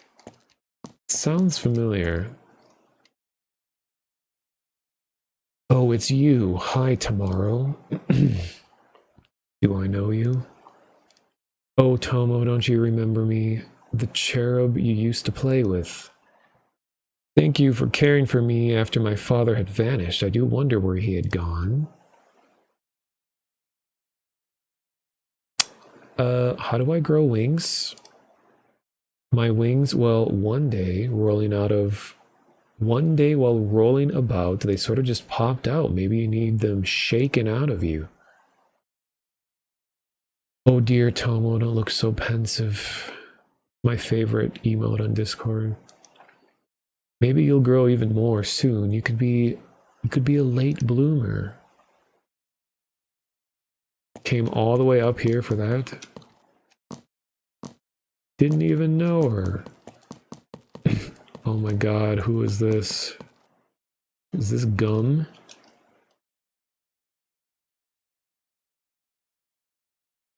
They can't replicate the experience of your memories inside the dream. Maybe? Allow me to show you something. I don't trust this man. I've no master no more, it's true, bound to paper, just to crumple under my own thought. I'm not sure what to do with such newfound freedom, you understand? Do you not get it?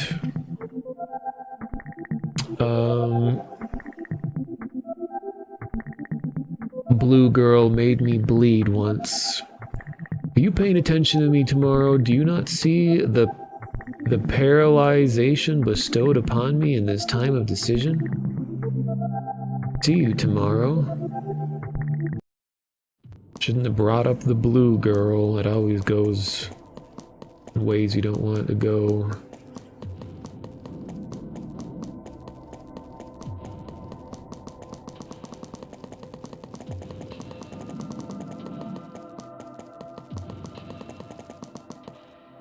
Oh god, this running.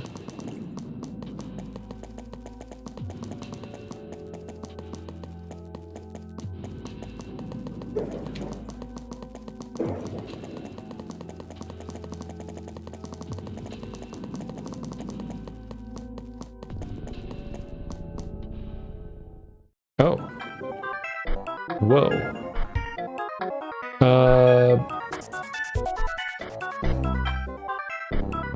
Parangarikatir Makwapra Parangarikatira Makaram Parikatirama something. Can you say that fast over and over? No, probably not. It takes a lot of skill. How about Cameron Caramello? Caramello Cameron Caramello?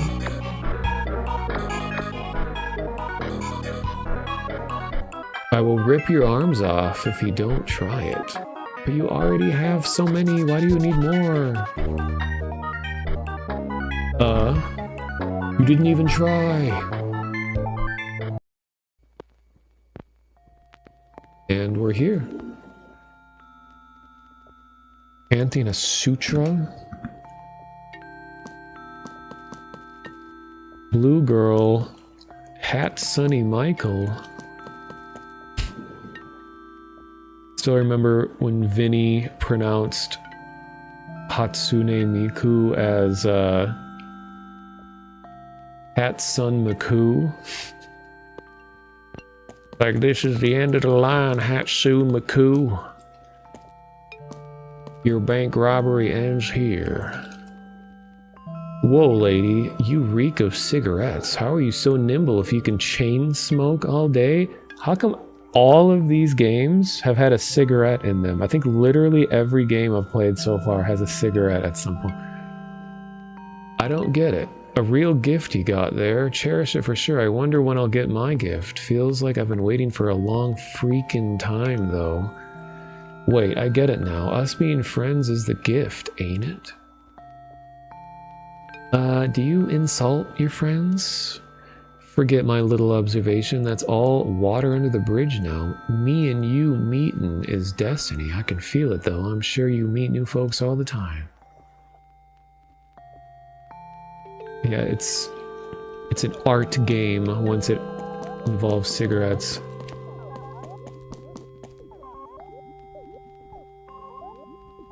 2 minutes until forced ads. Let's see if I can fit this conversation in the 2 minutes.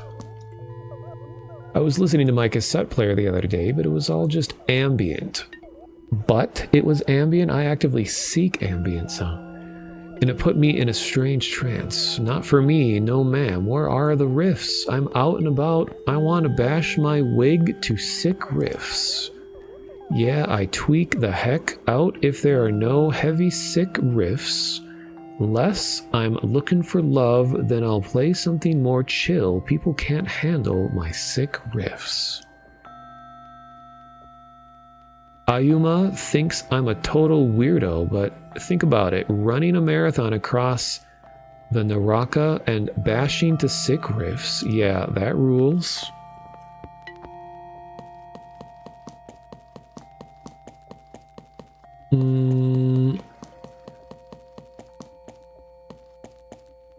Alright, while the forced ads play, we can have scary, tall, red-eyed lady loom over us.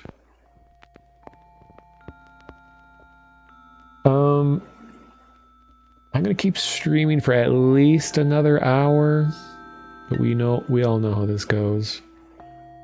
Alright, forced ads. Apologies. If you don't want ads, I restream to YouTube, but during the break I just play music, so not really missing much if you just hate ads, I guess. Who doesn't? Alright, see you in 3 minutes.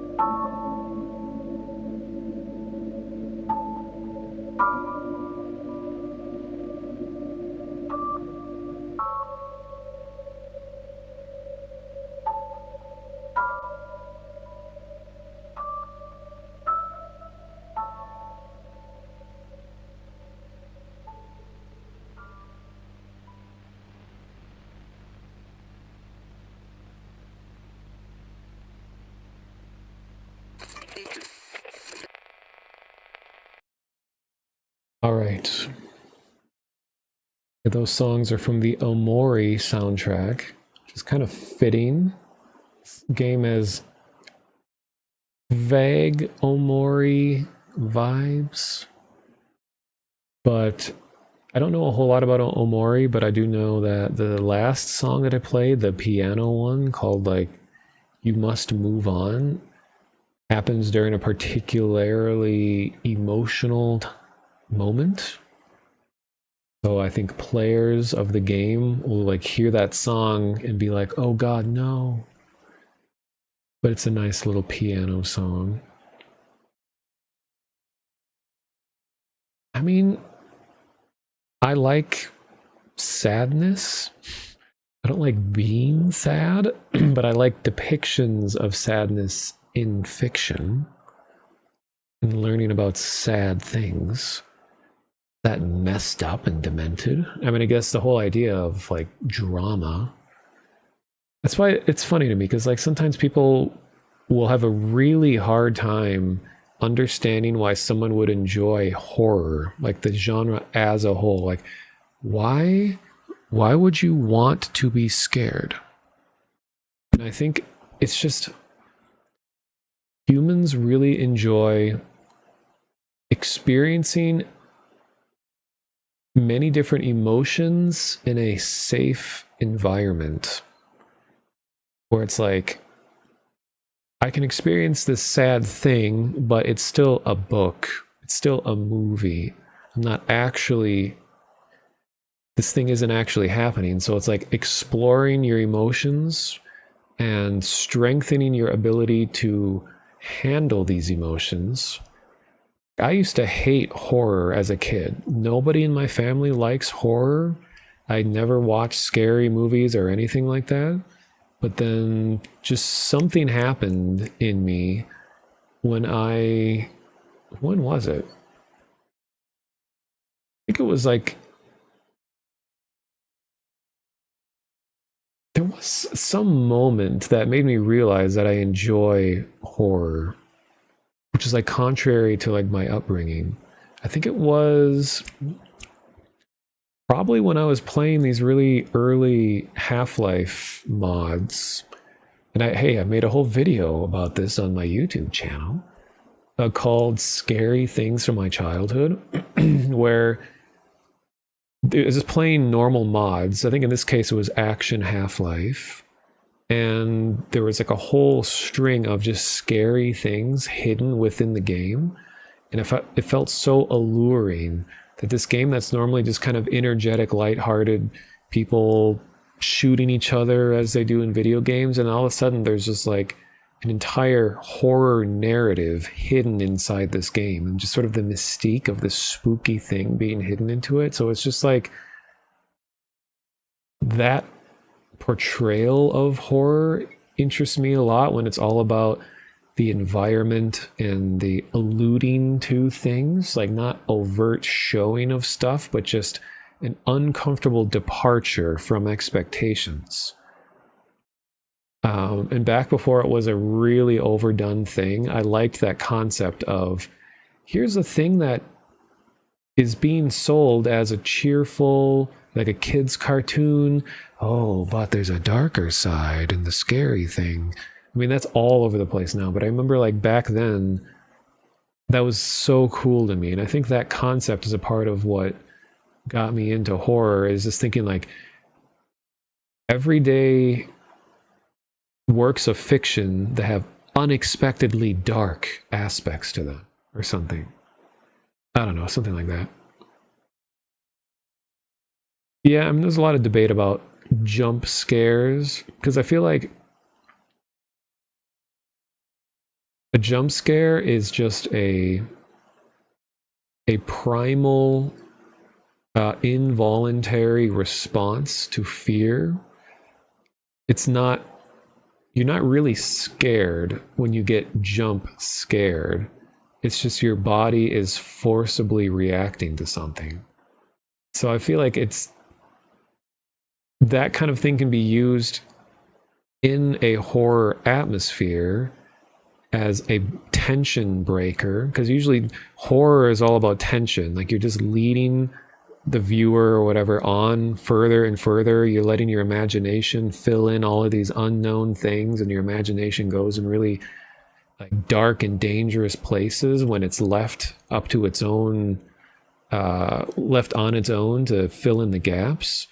And then when jump scare happens or just some sudden thing, it like cuts the tension, and all of a sudden you're like back to reality or back on ground level again, which isn't always good to break the tension. But so I think like, you know, that kind of thing can be used in certain ways. Like they say you earned that scare, but when it's just one after another, where it's just like basically like just physically shoving someone.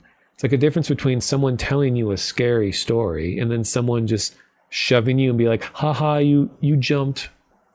It's like, I didn't want to do that. Whereas like horror, you kind of have to let yourself enjoy. Like when I see videos of people playing games like, this game's real, I hear it's really scary, and they're playing it, they're just like, no, not scared, oh, not scary at all, blah, blah, blah. You know, it's like, well, you have to let yourself be afraid. That's like a part of enjoying any media, is you have to allow it into your brain. If you just fight it over and over again, you're like defeating the whole purpose of engaging in media. Yeah, I've never been a fan of like slasher films like Friday the 13th and Freddy Krueger. I like the ideas in them, but I'm definitely not someone that, like, I don't like seeing all the gory details and things. That's why, like, one of my favorite horror films of all time is Leaving DC, which is such a goofy, obscure film that I feel like a hipster even saying like, hey, this obscure movie that probably nobody in chat has seen is my favorite horror movie. It's because the whole movie is like zero budget. Well, very low budget, just dude with a camera. And the horror elements, I won't spoil anything, but the horror elements are just kind of an inconvenience in his life. That's what's always kind of goofy to me in horror films, is when people are willing to immediately accept what's happening in front of them. Where they're like, well, I guess there's just demons in this world now. Like, oh, this must be a real demon from hell. Whereas like in reality, you'd be like, is this like a costume? Is this like you'd be a long time before you actually are willing to take that leap in accepting what is in front of you as reality. So that's what I like about this movie, is this guy, the scary things happening to him are just like an inconvenience in his life. And he's like, oh, he keeps hearing this flute playing out in the woods at night. In a horror movie, normally it would be like, oh no, the flute is playing, oh my god, and then you tense music and getting really scared, and then, you know, forcing you to be fearful. But in this movie, he's just like, why is this happening again? He opens the window, he's like, shut up, stop it. You know, it's just the way he handles the horror just feels so much more how it would be in real life, and therefore it's more frightening to me because of how he reacts to it realistically. It's called Leaving DC. It might even just be free on YouTube or something. Let me see. It was originally on Amazon exclusively. The Leaving DC.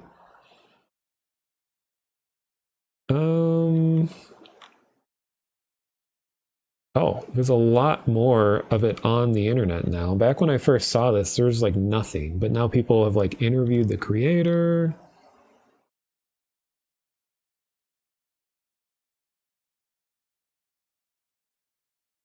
Well, I'll link the IMDb page, and you can investigate it yourselves if you want.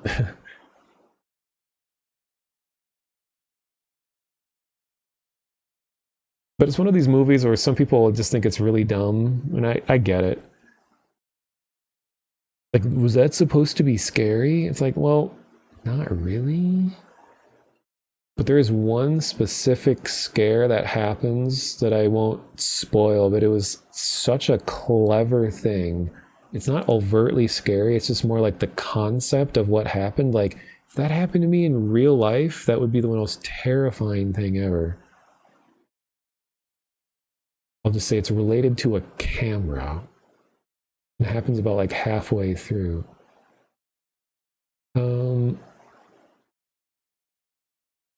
Yeah, like The Shining with like creepy atmosphere to the max. Also, thanks for the follow, Game Dev Jeff.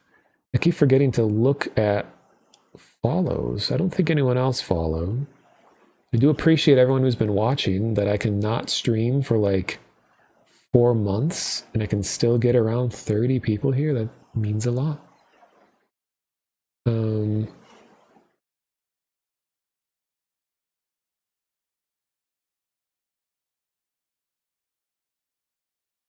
Hello, Jeff.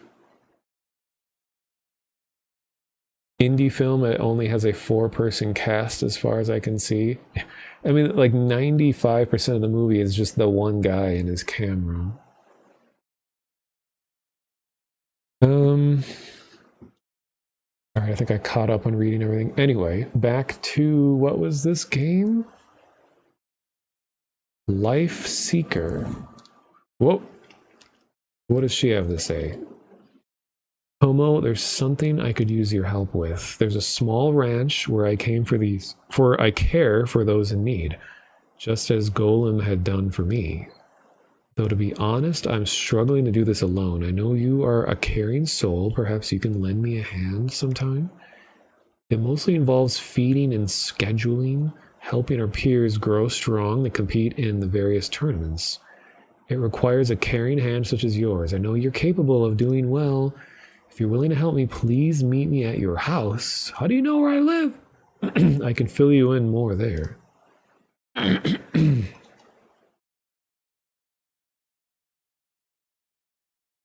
Hey, here's the best character yet. Like your outfit. I hear the last cup of coffee is gone. Now can this be? Surely it cannot be so. I suppose I will be perpetually tired now. This simply can't be. I'm going to be grumpy, but I'm so tired of coffee discourse where it's like, oh, don't talk to me until I've had my coffee. I just think it's like sad how incredibly dependent on coffee so much of the world is. And now it's like a joke, or it's like a personality trait is your addiction to coffee. I'm like, oh, I don't know. I'm just grouchy. I suppose I'll be perpetually tired now. This simply can't be. Like on dating apps, in their profile to be like their whole personality is just addicted to coffee. And that's it. That's the takeaway message from reading your profile. Good luck. In fact, I've a plan. Oh yes, I had met a vampire who I think can solve my crisis. The world is not ready for my evolution. Well, this is the most interesting character yet. We got vampires, got evolution.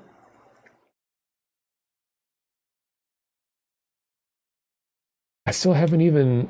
I drank like 1 cup of coffee in 2009. And I was just like, not my thing.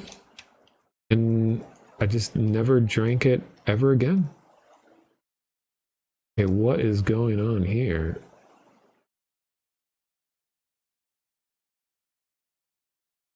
Oh my darling, you reek of Muse. I don't suppose you've been hanging around my sisters, have you? Oh yes, I surely smell Hymnia. I hope that naive girl is doing well. Is she pestering you to find things she finds beautiful? She tends to fixate on such. Try not to break her fragile heart, Kay dear.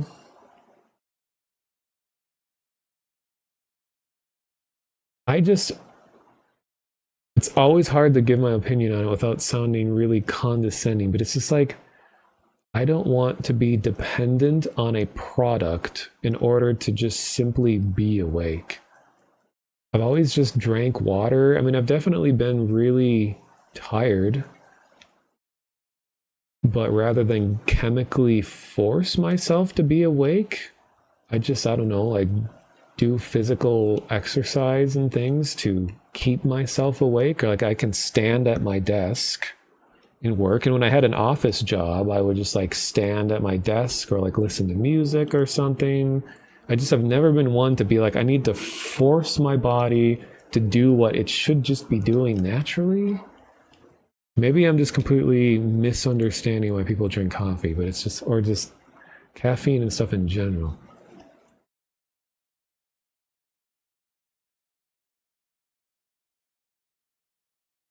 Boy, girl, you gonna finish that drink or you gonna stare at it? Don't you know? It ain't easy to let your inhibitions go without it. Yep, let's get nice and loose now after a long old day. Okay, this is a child, you know. Why you even here anyways? Something on your noggin? This is juice. That ain't juice. I can smell the whiskey. Ain't no need to fib. We all got our reasons. Are you an angry drunk, lady? No. Ol' Holzel, gonna have to do more investigating before I believe you. I'm just killing time while I wait for my wonderful wife to come pick me up. Yup, my beautiful Jeannie should be here soon. She's just the sweetest I'll introduce you to one day. Such a lonely girl in a cold, cold world. There's someone who's going to need you one day. What's your name, lady? Tomorrow. Oh, you'll tell me tomorrow. Haha. Oh, okay. You are an odd one. My name is Tomorrow. Oh, that makes sense. It makes you even more odd. Anyway, I suppose I'll see you tomorrow. What?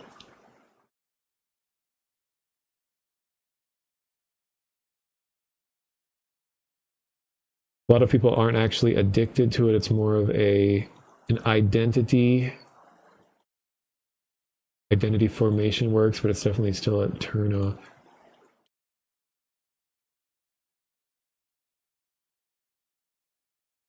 Oh boy. Please tell me that I'll like respawn if I mess up these jumps.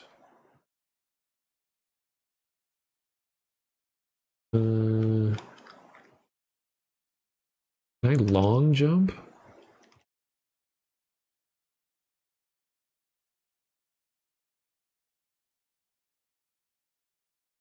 Oh, there's first person. Oh god, with this movement, this is not going to be fun.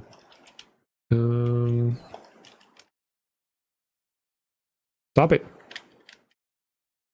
Yeah, I don't think there's any more controls.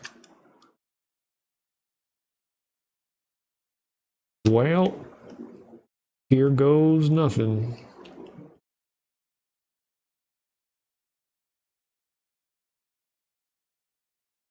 Dead.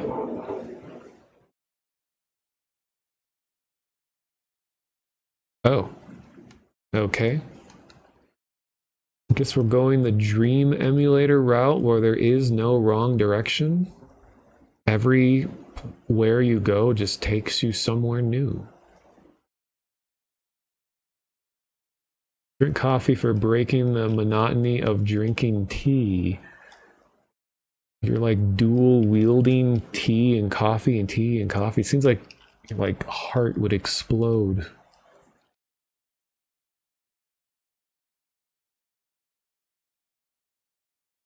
Yeah, the hands in place while the body moves up and down. It just reminds me of like the inverse kinematics in animation. The idea of like the body moving relative to the placement of hands and feet. The whole body is moving relative to my hands right now. Hello, old man Johannes. Welcome. Greetings. Who was this? Oh dear, have you seen my friend? She looks kind of serious and has a bandage on her head. After I lost my job as being a After I lost my job as being a disruptive nuisance to those building the tower, she had helped me find new work. That is hell of a sentence. I don't even remember why I was doing that. Then again, I was quite ill back then. Ill with what? Oh dear, it's nothing. I just tend to be a bit sickly. These days I'm able to be much more clear-headed. It's a rather nice change of pace.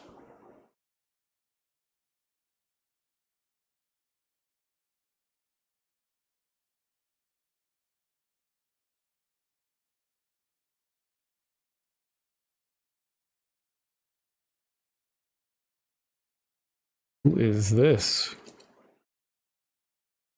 Yo, lady, need a ride? Preferably not with you.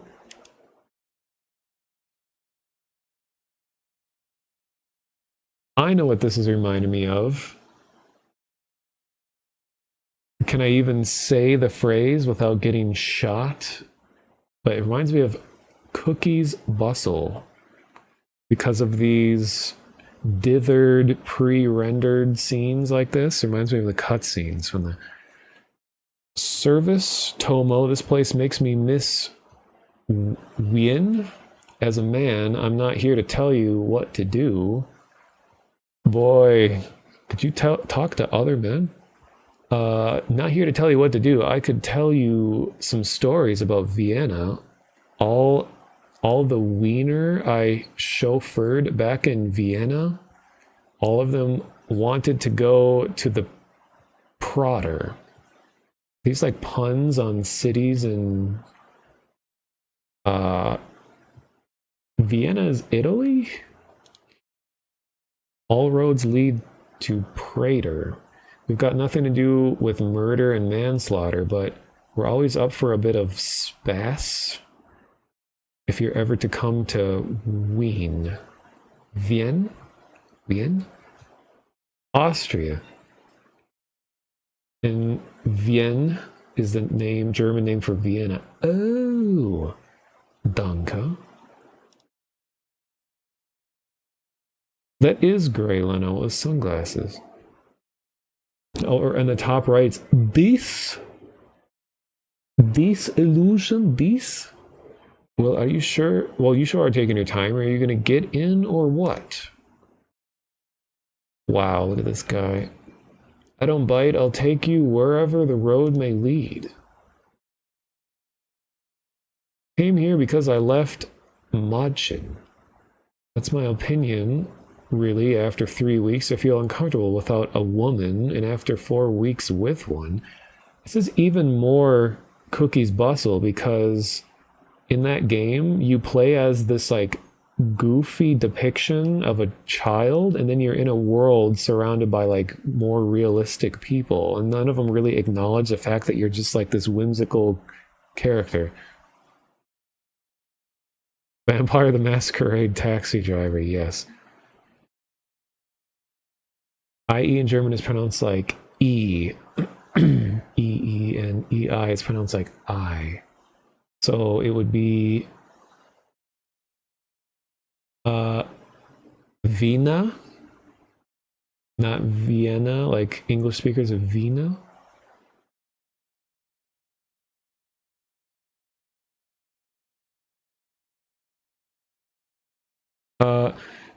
It's always been like that. Women are a mystery to me. So I came here with a watch and myself. Na, mir hab a net braucht. Na mehr hab I net braucht. Saying bad things, am I?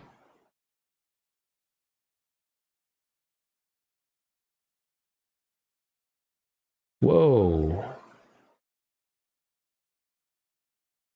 Very frogular. Whoa, we got... Did not expect this.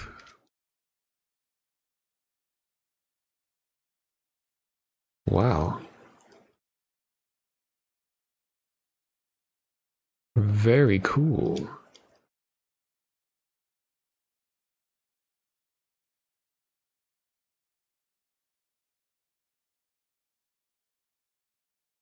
So be like Wien. Vienna is the English name, so there's no need to read it as German. Oh. The guy was telling on himself. He's self-aware woman loather.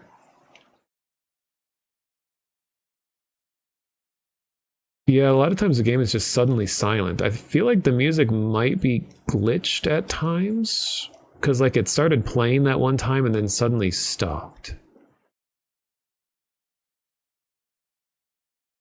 This is a nice change of pace. I was not looking forward to like nightmare platforming on these things.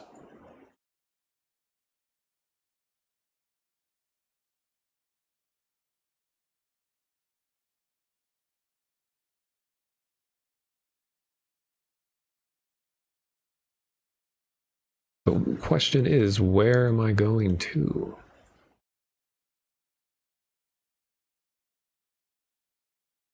I think I can escape the frog.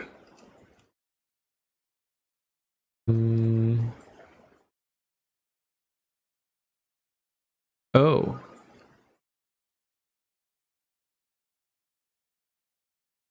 Huh.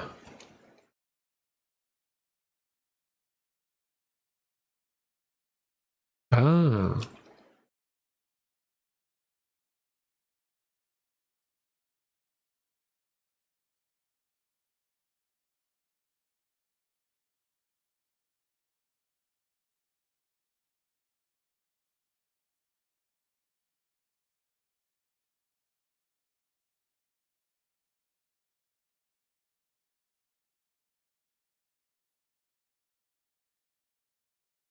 All right.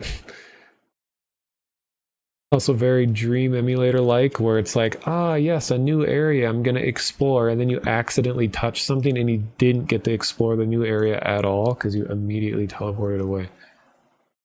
I'm gonna guess I should not touch the ground of Angry Man Face.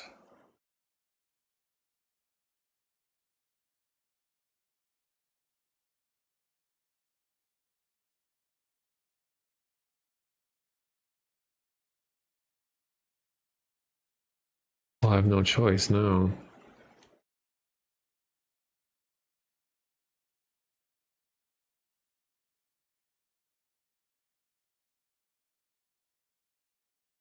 How many pingors? Oh, I guess it is the correct.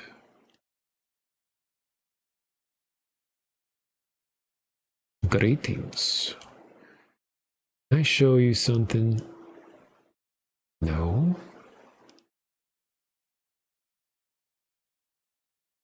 Are you seeing this? Who would deface this wonderful city with such a thing?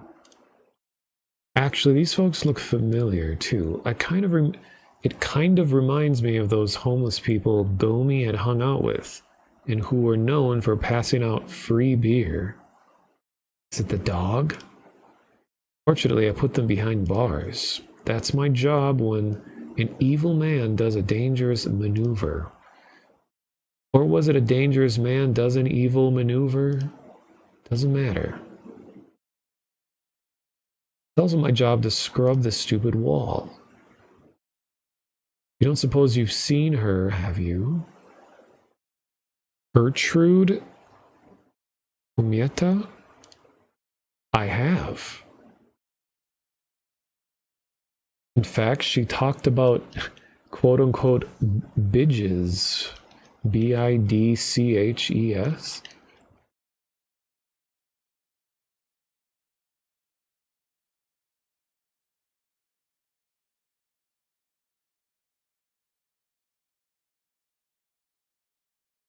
Oh yeah, I have first person now too.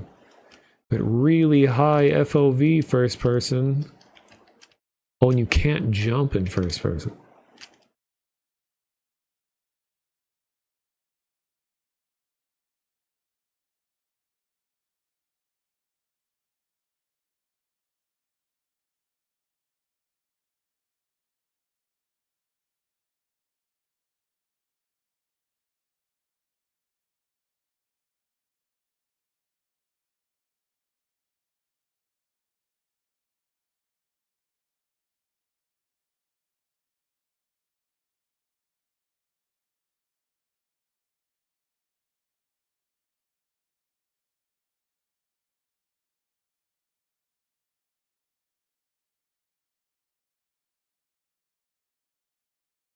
Yeah, Garten of Banban, and it's like, what was it, like 400,000 polygon, like remote control thing.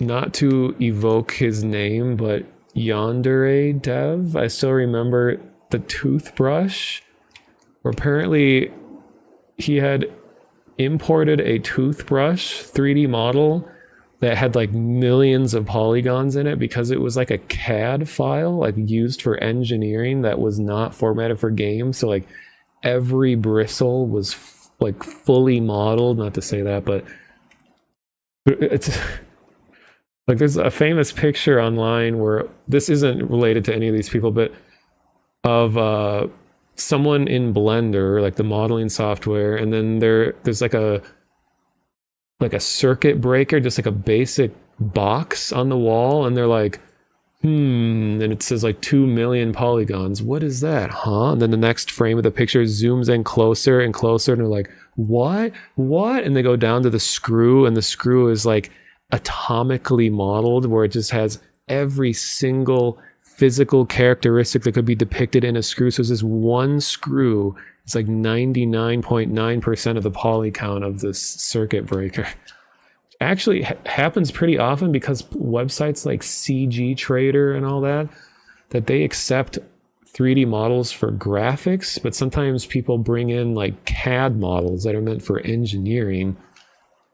And if you just throw a CAD model into software and be like, oh yeah, just convert it to an FBX, and then you bring it into Blender, and then it's this like nightmare file that's made up of just a dense block of vertices, and it's just completely unusable.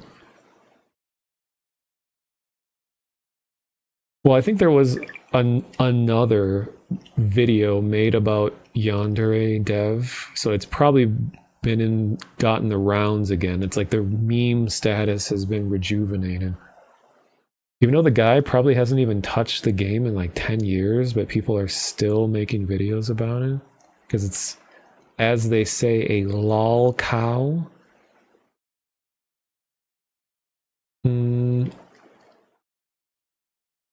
Yeah, putting like real world objects into a game.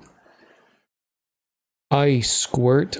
I'm on the run, you see. A small creature I saw had a delectable treat. It was imperative I steal it. Yes, a fine 40 ounce of premium malt liquor. The guilt won't set in till tomorrow, I reckon. Don't look at me like that. I don't appreciate those judging eyes one bit. Sometimes you do what you gotta do, you feel me?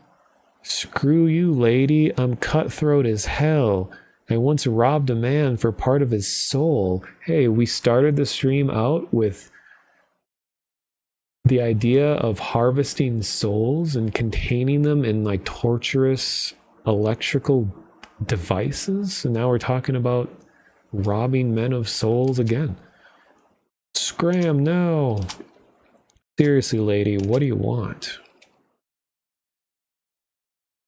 It says, what do you want, lady? Disappears. Average, like, first date, probably, for women on apps. Where do I go?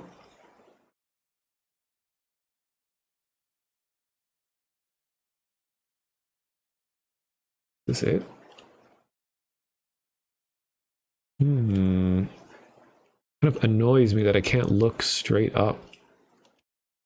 Oh, I guess I could do this. No, not even then.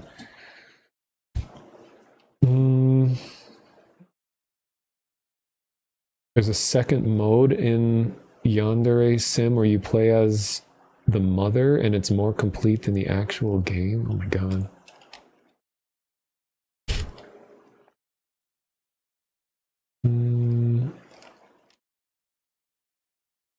Oh, well, here's another mechanic I had no idea existed in this game.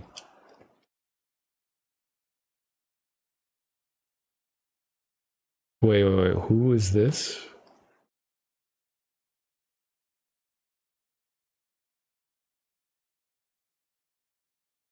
Oh, you're the nimble one I see running about. I wish I could be so nimble. A word of advice for you.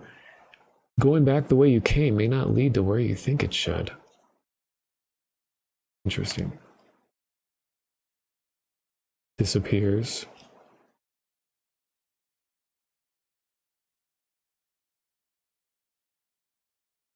Do I look like a protagonist to you? I think I do. Really, I want to move like you, jump around and explore. Unfortunately, my story was cancelled in favor of yours. How cruel. Me and Froggy would make a great protag duo. You kind of look like you don't believe me. I don't think I even got any lines the last time I was on camera. My bad for feeling burnt by that. This is also apparently the sequel to a game I've never played. At first I was thinking like, oh, is this part of like the cheeky narrative? Is that there's a whole other world that they're pretending I know something about? But I think there literally is a whole other world that I could have explored that I didn't.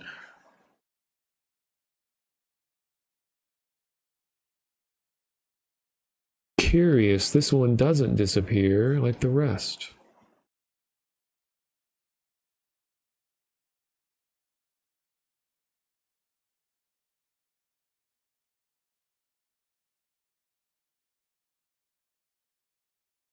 I haven't had to punch anything yet. Oh, I keep forgetting I can do this.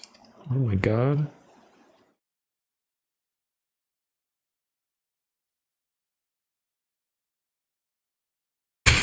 Immediately forget to use it. Secret. This doesn't look intentional. I've played Pilot Wings. I know how to do this. Flowers, flowers, flowers, and I die. Wow, I don't think that was intentional. This is the third game? Oh, yeah, weren't you talking about this? I think when I first started playing, you said there was another one.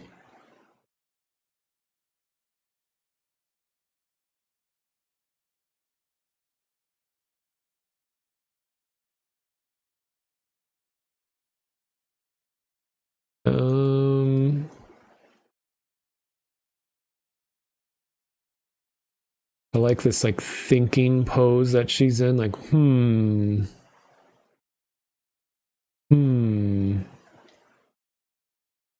Okay, it just pushes me away. Okay.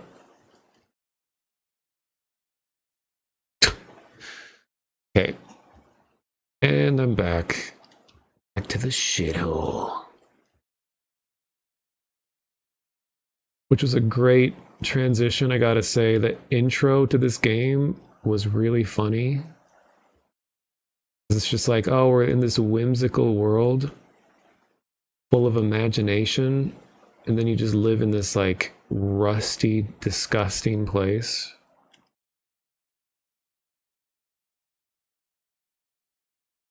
Can I show you something? Yes. Oh, okay, we did all this already.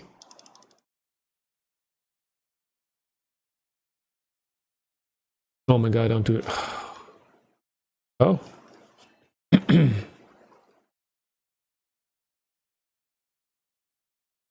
Coin.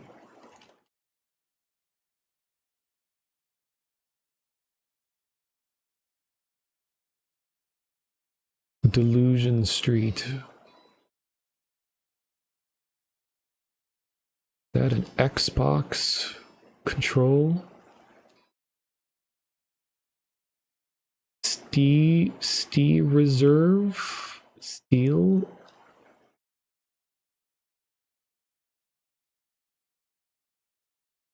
Those are some notes.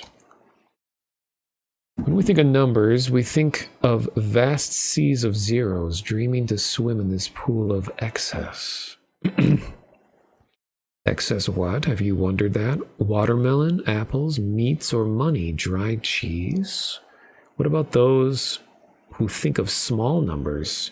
3, the magic number, a tripod, a man, a woman, and a baby. The heart, the brain, and the body, a triangle. The beginning, middle, and end. Our lives have 3 stages. 3 zeros and O's and monotonous. M-O-T-O. Wait, M-O-N-O-T-O-N-I-S-T. And my symbol is 3 white circles. Really makes you think. And yet I only wish to stop before the end. Where are the zeros to saturate this existence? Would they do anything? 27 seems like a great place to stop counting, though I read many just drop silent between 50 and 60.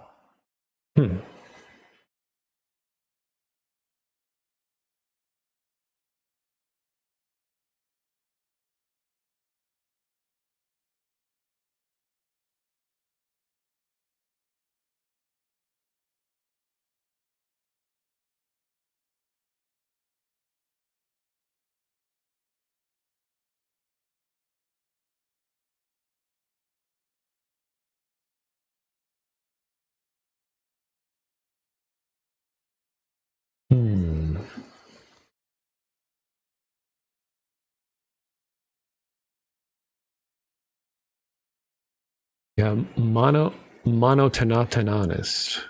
Monotonatonist. Ooh, this is a nice change of pace.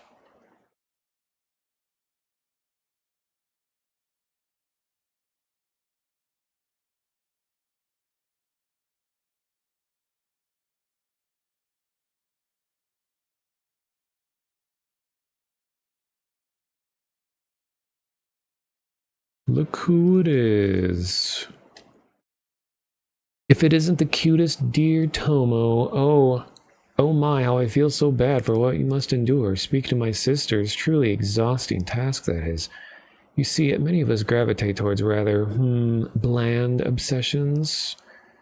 It can be tough to find a purpose in a world that moves as fast as ours, don't you agree? I suppose I rather envy their simplistic nature. You seem more complex, though. I can see behind those cute eyes. What could possibly weigh so heavily on your mind, Tomo? I want to see beautiful things. Perhaps these matters aren't as simple as they seem, and I simply can't begin to understand. It would seem I too suffer from this lack of empathy epidemic. I feel like we're living in one of these in the real world. I can only hope you find what you seek. Oh, cool. Thanks for the help.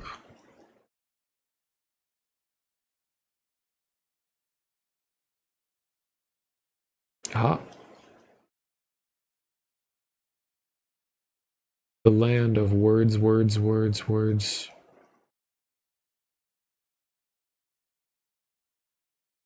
Like the refrigerator magnetic poetry that everybody had in the early 2000s. You'd write poems like butt, base, table, tree, butt, and you'd add an extra T onto B-U-T.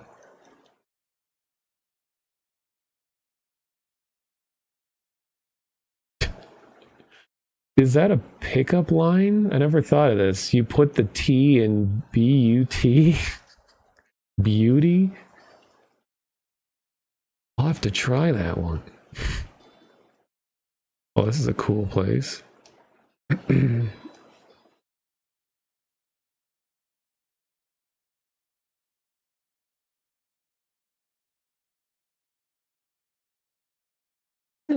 Almost died.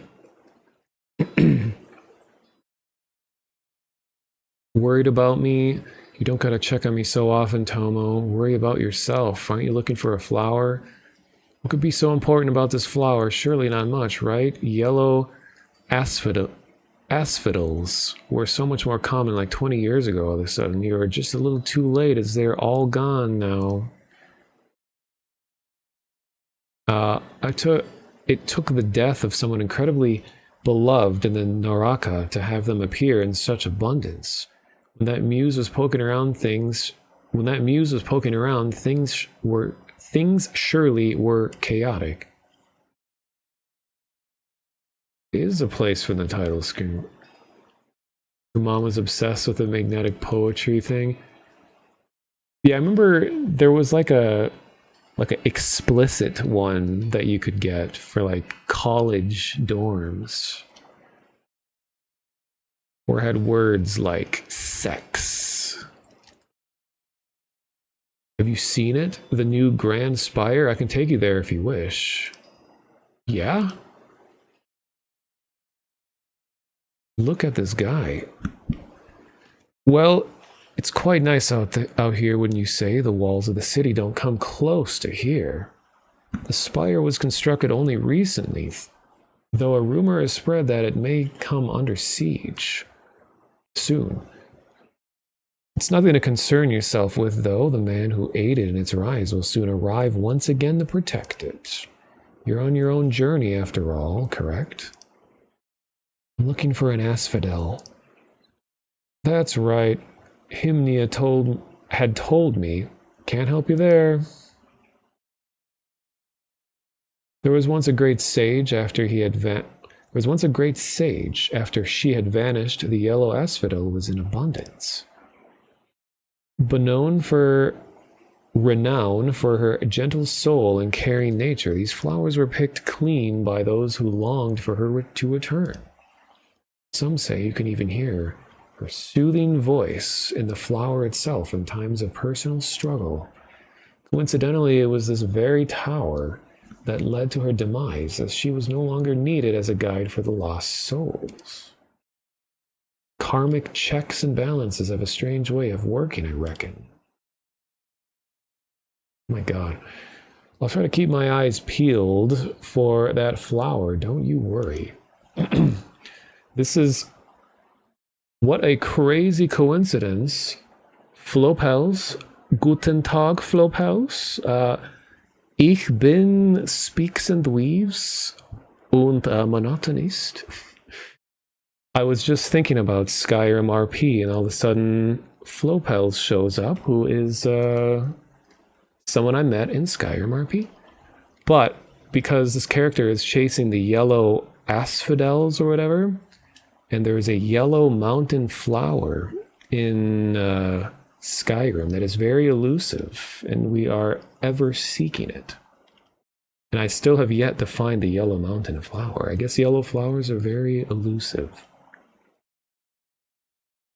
It's like asphodel. Here, let me look this up again. I have never heard of this flower before.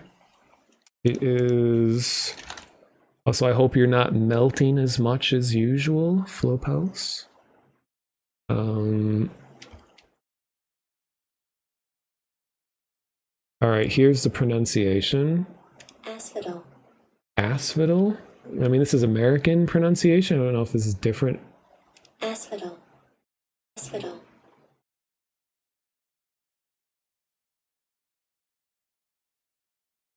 Wait a minute, I just realized.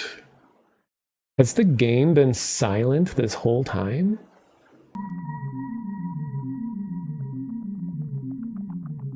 Can't believe, I think I've had it muted. Was that since the break? Oh my God. Wait, it wasn't the whole time. Or was it since I began streaming this game? Since the break. Okay, so I don't feel as bad. Sorry, there has been music and stuff. I've been like commenting on the music. But anyway, yeah. Asphodel. Asphodel. So an asphodel is a hardy Eurasian herb belonging to the lily family that bears tall stalks of white or yellow flowers. In Greek mythology, it is deeply associated with the afterlife, the underworld, and the concept of neutral, shadowy limbo. Asphodel. It's a very strange looking plant, too. Here, this can quickly be an educational stream. I'm going to show you all what this looks like. Ignore this.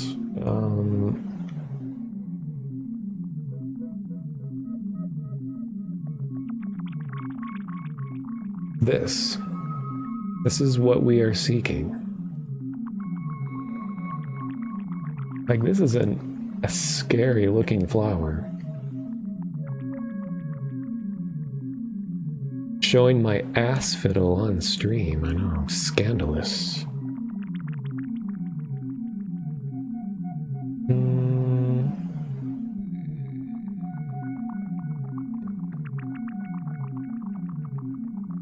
Oh great, no, oh here it is.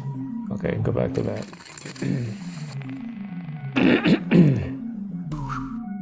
So you all in the future should tell me if it sounds like a game is unusually silent. I will not take offense if you're like, did you mute the game audio?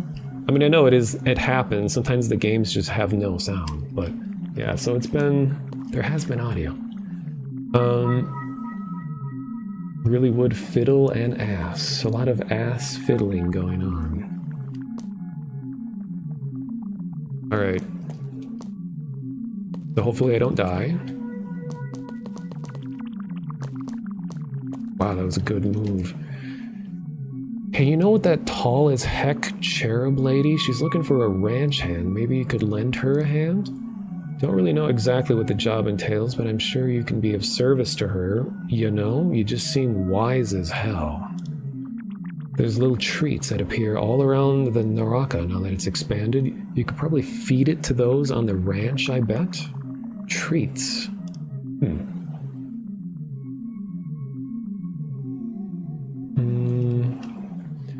You're just so focused on what I was saying. Aww. You guys are actually listening to the commentary?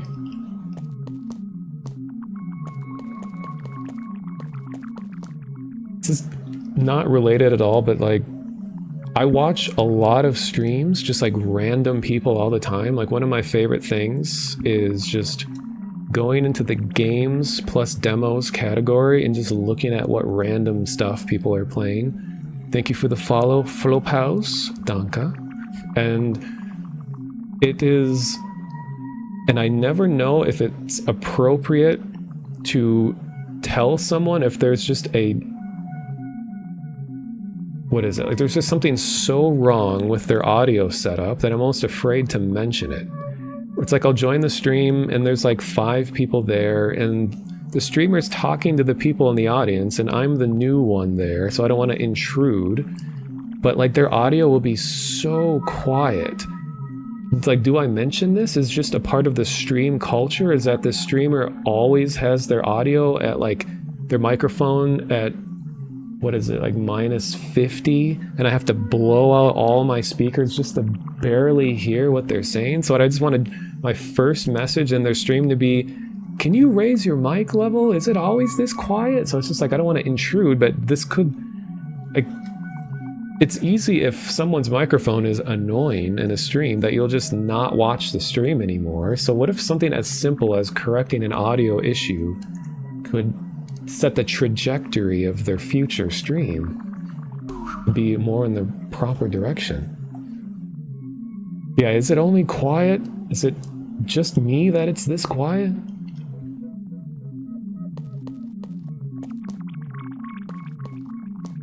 Or you mentioned that there's an audio problem and the whole stream gets derailed for like an hour while they struggle to figure out, like, I just bought this mic, I don't, and they're just really stressed out, and then you feel like, oh, I just ruined this person's day because they realized that they didn't set up their microphone correctly.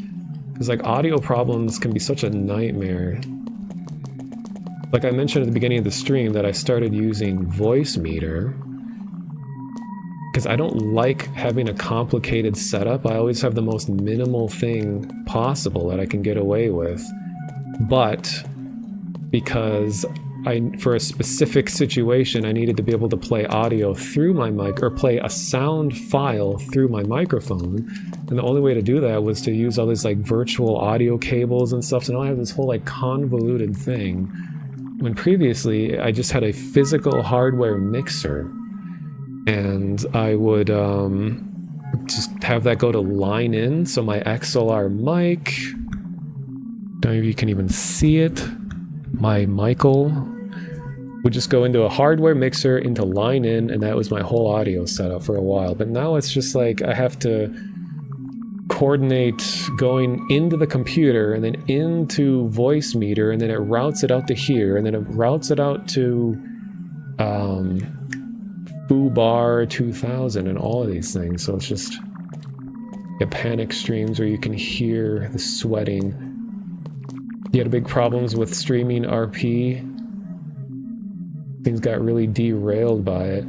Yeah, audio problems.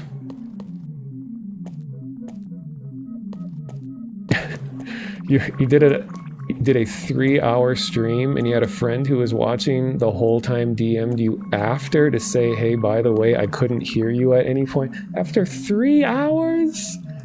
If I couldn't hear a person talk, period, I would definitely say something. I always hesitate to say something if it's just quiet, but if nothing, I would absolutely say something.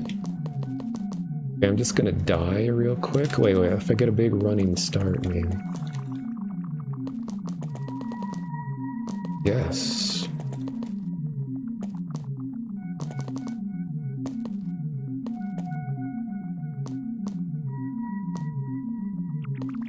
That's right, Flow Pals. Remember you play different instruments and things. Really curious how you get that set up, because I see people in Kaizal are playing instruments, and they get like amazing audio. Like I don't know if they just have a really good mic, or if they have a double mic setup where like one is on their guitar and one is like by their mouth, and then they do like Voicemeeter to join them together or something. It seems like a really hard thing to capture audio of an instrument at depth. But in this game, there are no mistakes. In life, there are no mistakes. There's just different decisions. And I get a chance to blend in with the background when we're noisy like this. Oh, Tomo, my dear sister came to visit me recently. Can you believe that? I can believe it. Yes, I had stood above a great lake, you say. I've got some of those in my state. Sometimes it ripples in mysterious ways that can provide great insight.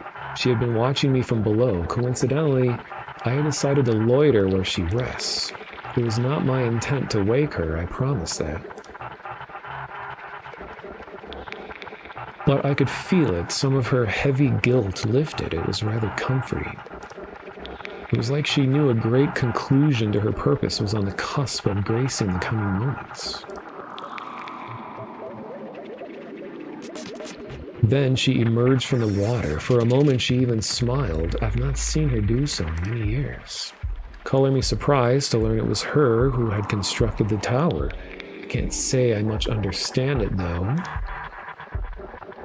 Wait, is she sisters with the flower-picking lady? Wait one flower-picking moment. It was enjoyable to catch up, though I do worry what kind of events will transpire. Her drive eludes me.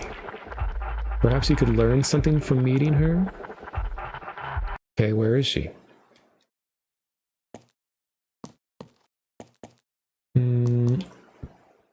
Yeah, it was a successful jump.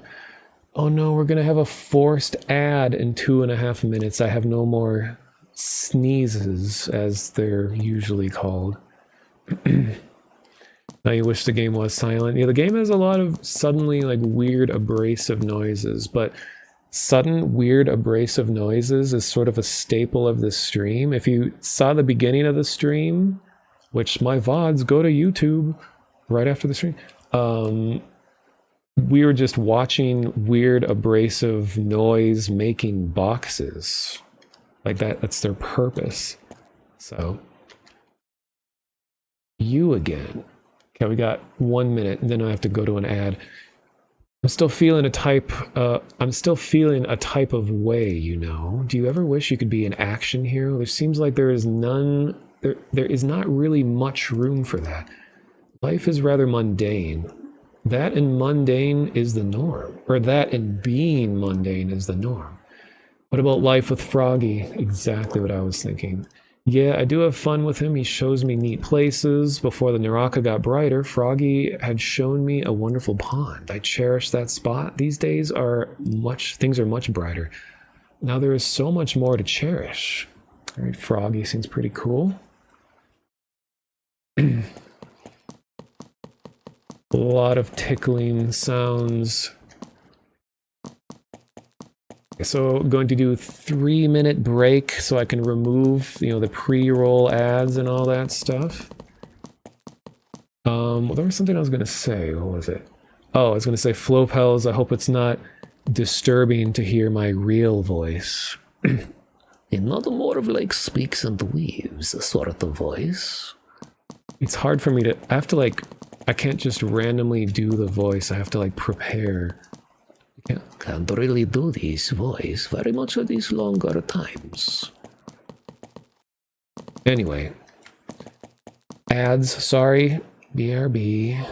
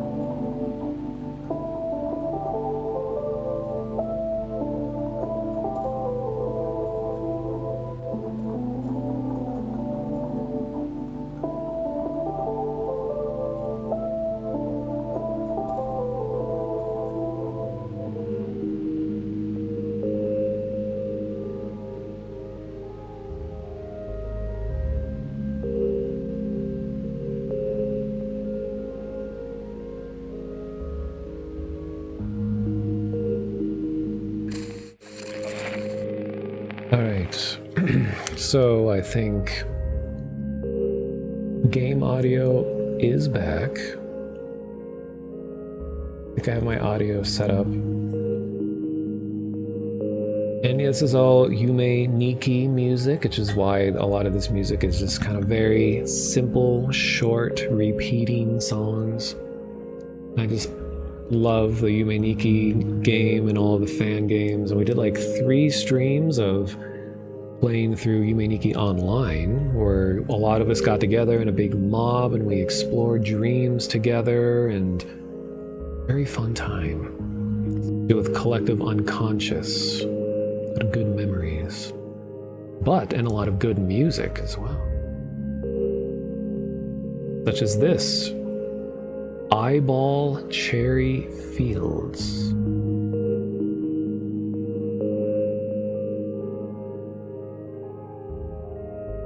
All right. Whoa. Okay.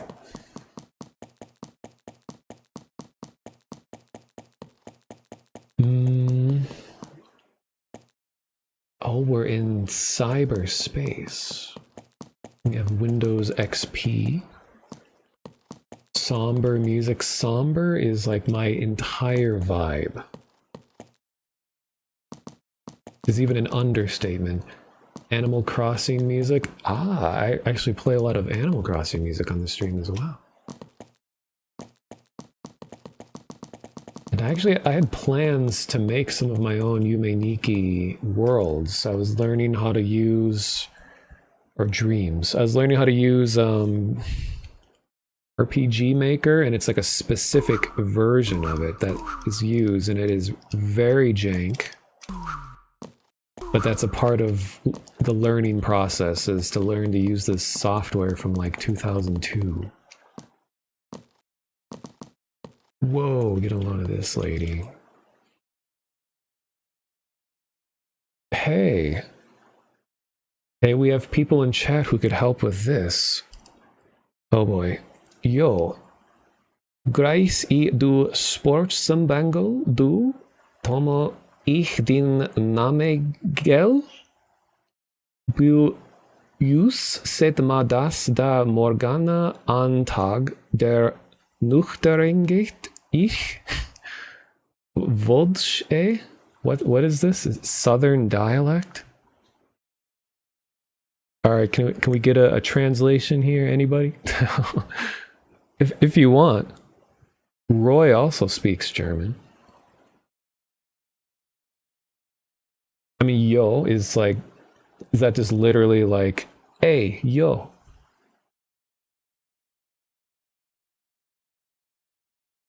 Do you sportsambango do? Well, Tomo is my character's name. Ich den name or name. Confusing because it's like, took many years of Spanish in school. And then I also took a year of Russian. Then I more recently started learning some Polish and a little bit of Norwegian and now a little bit of German. So now like it's just all, but I only know like just so little of each language. It's not really a useful amount. I know it's kind of hard to read on the stream because it's a very unconventional font typeface.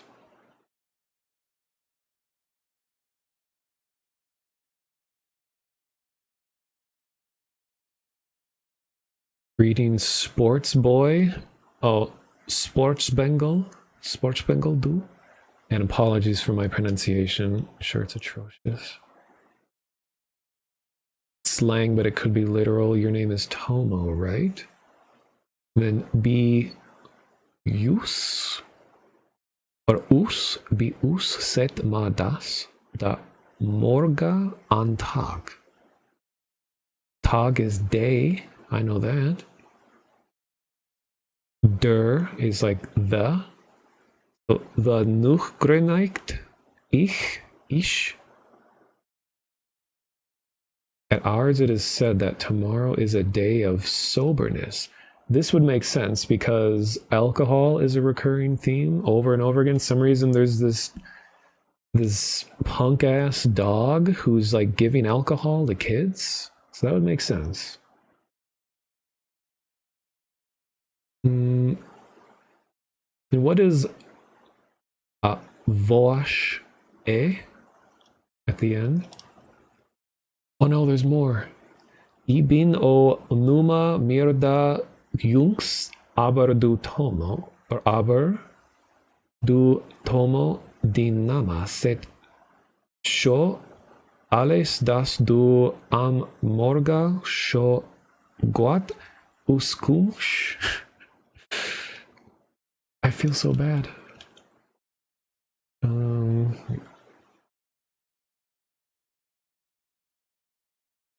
The game is supposed to be silent right now, so nobody panic. Forgot to click this.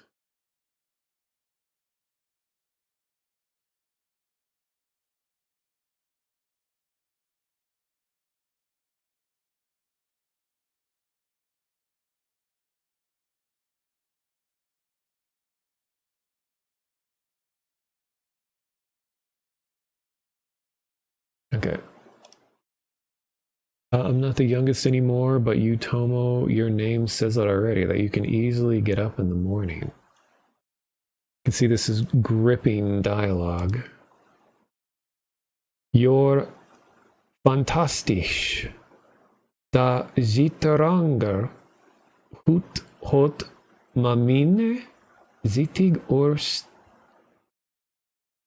jaga Anengorf und du I segs da es war da ganze boda einer traurig Soriel. I hope Morgan will change. Interesting. Yeah, I appreciate, oh, it's a Swiss dialect. Very interesting. Huh. I mean, I know close to nothing about German, and a lot of these words don't look like German I've seen, so I could kind of sense that this wasn't just standard German. No idea what Zittertrager is.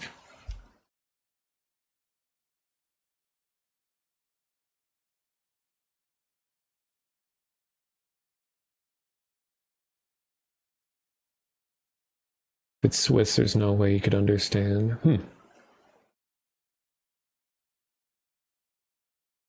There's a big storm heading this way. But it's mostly going to miss, I think.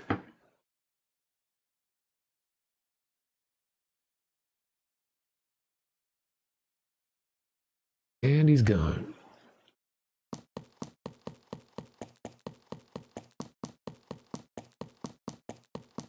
Yes, thank you for the translations.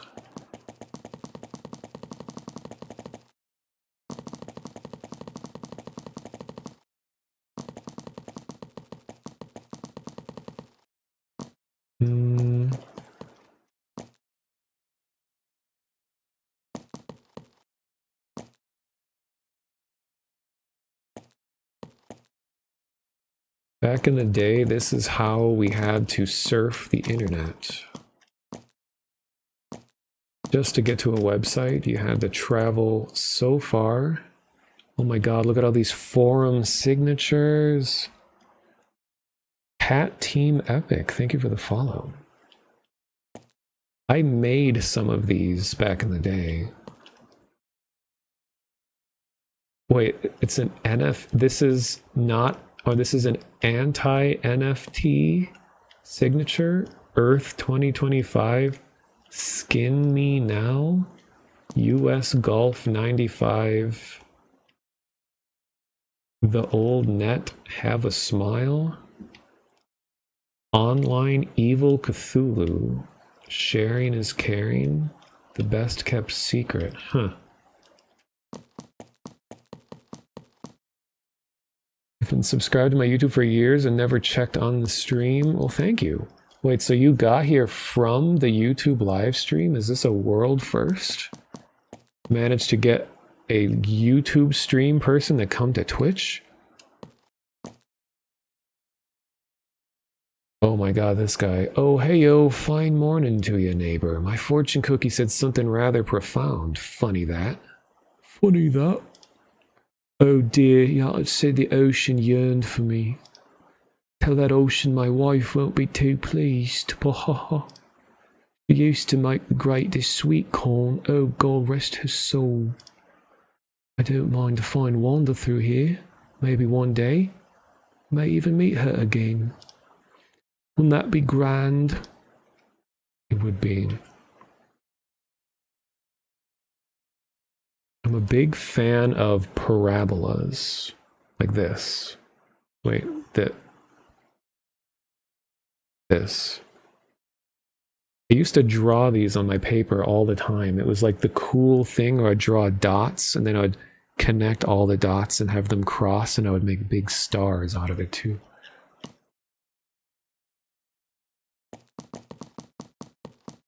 Is there any more guys?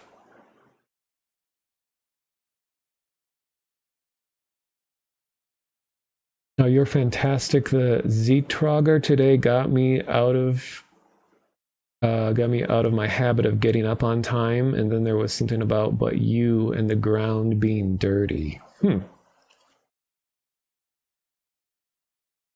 Something about time, maybe a wristwatch, but you're not Swiss.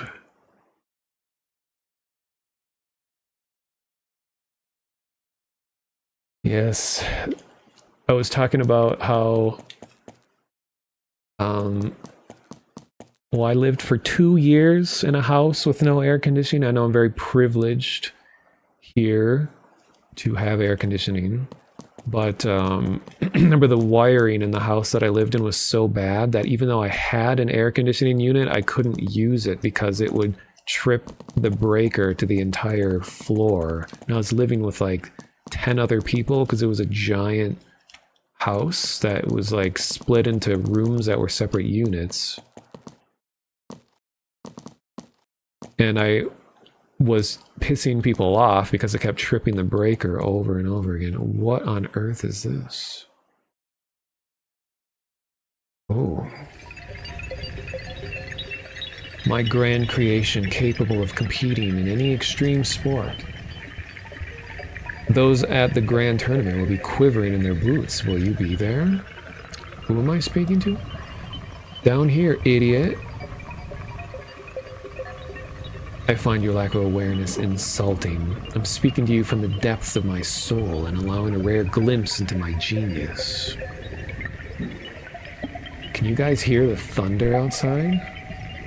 My god, I love storms so much. Just like Speaks and Weaves loves rain and storms. Storms just put me into such a good mood.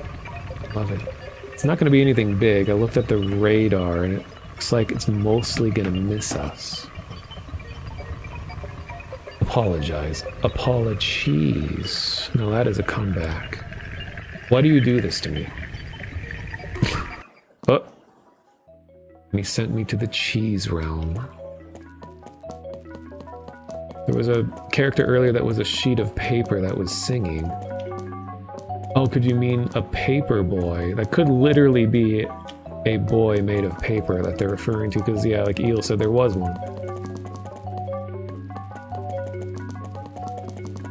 Well, I mean, I have a noise gate, so you would only hear the thunder if it happened in the middle of me talking.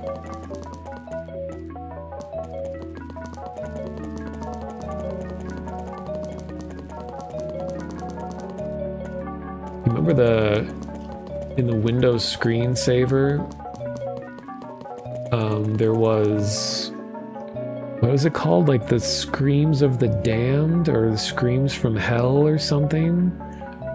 Where hidden in the screensaver were like credits of people who worked on Windows at the time, and they were like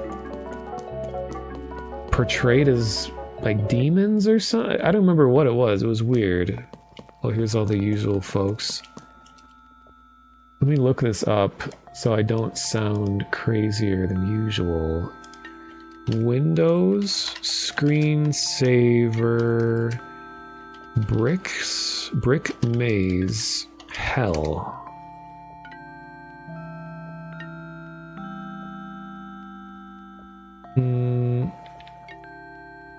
Or was it damned?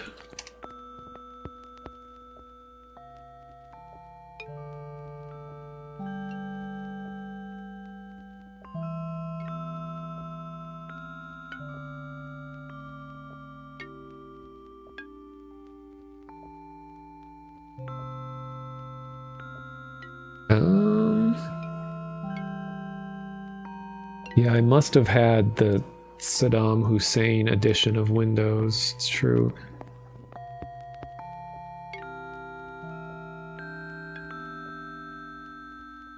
Okay, well, there's something related to it. I guess I don't really feel like digging around to find exactly. There was, maybe it was a different part of Windows, but there was some Windows Easter egg that had the word hell in it. But was it, maybe it was Microsoft Excel.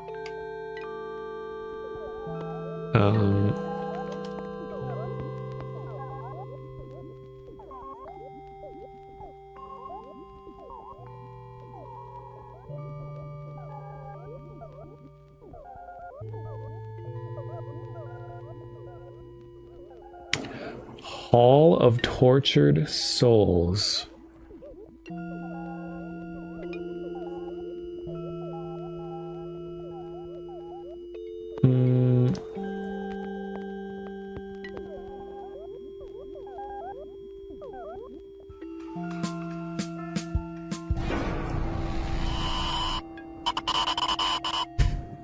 I know you can't see this. 1 second. Free occasionally dispenses some weird advice, such as, you can hurt yourself if you run with scissors, and you should never dive into murky waters. Okay, quick detour. Because tangents never happen on this stream. We never just abruptly do something completely unrelated to the game. Oh, sorry, flashbang. Name a few examples here. Back when Office 95 was released, some users claimed that there was a secret game that played similarly to the popular title, Doom. To reach this mysterious Easter egg, users had to open a new Excel sheet, and you scroll down to the 95th row exactly, and select the entire thing. The user then has to tab over to column B, then select the Help/About action. Once there, holding Ctrl-Alt-Shift and selecting the tech support button will cause the game to open. Immediately you wonder why the title of the window is called The Hall of Tortured Souls. Why is it called that? It's a little bit sinister, don't you think? No? Just me? Okay, let's keep going. Use your arrow keys to move around, and C and D to look up and down. You seem to be able to phase right through walls. Farther ahead, a staircase will be present. You will start to notice names of the creators of Excel on the walls. Behind you, walk carefully through a zigzag path to find a room with low-resolution pictures of the development team. It is a little off-putting, but really nothing to write home about. Of course, let the conspiracy theorists come at you with insane claims like, "Oh, Microsoft hid some Antichrist stuff in that minigame. Stay the hell away from it." But even though it is pretty eerie, seeing something so obscure from a company like Microsoft, that doesn't mean that they were somehow devil worshippers. I hear about this all the time. Somehow this fun little Easter egg correlated with worshipping Satan. What seems a little bit more likely, however, is, and this is just a rumor, so keep that in mind, but the reason it's called the Hall of Tortured Souls is because the programmers were slammed and working their asses off, pushing to get the software released. And all that work must have led to long hours, strenuous coding, so they jokingly called this the Hall of Tortured Souls. The game might have been trying to represent some sort of hell, with the red textures and what have you, but it is far more likely that this Easter egg is the work of a slammed programming team comedically claiming that they were punished into making Microsoft Office 95.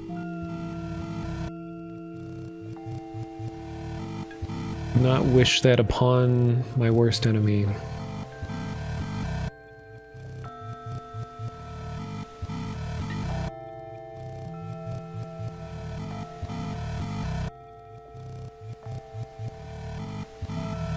Okay.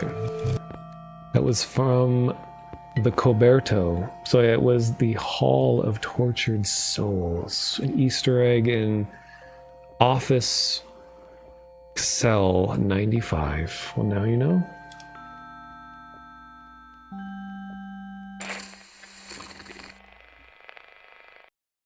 Anyway, back into my own brand of hell. Yeah, the flickering around everywhere is very unfortunate. An umbrella, how often do you see it rain? Not much. So do you just really care for your skin or something? I guess I can get behind that. I've rejected the flesh in pursuit of vanity. More robot than girl, beauty for eternity. I like robots. I know a guy, if you're into that kind of thing, totally painless too. In fact, I still can't feel. Sign me up.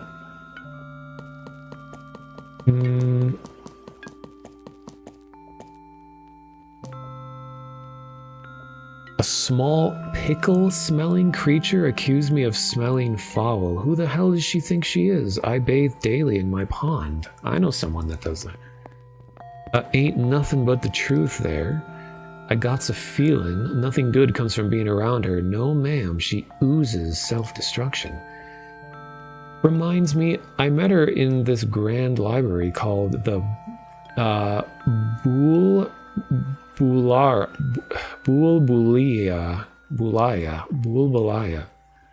I was amazed by all I could read there, but Pickle Girl was watching short-form videos on full volume. Truly the worst people. She laid on her back, slapping her belly, giggling like a seal. I've never been annoyed by such aberrant acts before. I feel I was close to discovering something important. I've no clue how to return to that place. Such an agent of chaos be sent to prevent me from discovering my truth?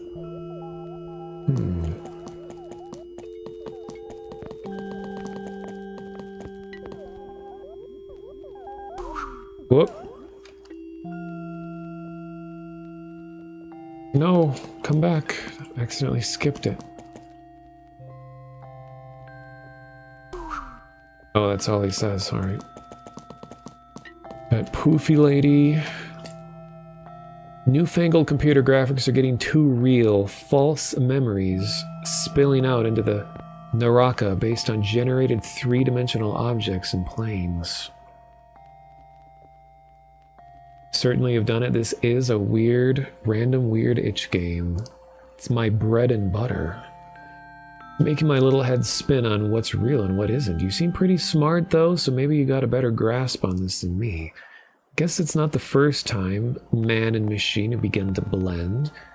But if this next life is supposed to be built upon dreams, well, this is all very confusing to me.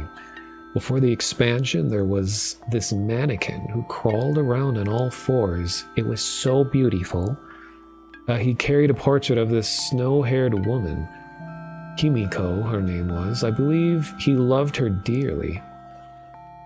Can the inanimate begin to feel real? The lines between man and machine blur with each passing day.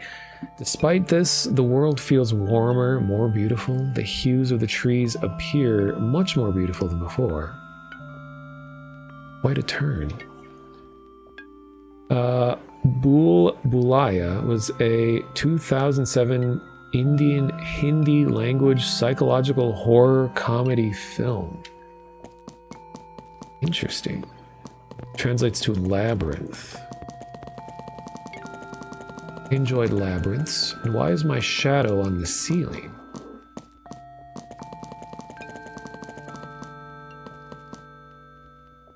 Can I show you something? I swear to God, if it's the graffiti again.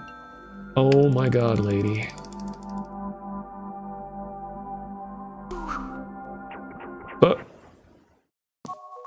Oh.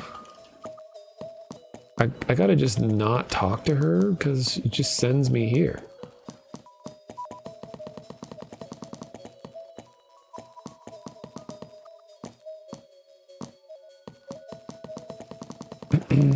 Actually, I meant to bring this up for no reason. That during the break, well, one of the breaks, when I was playing Silent Hill music. It was just reminding me that I think it would be interesting to have a like Silent Hill 2 or 3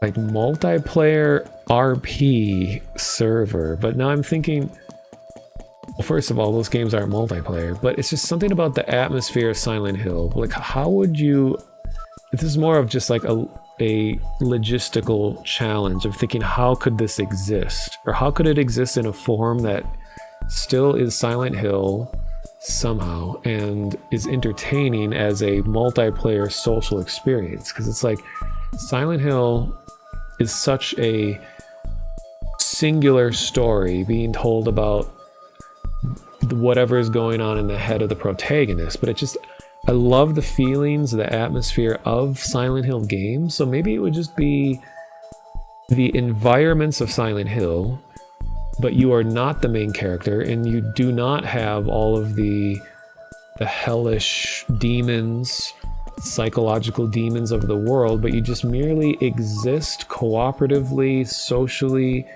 in the town of Silent Hill. So it's more of like a, let's investigate what happened here, more so than I'm here because it's my own personal hell or whatever. So maybe it could work more in that direction, because if it was like an RP server, it would be like, well, I want to be Pyramid Head, and they got like 40 Pyramid Heads and everyone's like, oh, I'm here to fight James. And it would just be stupid. So I think it would be more interesting if it was everyone exists as different figures, like mundane citizens of Silent Hill. But maybe this can actually work, because the ordinary people that you run into in Silent Hill, they all have some just weird backstory that's never fully understood. You know, like the guy eating pizza. So players could come up with their own weird, hellish thing that's in their backstory that you don't immediately reveal, but you're all exploring, wandering around the Silent Hill together. Because, you know, PT almost gave us multiple Silent Hills. So maybe it was in the works that more than one person can exist in the Silent Hill or something. Maybe do something like asynchronous horror, like Dead Space 3, where you see things differently, scares happening.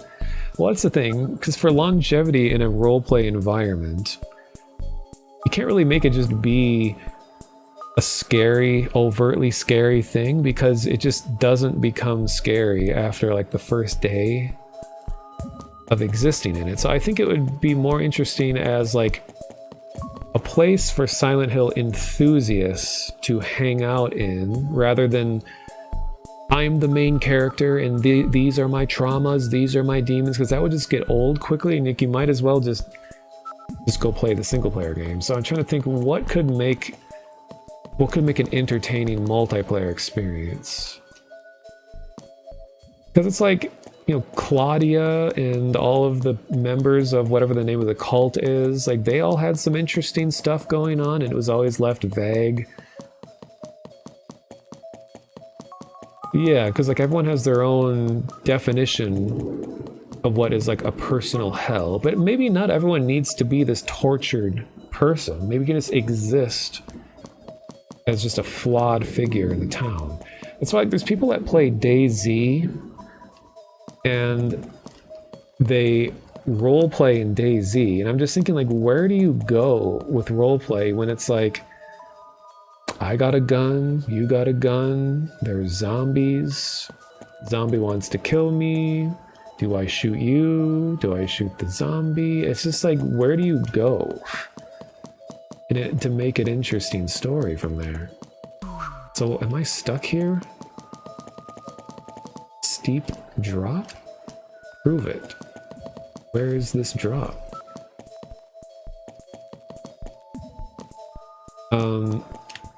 And mostly I just love the look and the feel of Silent Hill, so I'm trying to like justify it existing just because I want to exist in the look, the sights and the sounds of this world. Am I stuck now?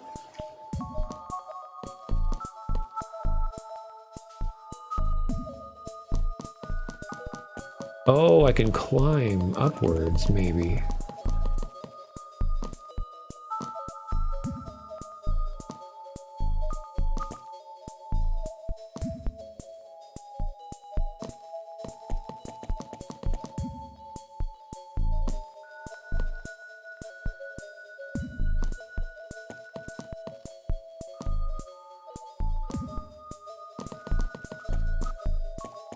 Still remember a moment that was caught on stream. This was like 10 years ago, because I've been on Twitch for like 15 years or whatever it is. I was in the middle of streaming and a tornado was spotted in my area. Luckily it didn't hit here, but there was extreme winds and it caused the fire alarms to go off in the building. Like I was in a big apartment complex. So right in the middle of the stream, all of the fire alarms come blaring on in the stream, and I'm like, because I only had like 5 viewers back then, I was just like, sorry, and I just sort of left the stream going, and then I went and evacuated to like the basement of the building while the stream was still going, and then I came back later, and like the one person in chat was like, oh, I'm glad you're okay, that was kind of scary. I'm like, oh yeah, sorry. I wasn't sure what was going on. Anyway.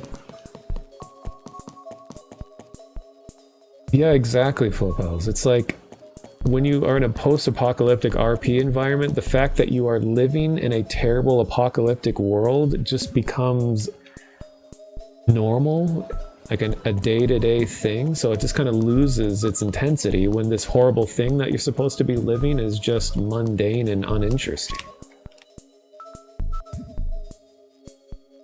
Ah, there we go. I had to think outside the wahoo.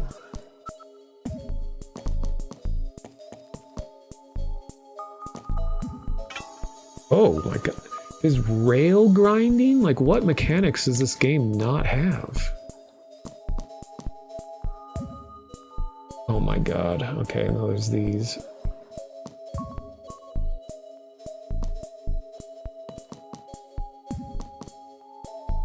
Are you kidding me?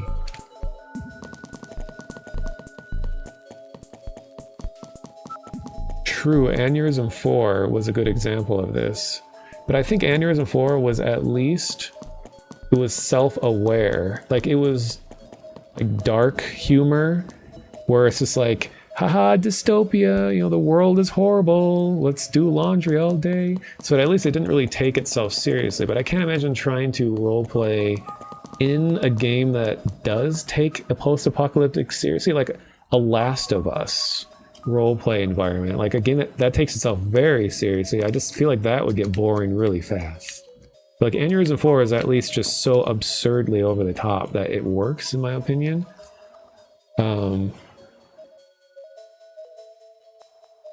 You're in a Red Dead server and the world is coming to an end and there are signs of end times. Everyone gathered at the church. There's an amazing RP moment. People felt it. And then go into the, well, this is everyday danger. Oh, because it was like an event that happened. That's really cool. Like when an MMO shuts down. I was in the beta for Guild Wars 1 way back in the day. And when the beta ended, they had a like world-ending situation and everyone just stripped all their clothes off and we just ran around in a big train. And like the GMs or whoever, the admins on the server, they joined us and we were just all in a giant train. It was just like, the world is ending, we'll just give up everything we are working on, and it just makes me think of like in real life, what would this be like? A moment where all of your aspects of your life, you just suddenly surrender. None of it matters anymore.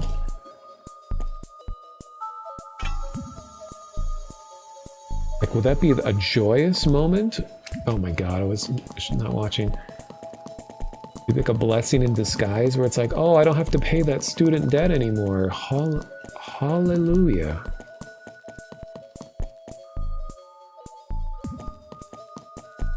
There was nothing to lose since the server was going to come to an end anyway. That's really cool that they played it out like that. They weren't just like servers going down 10 minutes, bye kind of thing. I love it when they turn that into an event in itself. It's really cool. Maybe when Skyrim RP ends, whenever that is, they could somehow have the gates of Oblivion open, even if it's like doesn't make sense for the timeline of Skyrim. Where's the fishing minigame? We played a fishing minigame earlier. Well, it was a game.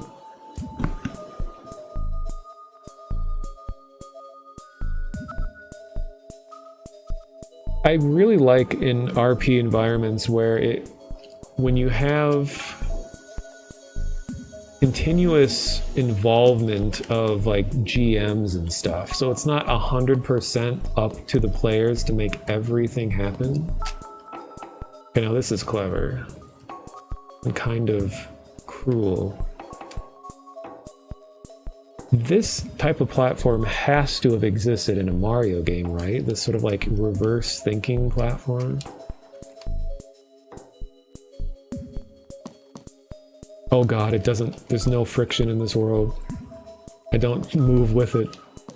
Oh god.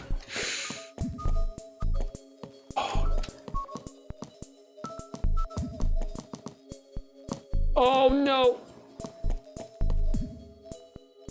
Ooh, vampire lady. The vampire refuses to help me. Oh, this simply cannot be. How will I ever get over being so sleepy? The kind of tire that sleep can't fix. Oh, this can't be. In my infinite naivety, I just sort of assumed she would be willing to feed on me. That's how you become a vampire, right? Apparently my blood is too fatty and not the correct type. That bitch? Oh, this simply can't be. Her words, not mine. Are you a vampire perchance? You are rather pale. People used to... I'm very pale.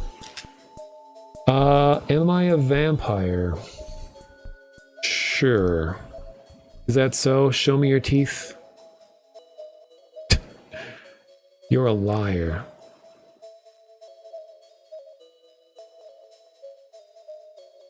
Wow.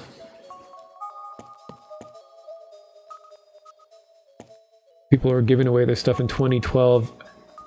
The 2012 incident, you experienced that in Germany too? Because I thought that was just a crazy, like, evangelical, like, Christian pastor America thing.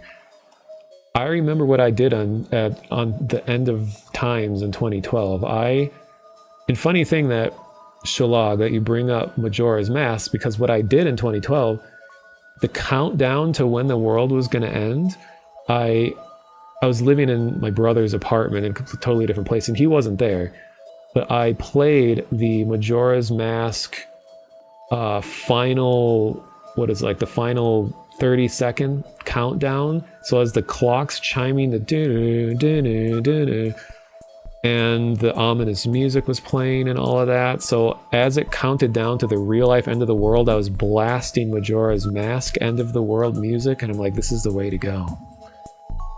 And I had a grand view of the city I was in too. So if meteors were gonna come down, or if Jesus Christos himself was gonna, descend from the heavens, I had a perfect view of all of the events. But nothing, unfortunately, the world didn't end and it kept going. And now we had 2020, and then we had 2026, and then 2025. But it was fun to think about. Yeah, Y2K. It's gonna end sometime. Might not just be an abrupt thing, but who knows? Oh my god. Whoa. I keep accidentally doing big moves I don't know how I'm doing. Wow. This is just the entire Mario 64 moveset. And the Mario 64 camera as well. Don't know if it's worth going and talking to this person. Me every day in real life. Wow, okay. What? And all she has to say is, That was it? Wow. No.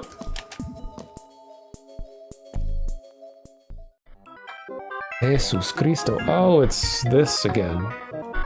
Parangarakatiramal Karaura Parangarakatiramal.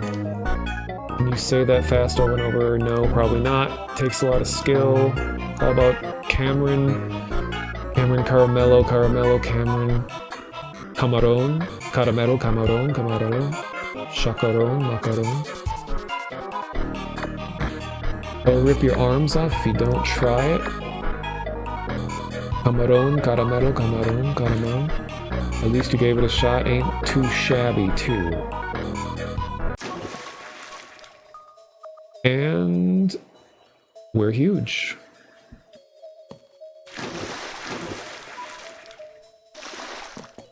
I love splash in the oceans.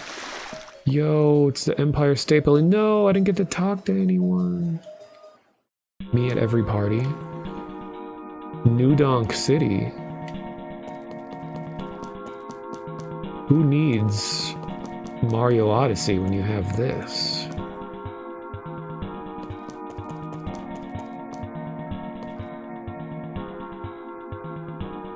Yeah, there needs to be a lot more Yahoos. You were frickin' depressed in 2012, same. Ain't you quaint, mate? What's got you so hoppy? Things ain't like they used to be round here. Aye, everyone's got some newfound pep. Met a blark who reckoned mucked everything up for us. Yep, came in with that some dead stare. I can't do Australian. Say he's gonna play some video games. You're a hell of a lot cuter, though, tell you what. Back in my day, there were way more freaks around, you know what? You know that? Seems that most of the freaks pissed off the tower. In Skyrim RP, we say freak. Only the strongest linger in the processed world now. Nuevo San Juan Paragonricutiro is a city in Mexico. I see. I create my own outfits, always something trendy and new. You can't just call people flat. And polyester because it is the You're dimensionally challenged.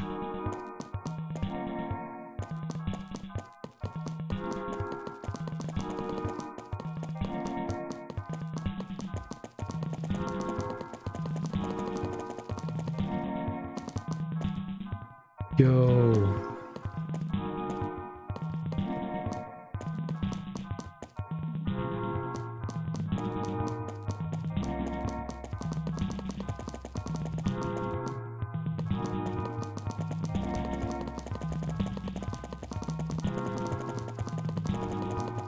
I can really pick up speed.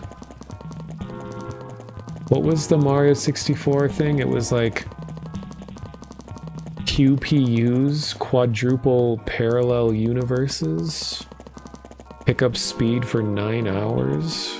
What was that whole deal? Ooh, it's really raining. You hear that? Massive thunder. Oh my god.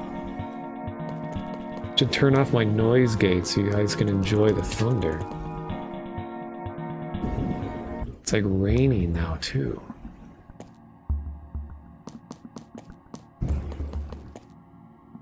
Let me check the weather map one more time to make sure I'm not about to be assaulted by tornadoes. Oh. The worst of it is already past, darn.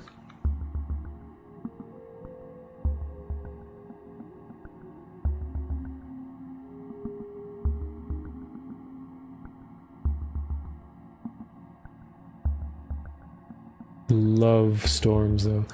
Do we have any Wisconsinites in chat? Because we're sending a storm courtesy of Minnesota.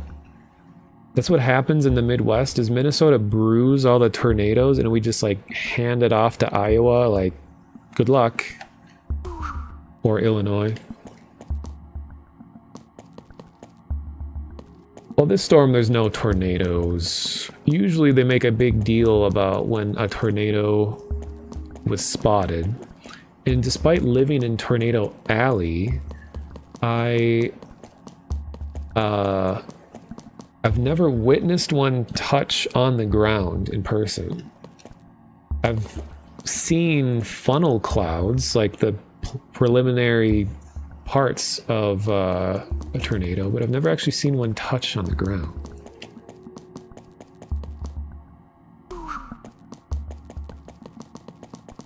Well, I'm not sure where this game is going. Little Tomo, bug-eyed girl. I'm not bug-eyed. Aye. Okay to be a little bored, you know. Wanna know what you want to see of the world, you feel me? Many folks meander, they ain't even know if they're alive or what they may be looking for. Will only be happen here around the Naraka, and it happens on Earth too. I don't know. Land of the living my ass. I know a girl who, a special breed of girl many knew about, retained her memories and sent us letters. Man, the place sounds like a drag and life is so short. I want to see a pretty flower. That's freaking lame. You're freaking lame. I'm looking for something sick. It'll blow your tiny little head off its neck, and lucky for you, I may even show it to you when I find it. There's a mirror around, yeah? Well, on a rare occasion, the mirror opens a portal to the land of the living. I want to go see that place for myself. Maybe I'll remember something or another.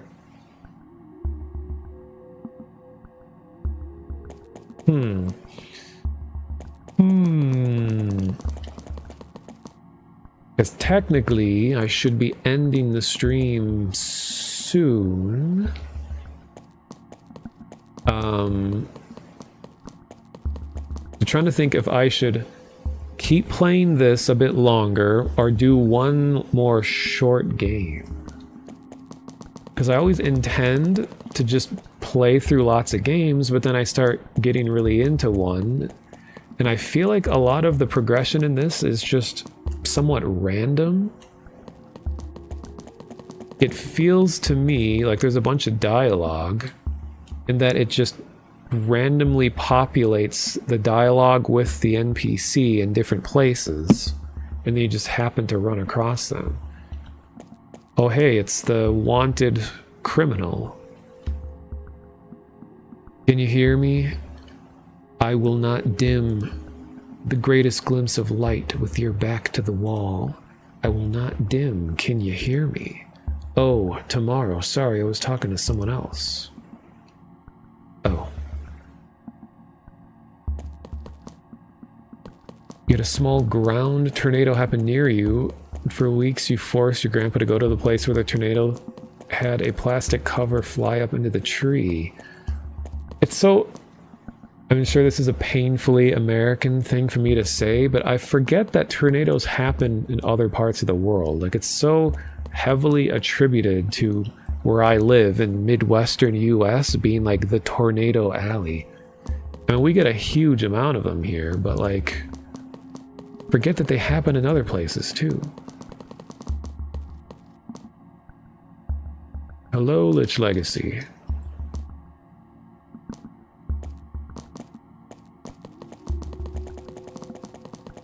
And not very many people have even played this game, so like I probably have some of the most comprehensive coverage of this game, I think. Oh. Back here.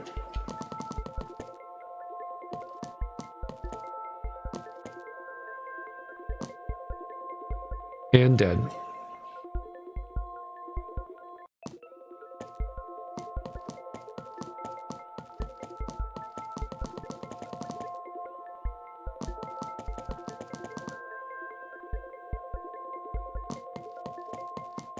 Do the old Mario 64 trick.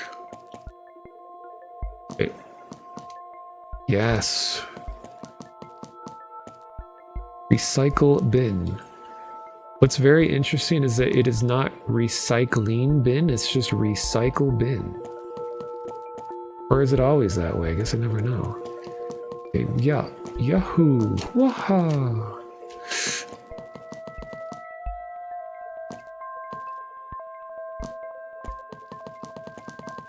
Oh, it's the World Wide Web, and it's a web.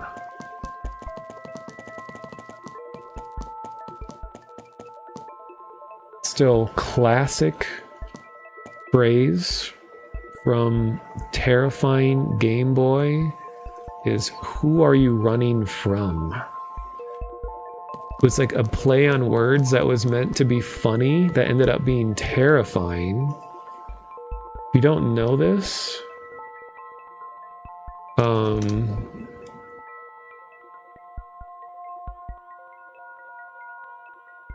definitely not Googling something to show you guys real quick.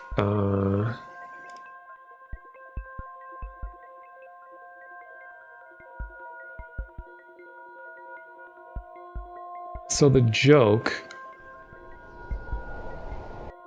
is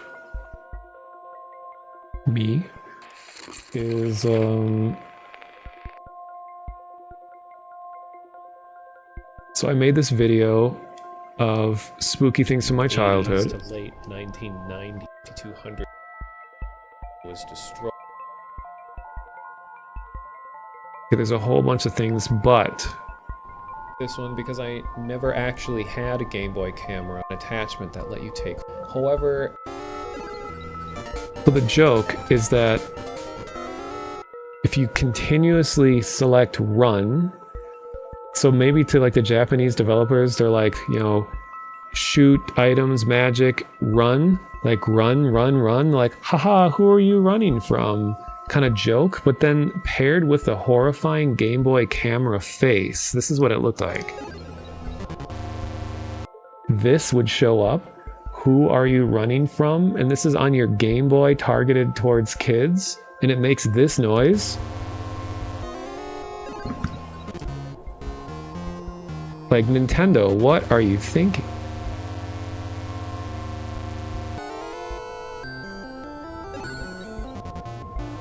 This?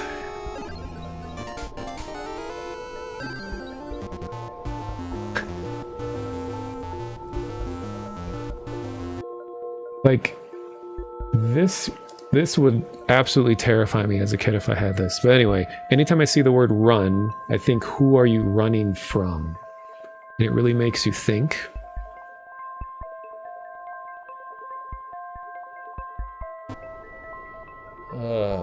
the sounds really enhance the experience too. The "who are you running from" is probably supposed to be a joke because Yeah. Past mono from 5 years ago. No one cares. But in case you do care, here's a link to the video. I just realized... What?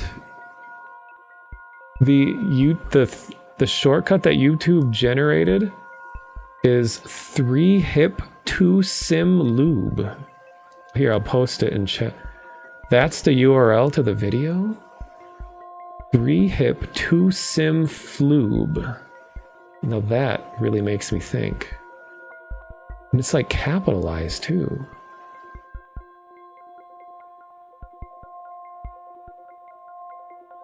The Friday the 13th NES game that had the... Is it the Friday the 13th game? Isn't that the one that said,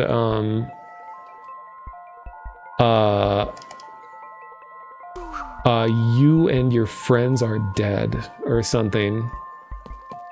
Like, you and all of your friends are dead. And this is like a game targeted towards, well, young adults, I guess, teens. It's like for an NES game, or whatever it was. It was like a... No, it wasn't NES. What was it? Oh, it was NES. That just seems like an incredibly terrifying message to have on a kid's game. Better than 2 girls, 1 cup. I never actually watched it. I only ever saw stills, and I don't think I ever want to watch it. But I know what you mean, the name. No, do not. Oh, I'm well aware. I grew up with shock videos. I didn't want to see any of them. They're usually like thrust upon me against my will. Oh my god, I'm dead. To play flipping. Flipping is hard. Never heard of that. Well, this is a new place.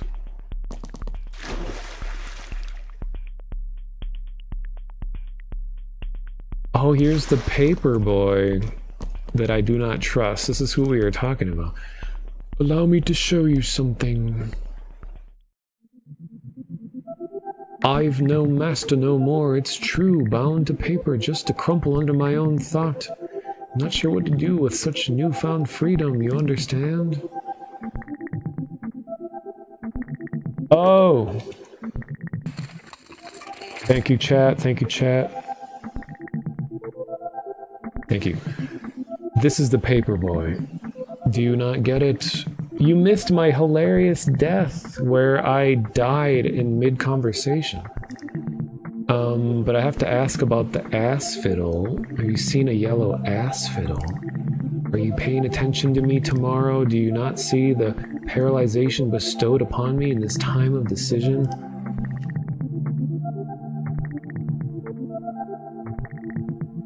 When you're saying show us, I thought you meant show 2 girls, 1 cup? Like, okay, opens up browser if you ask for it.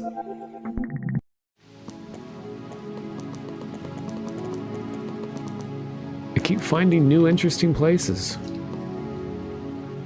Yes, you have to forgive me, but I love myself. Is that really so bad? I've never spoken that phrase on stream before. Is that really so bad? Every friend I've met has betrayed me, and I'm all I can and will ever be. They refer to me as an egoist. Do you miss me? Surely we've met since everyone seems to know me. Or heard of me, right? Oh, don't give me that blank stare. Doesn't matter, I suppose, because I'm just an egoist. The person who's closest to me is me. That's what you want to tell me, right? Screw you.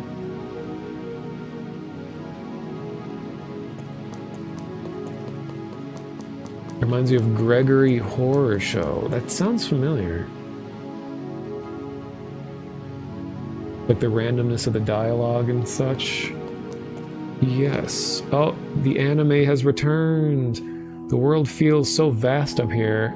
Got a forced ad again in 3 minutes. The world feels so vast up here, don't you think? It's a wonderful place to come and think. The weather has been so nice ever since the arrival of the tower. My sister was the one who constructed it. Though I'm not sure what her goals are. To be honest, us muses don't speak much to each other. We've all gone our separate ways. Do you have people that care for you? Wait, do you have people you care for, you speak to regularly? Not really. No. Before I had resolved myself to seek the Asphodel, I had traveled very far. I met many people between the earth and the Naraka. It seems the denizens of each are quite similar, all hold on and strive for more. Yet they repeat the same loop. Few understand how to bask in the beauty laid before them. Yes, it's true, an epidemic of those who ignore the moments. What are you thinking right now? Of this moment. I'm glad. You're looking too hard, Tomo. To enjoy this seafoam sky, the wind in our faces, few know where to experience such beauty. We are truly lucky. And she dumps me into the rust bucket. She has a habit of doing that, where she's like, oh, look at this beauty, and then welcome to the shithole. Gregory Horror Shows are weird Japanese animation. Or disturbing with the escape the house or get killed type of game. It does sound really familiar. I also get it confused with Kitty Horror Show, who's like an indie dev. Forced ad, and I ran out of sneezes or snoozes.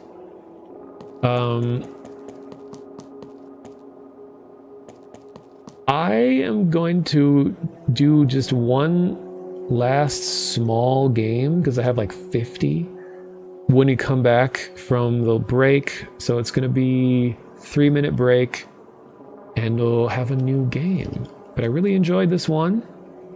I played it for hours, so I must have enjoyed it. So sorry, ads.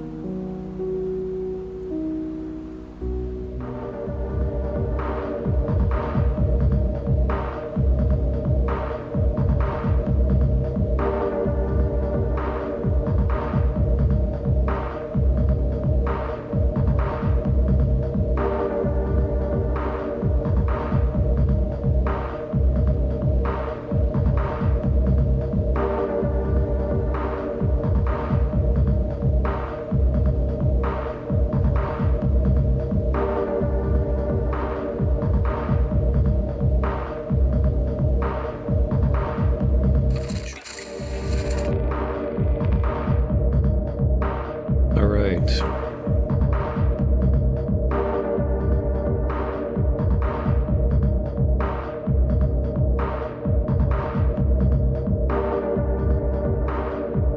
This world that this music is from, it's one of my favorite worlds in Collective Unconscious. It's this train station, and I'm just a sucker for scenic, long train rides. I mean, in real life, but also in video games. And this has a really cool cinematic thing. So you go through the train station, and eventually find the train, and then this is the music that plays when you're in the train or train station. Then you eventually get into the train, and then different music plays. But I don't know, it's nice. Oh, and I looked up Gregory Horror Show, and I've absolutely watched this. I remember watching a whole bunch of videos of it because it was so unique and it stood out a lot. And it seems like the fan base of it is very, very dedicated to it. It's just such a weird game.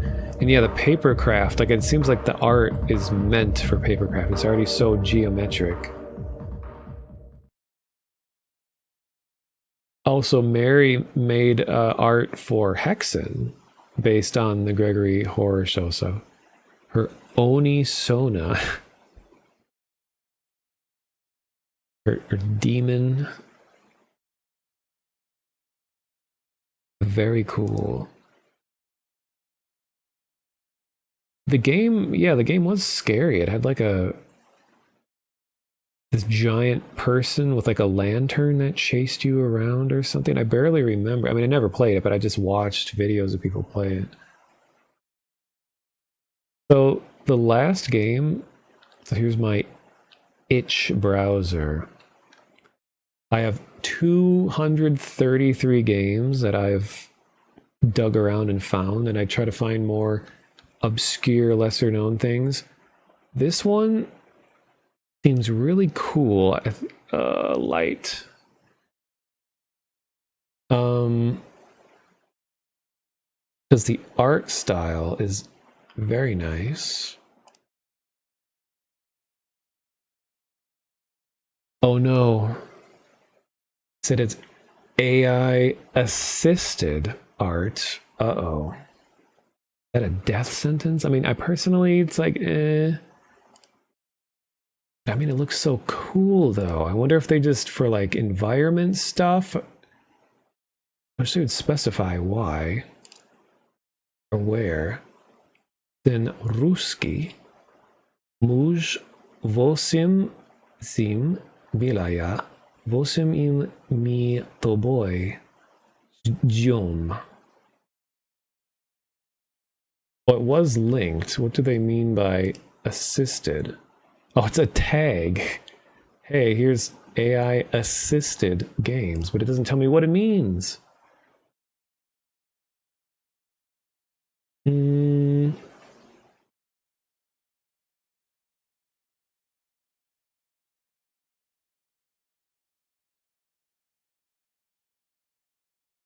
This reminds me of a game that for the life of me, I cannot find anywhere.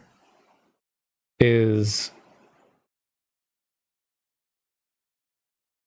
don't think there's any way anyone would know what this is. There was a game in like 2008 or something like that where it had an art style that looked kind of like this, where it's this very flat but detailed illustrated. It wasn't the cat lady. This is a really obscure thing. It was a browser game.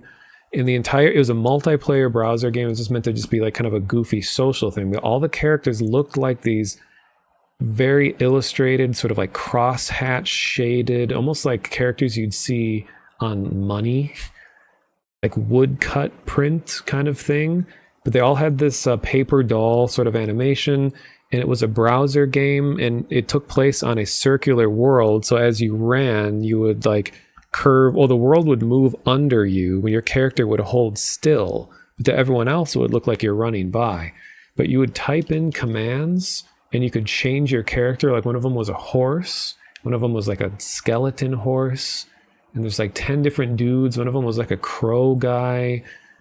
And you would just talk to each other, and they had kind of like big flappy like jaws when they talk, like rah, rah, you know, like Canadians in South Park. And it became kind of a thing, or you would have secret commands that you would type in to change your character. But I used to play it all the time. I just don't even know what I would search to find that. It was like, and I remember the URL was so forgettable. It was called like red42media.com/game or something. Like it was someone's personal project. Let's see, browser-based old game paper game skeleton horse. Oh God.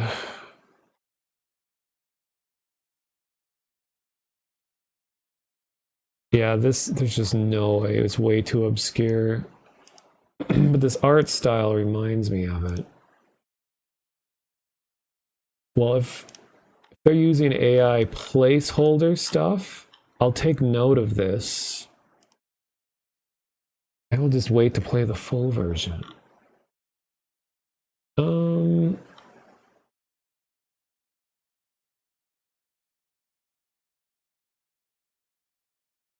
Game about typing. Oh, that was an interesting one. Which one of these? Yeah, I played a lot of these on stream already.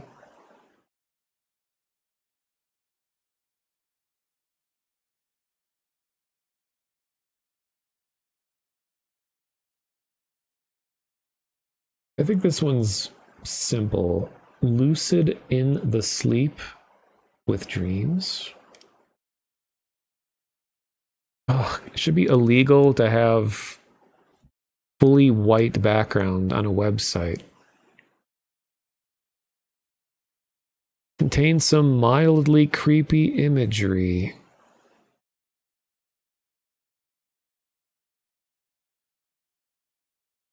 Well, it should be very short and simple. What year was I playing the game? It was like 2008. It would have been like 07, 08, 09, because I was studying in college. And I remember playing it from the study lounges on my laptop. Is how I played it. Okay, this game seems very my first game kind of thing. Not wanting to capture. Hello? Think you found it. Oh my God, you might have. Holy crap, I think this is it. On a 18-year-old video with 6 subscribers? This is like obscurest of the obscure. Oh my God. I've been like looking for this game for like a decade. Yeah, redcodes.co.nr. It was like the most forgettable URL ever. Let me show this.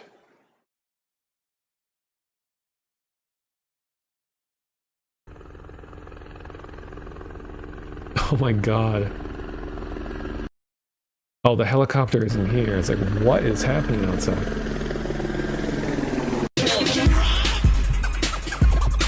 Okay, this music is not a part of the game. Oh, I forgot how the text would just pop up like this.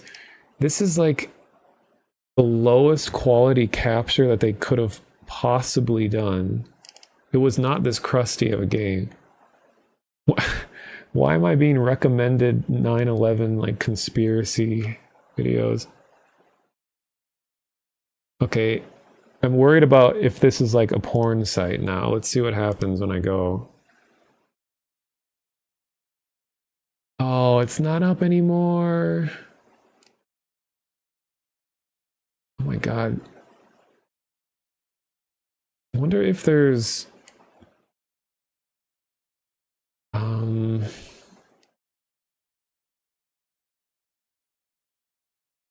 I just search the URL, I wonder if anyone's tried to save this game.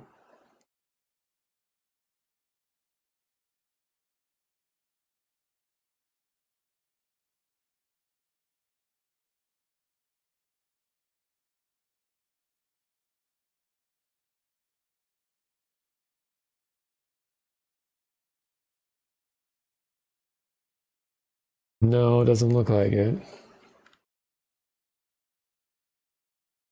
So obscure. I think this is like literally the only video. What if this person, do they upload other?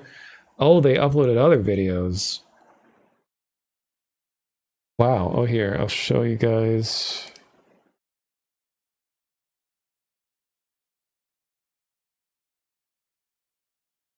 Natalia Schwan. Oh my god, yes, we had like skeleton dances. Okay. Oh, there's the skeleton horse. I wasn't hallucinating. Where is the beer? In the fridge? Massage again. But this is so incredibly crusty. It didn't look this bad.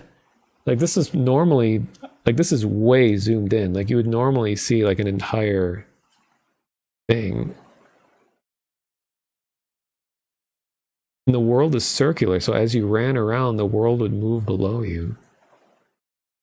Red Interactive Agency. Yeah, this is like unregistered Hypercam 2.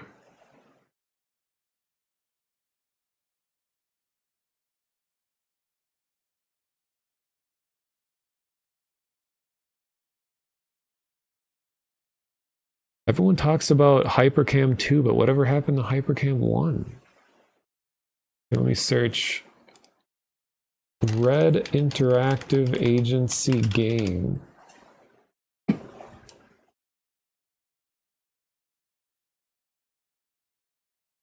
Wait, Red Games. Okay, I don't think this has anything to do with it. No, that's a different company.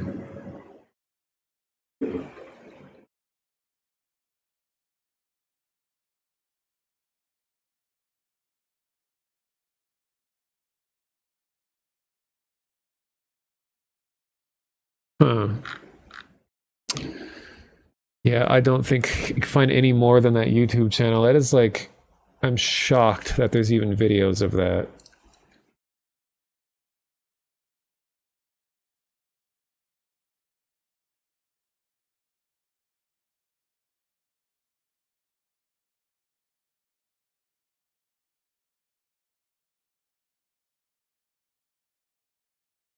Sorry, I'm trying to find like more videos.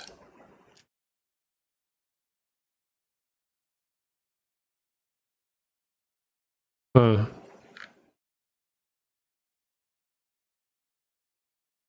No, I think we witnessed the all that remains.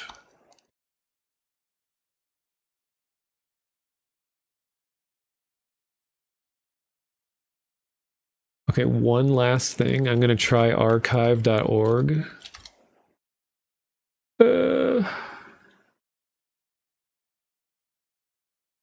Me when sunlight or light in general.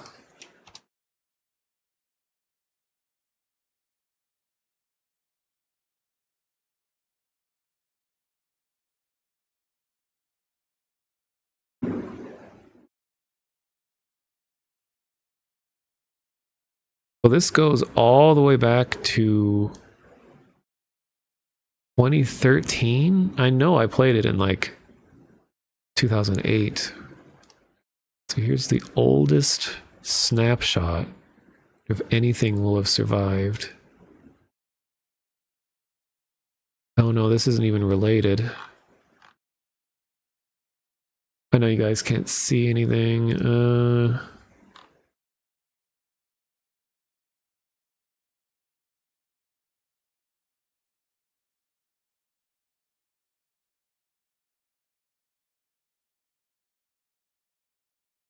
No, none of the snapshots even work. Ooh, thunder. Ooh, even more thunder.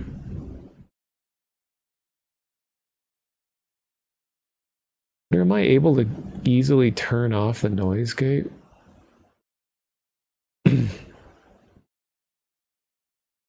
um. Oh God.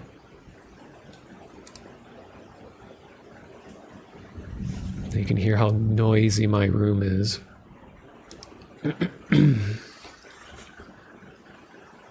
Come on, thunder. Do your thing.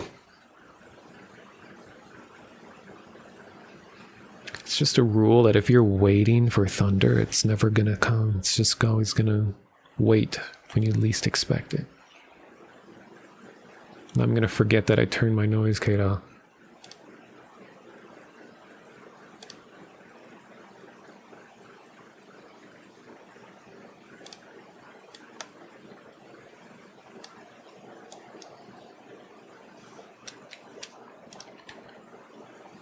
Okay, I'm just looking for a game while we wait for thunder.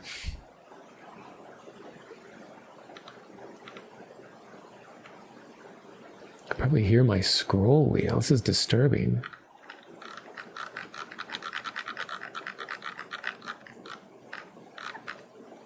You guys don't know me well enough to be hearing my scroll wheel. This is like second base.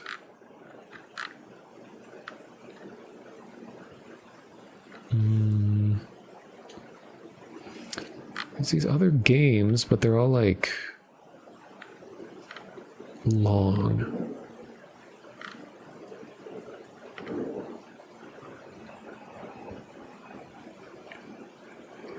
Oh, now I get to hear airport.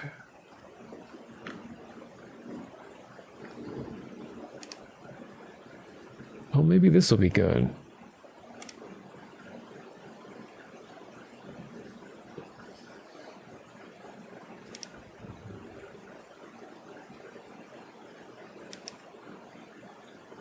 What? Sound design experiment game.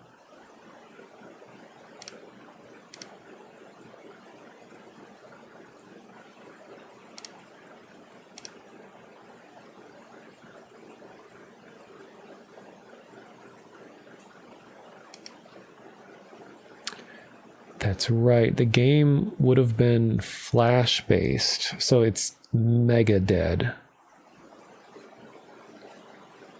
I feel like it was done out of like some kind of JavaScript or something, or just Java, but I guess not. Come on, thunder!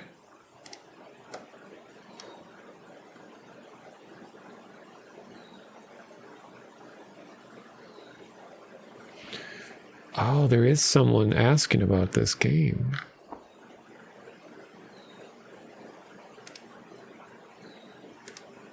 And they link to the channel that we... Yes! Oh, here, I gotta show you guys this.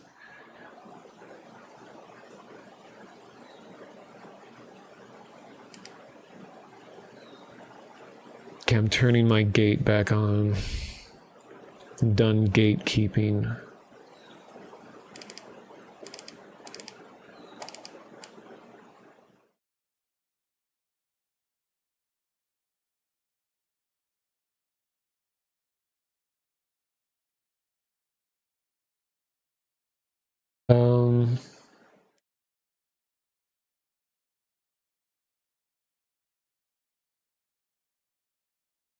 A little bit of a flashbang. Apologies. What?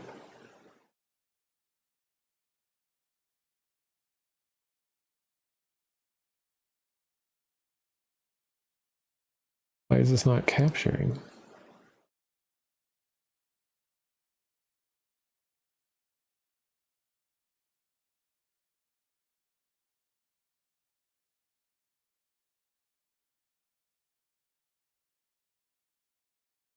Well, that's a good link, Shalog. So yeah, they talk about avatar-centric chat environment, but they include a screenshot. And why am I not able to capture this screenshot?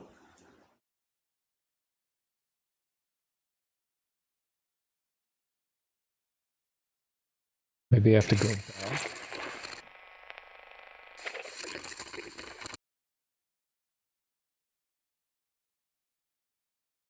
Oh, there we go. Yeah, sorry, flashbang. So this is a better view of what it looked like. Yes, this is absolutely it.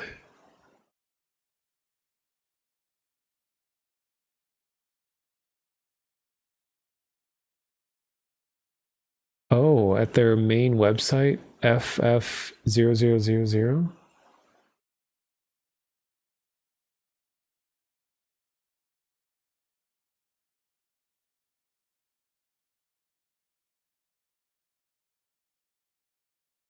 Sorry, I know this isn't the most interesting for a lot of you, but this is like a really obscure part of my memories of living in my early 20s. I never thought I would like find again. Yeah, about 2007 is when I remember most of this.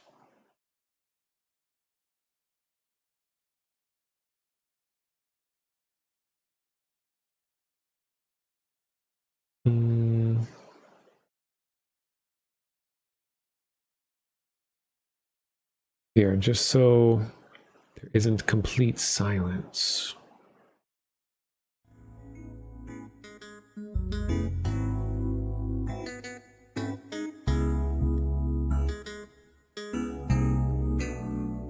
This is way too upbeat for about to go to sleep at almost 10 a.m.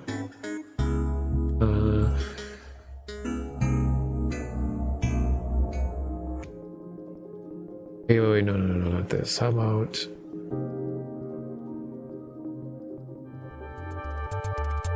Earthbound.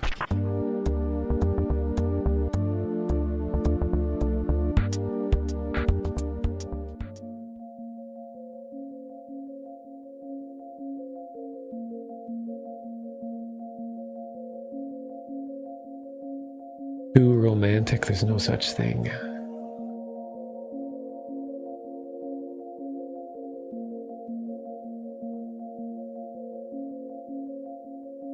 The song doesn't get any louder.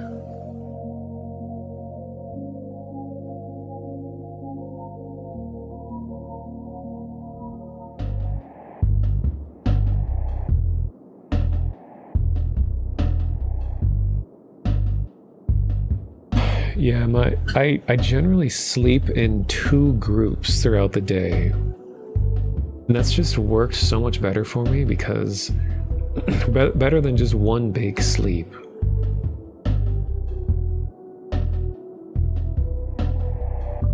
I feel like the human body is more, this is loud, is more meant to have 2 sleeps compared to 1.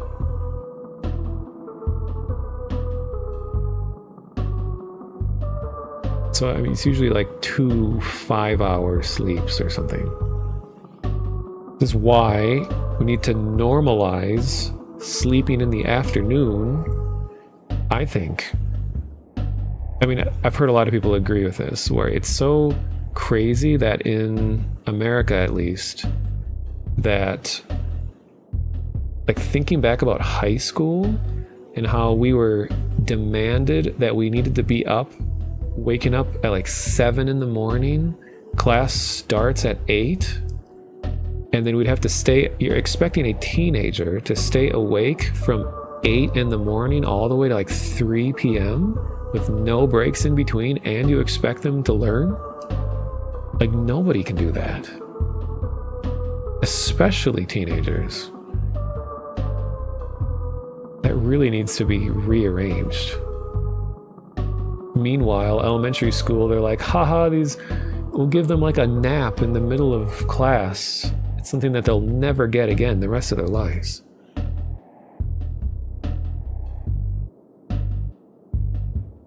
Used to get detention all the time because you just weren't a morning person.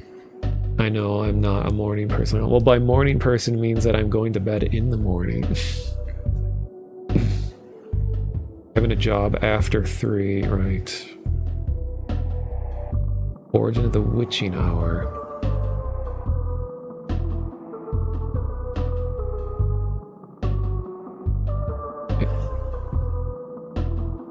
Anyway, I'm looking at snapshots of red.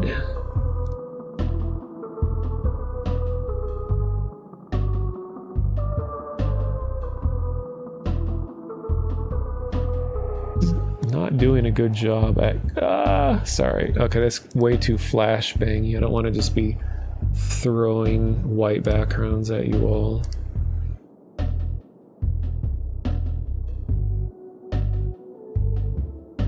Oh no, I'm getting... What? Oh, the website loads, as you said, but the game does not. Oh, we're so close. Like, get a load of this, Sonic. It says undefined, but like we have the interface in the bottom right. Even has the little dude. Oh my god, it's like partially working, but I guess their servers just aren't up, so it's not going to function.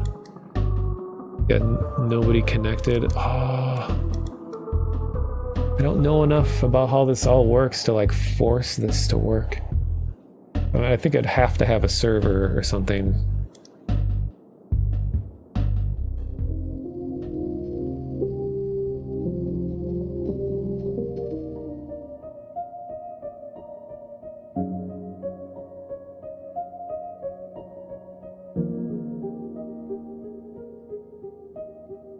Yeah, this is very like early 2000s graphic design. Just large, bold, sans serif, condensed, just big type kind of thing. Yeah, paper doll animation, that was like a staple of Flash.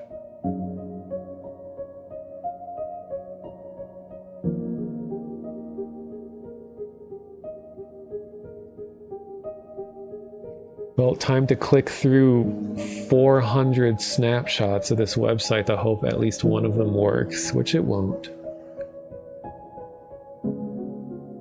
I know, see, this is the stage of the internet where everyone felt like you needed to impress people. You need to be, well, flashy. Because it's like everyone has a website now and all the websites blend together, so how are we going to stand out? We're going to do crazy interactive things. There's going to be motion, there's going to be games.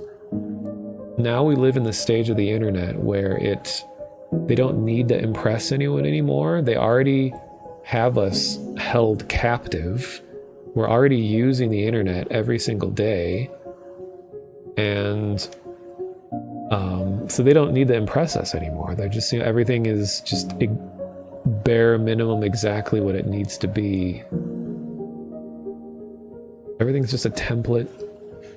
Like, I started my professional life as a web designer.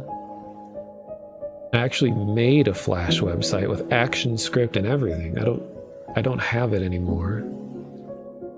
The official Gorillaz website game? Anything Gorillaz is going to be amazing.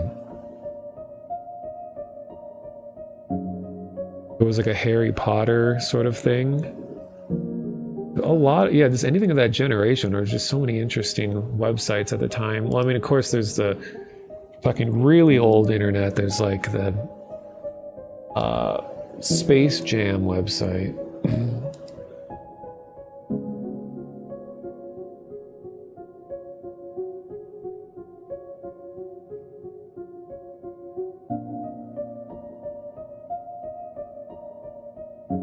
Yeah, ain't none of this gonna work. Why do I even try? Isn't there a website for like an incubator, not incubator, a thing where you can force Flash to run? Let me look this up.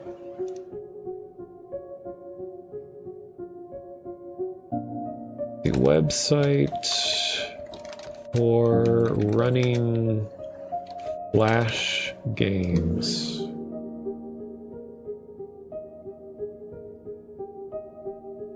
Yeah, Flash emulator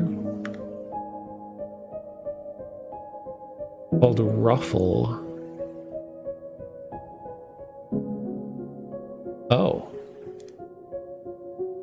Oh, archive.org is already using it. So Ruffle is what you're seeing here. So when I go to, see, it says Ruffle for a second. So archive.org already has Flash emulation built into it. So it's already like doing the best it could to make this work. So I'm guessing this is probably Flash, like this interactive dude down here. That's cool. Huh. I made a website in GeoCities when I was 12 in 1999, 98. And I remember, well, it was like my real name, which is all over the internet. It's not a big deal, but it's my name.geocities. No, it's geocities.com/my name. And I remember being in elementary school and telling them that I had my own website. And I made the GeoCities site and I just put screenshots of like EverQuest on it because I was playing EverQuest at the time. Yeah, my name is Monotonist.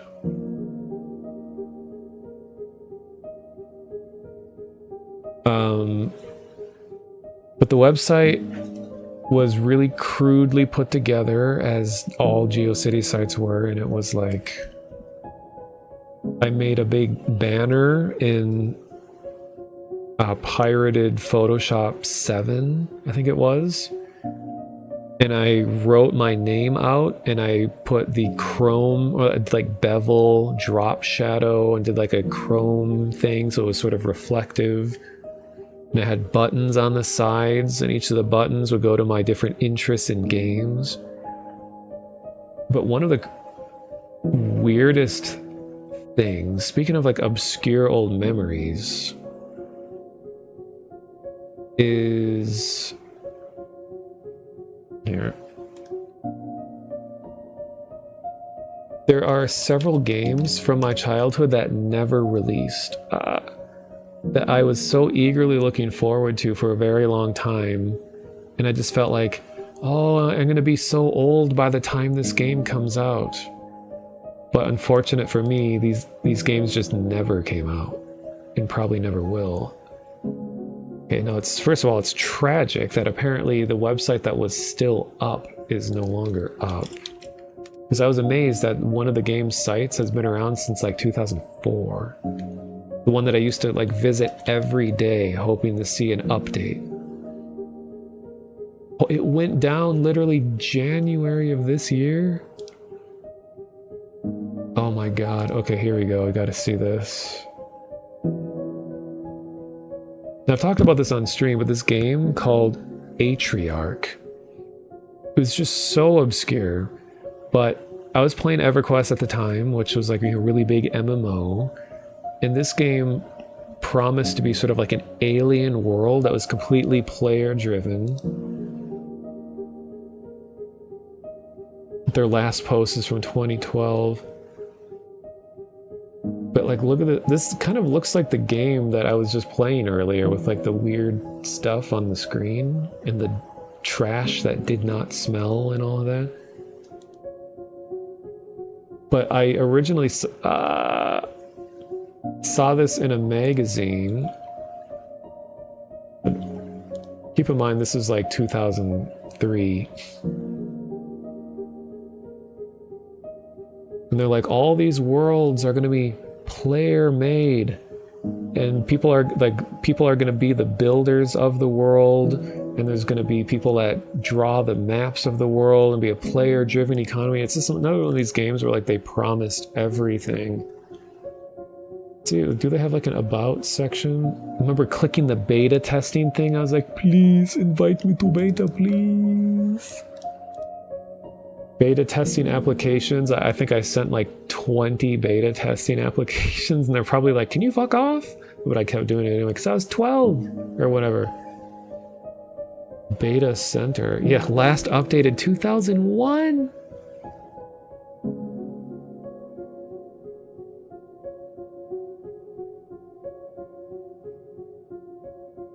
Atriana is an organic world. At some level, everything is alive. All the creatures and species are indigenous to Atriana. Sentient species have derived several organic technologies. Features. 3D massively multiplayer online persistent game depicting life on the alien organic world of Atriana. Player housing, customized player construction, build your own home in exquisite detail or a whole town. They're just promising everything. Pioneering your own architectural style. You can sell your designs to other players who would rather focus their efforts elsewhere.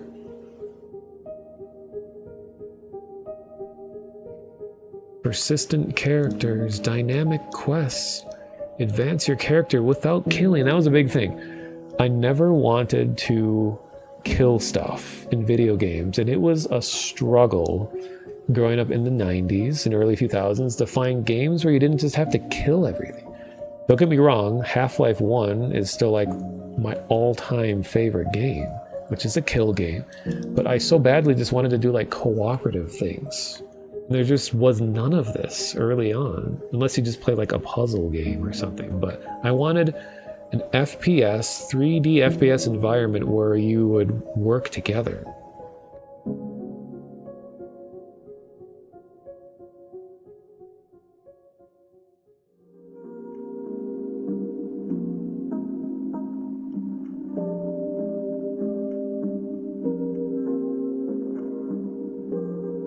I wish I could find more screenshots. Wonder if I just Google search, because a YouTuber mentioned this game, and I stormed into that comment section. Because I was like probably literally the only person that was looking forward to this game, or who still even remembers it.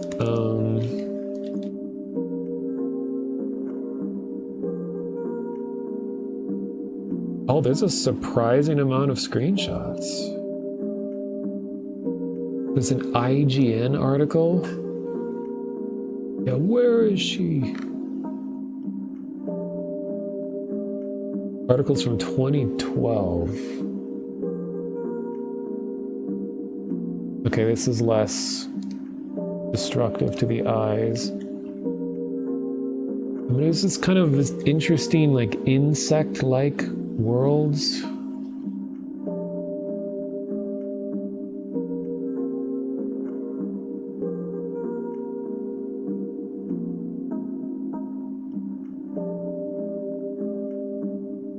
Does this just not work? What is... Oh! Okay. I remember I wanted to play the race known as the Loci. They're like these sort of like cockroach people that were supposed to be good at mapping out the world.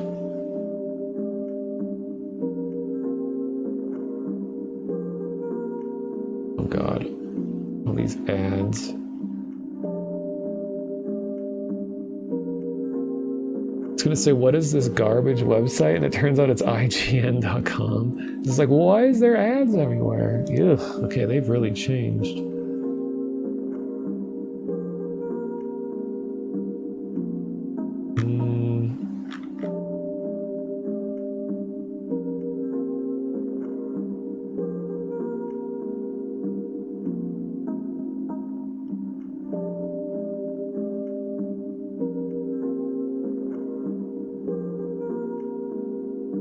It's tragic when something else uses the name. There's apparently some band called Atriarch. So that dominates everything. Wait a minute. 15-second gameplay video?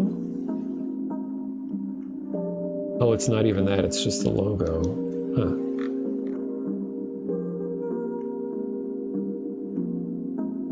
Wait. Alpha gameplay footage.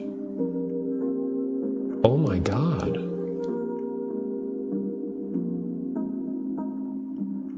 There is footage. Okay. Alright, here's a game I bet literally none of you knew existed.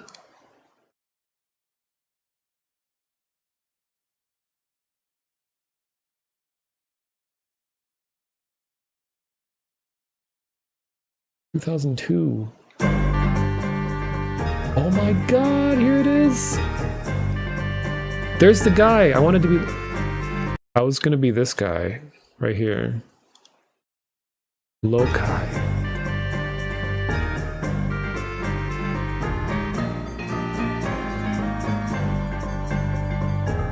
Oh my god, I haven't seen these in like 20 years.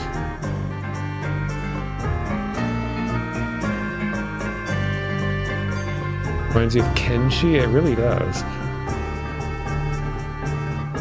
Like for like 2001, this is amazing. Especially for an MMO.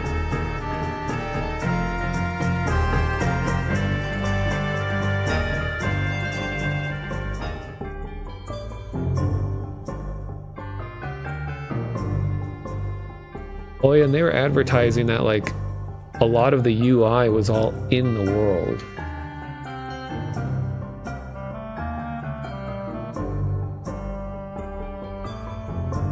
When you're building houses, like I so badly wanted to make houses. I had The Sims 1, but I wanted to make like fantasy houses like this.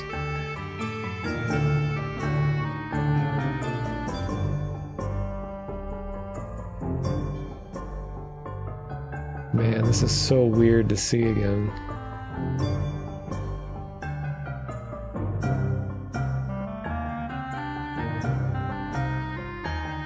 Wouldn't be... Oh yeah, Morrowind. This is very Morrowind-like, with all the insect-like stuff.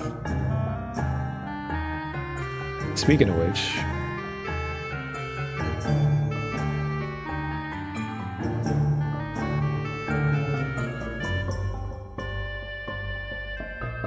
PvP!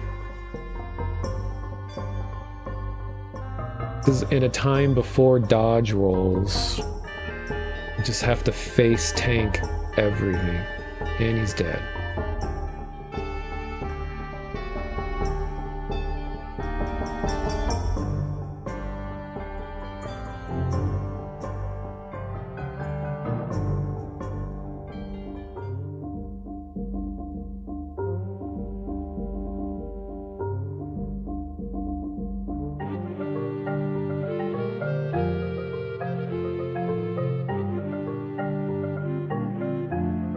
Here's my people. What was? A night cycle.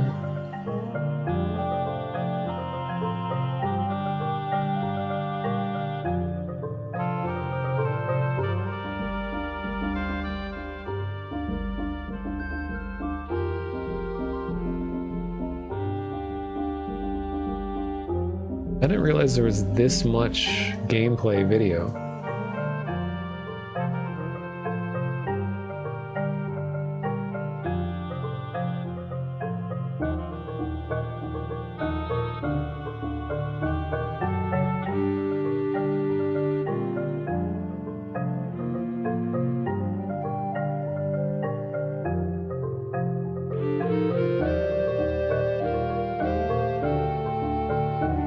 Look how far you can zoom out the camera.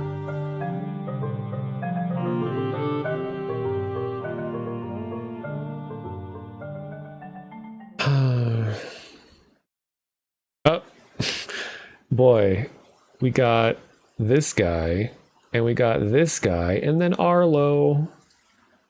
These are like, one of these things is not like the other, as far as we know. My god, recommendations are crazy. You're looking forward to WildStar. The name sounds familiar. I don't remember what that was though.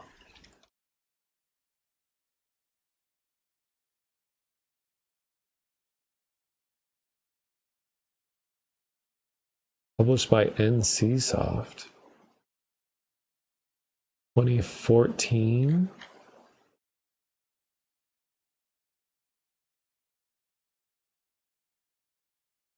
Huh, this doesn't look familiar.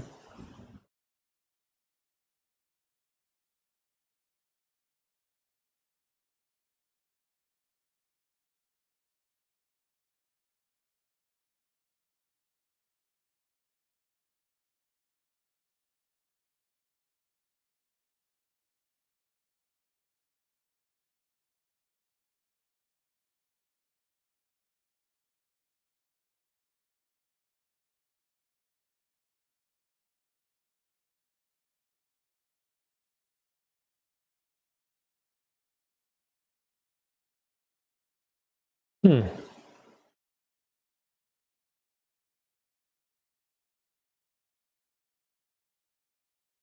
You had to play to earn more game time.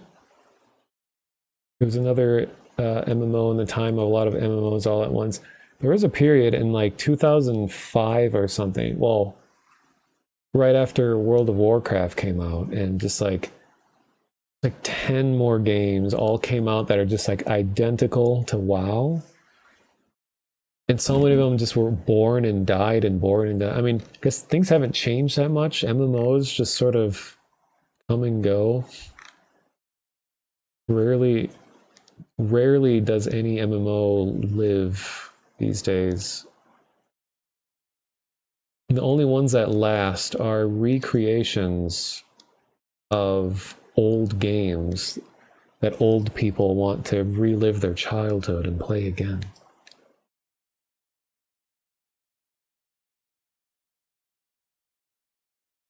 Used to be able to fully hand place and scale objects, and people make little worlds and stuff. It does sound fun.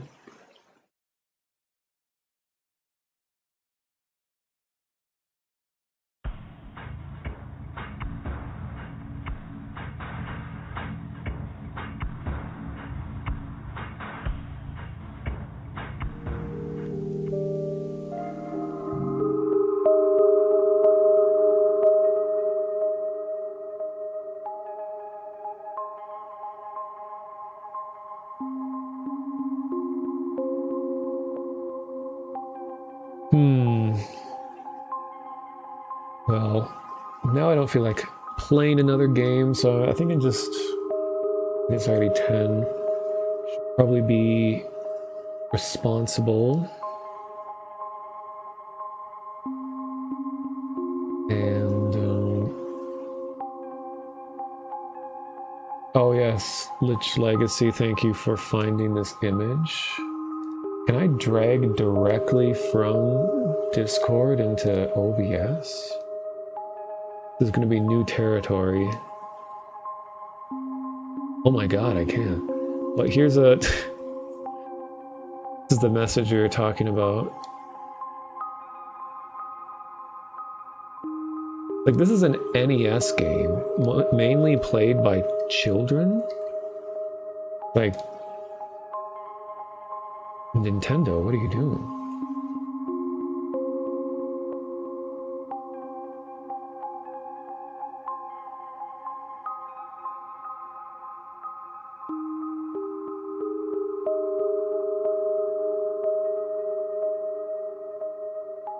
Also, what was this on for? The font that I use for my stream information, I believe might have been the same one that was used in that game we were playing a while ago. Because look at when I type up here, the lowercase letters appear like this, but then capital letters look like this. I guess it's not quite the same font, but like, I've become so accustomed to when I see triangles, I think of Russian, because they oftentimes abstract the de character as a triangle. Like in Greek, this is delta or thelta or something. But I guess in English, a triangle can just be a. So it would be like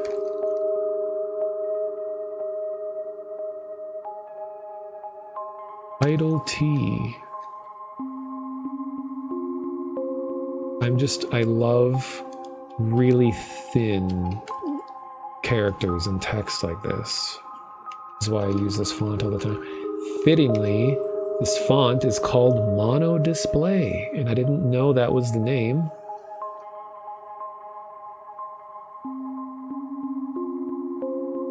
Or something mono related.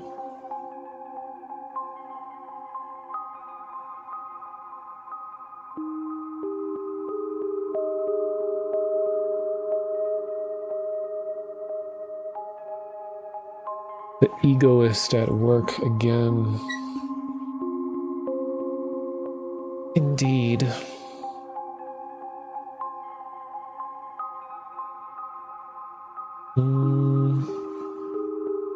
See, the thing is, and you guys probably can't hear it right now, but it's raining outside, and I just feel so relaxed when it rains outside. But not sleepy relaxed. I'm just more like, I don't know, I want to do something. I don't feel like ending. I just feel like talking. Well, here. If I turn off my noise gating, I don't know if you can hear the rain. To turn off my fan.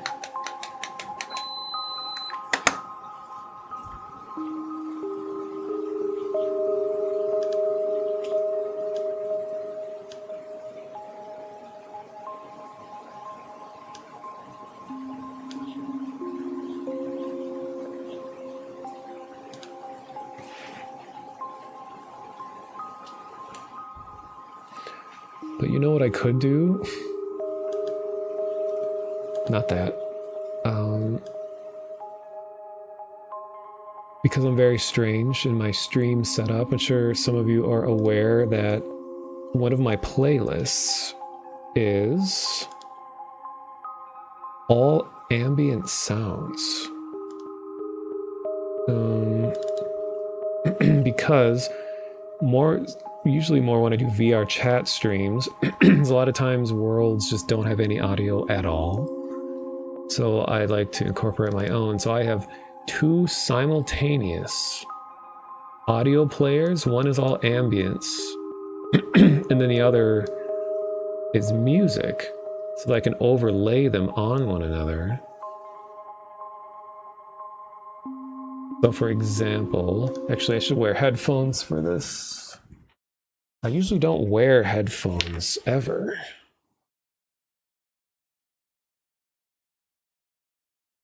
Thunder.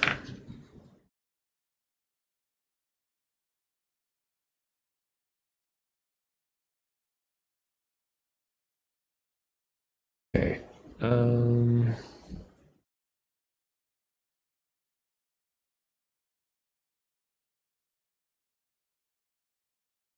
Okay, so here is the audio only portion of the stream. Well, I guess I'm still here in the corner. That's me in the spotlight or whatever. Huge amount of ambient sounds. So what if I just artificially bring in rain? Whoa! Sorry, that was loud.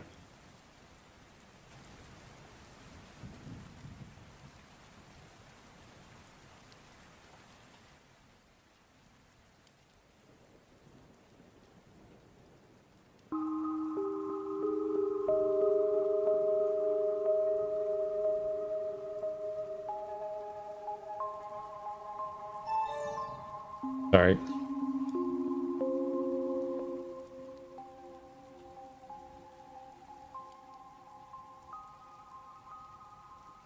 Right, even better. Here's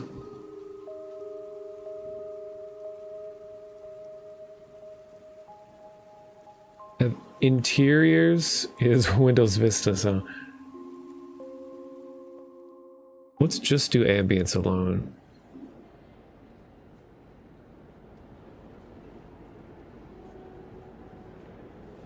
The train station ambience, just general chatter. Did you know? I don't know if this is within theater or what, But this general sound of humans talking without the ability to understand what any one person is saying, it's referred to as walla. Like, this is walla. I'm not sure where the term comes from.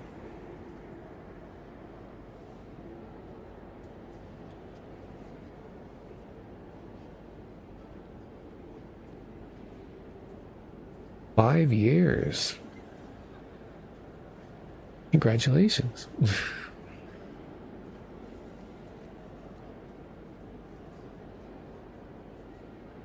Train cabin.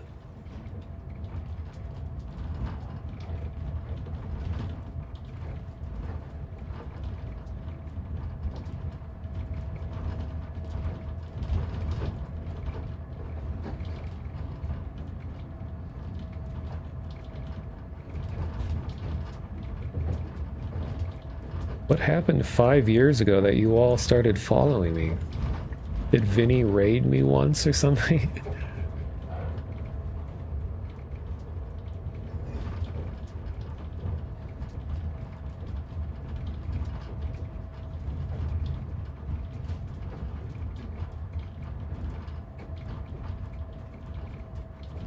Nine years? Shalag? Wow. I don't know if he's still watching, but I think Savage Fam is probably my oldest viewer who's still around. He's probably like 11 years or something. Like, he followed me before I was a moderator with Vinny. Hey, Flopels, I appreciate your recent follow. No need to be ashamed.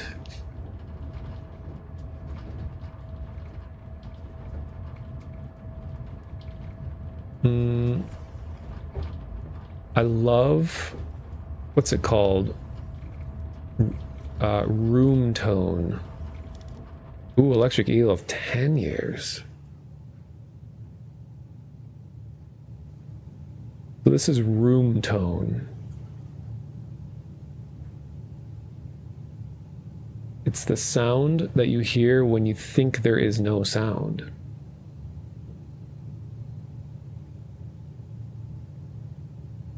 Roy also at 10 years, but Eel is still the commander of the chat, or I don't know, the highest ranking chat member.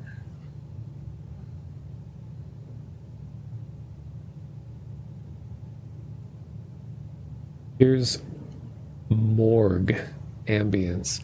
I accidentally walked into a morgue once, and I have picture photographic proof of it. The girl I was dating at the time, we went to an open house at a cathedral at Lakewood Cemetery, and they're like, oh yeah, you can just walk into any part of this historic cathedral. And then or not cathedral, what was it called? I can't remember. Chapel. And we just went down into the basement and just kept going lower and lower, and we were like, no one's stopping us because it's a historic building. It's like beautiful. And then we just walk into this completely black room. Like, it was very dark, and I remember walking in and it was very cold too, and I noticed all the walls were metal. And then I took my phone out with my light and shined it around and realized the walls were covered in like coolers, you know, like big square, because it was a crematorium or whatever it's called, where they cremate bodies. And I just walked into there in a room that is apparently just full of dead bodies. And I was just like, oh. Couldn't see them, but they were locked away in the freezers.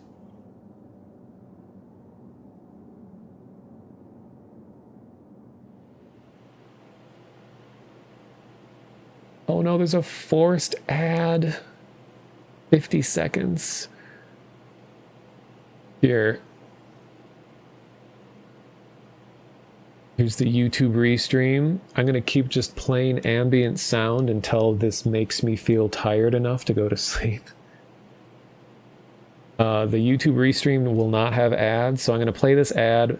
I mean, I'm not going to say anything profound while you're gone. Did I taste any of them? Then I'll immediately click the run ad. Actually, ad plays.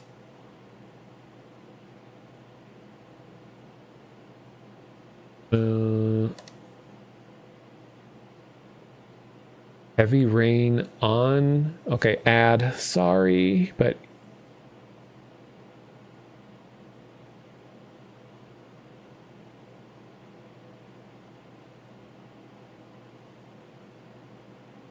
here is rain on car windshield.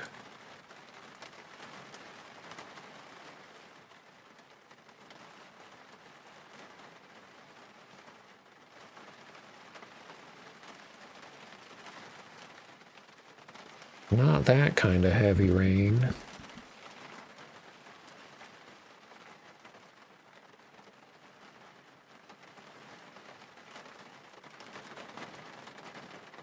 Heavy distant thunder. Yes.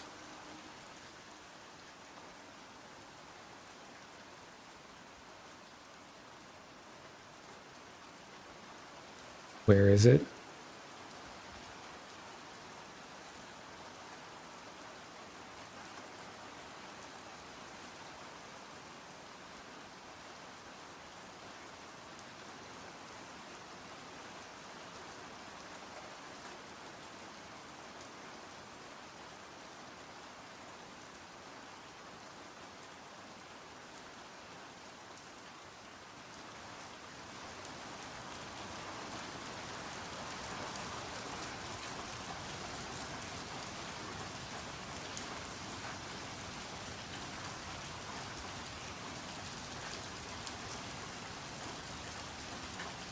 I was promised thunder?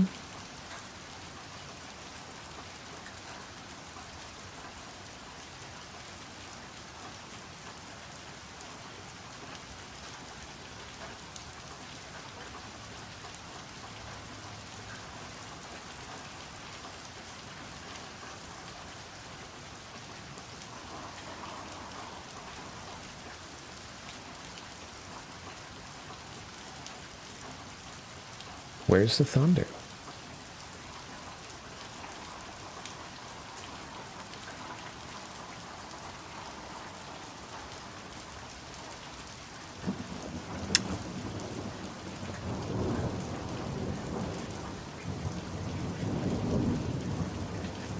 Right.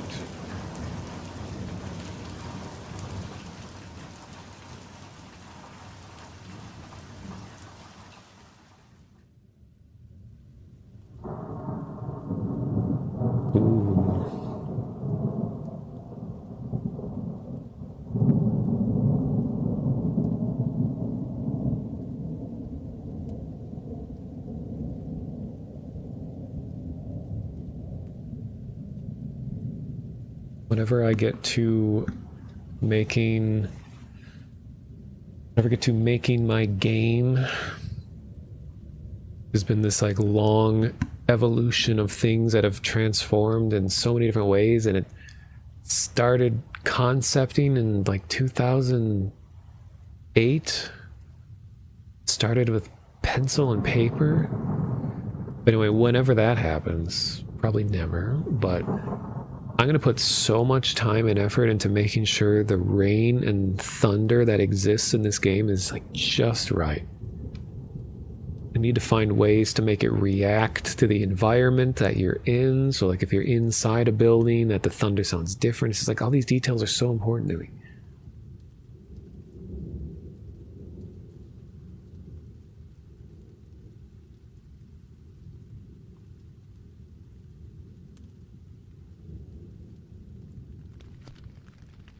There's rain from inside a tent.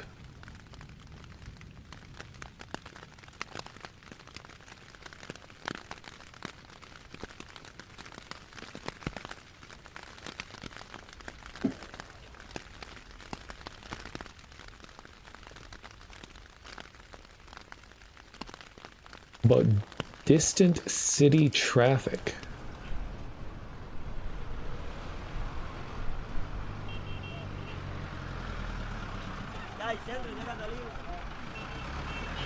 Espanol.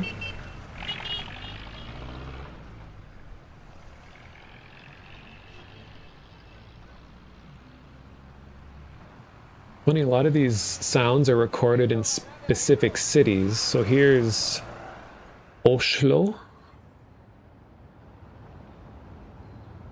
So if anyone goes to Norway, here's what it sounds like. There's a Norwegian bird.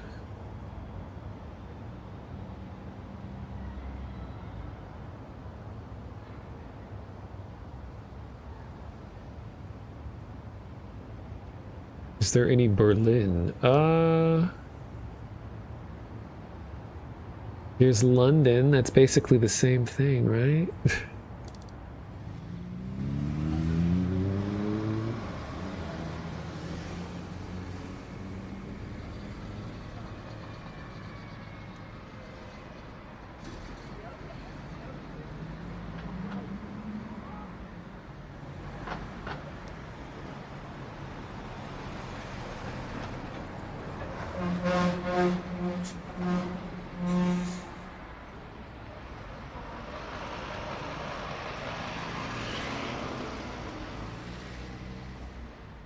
Speaking of this, I actually own a binaural microphone. And I've showed this on stream many times. Let me see.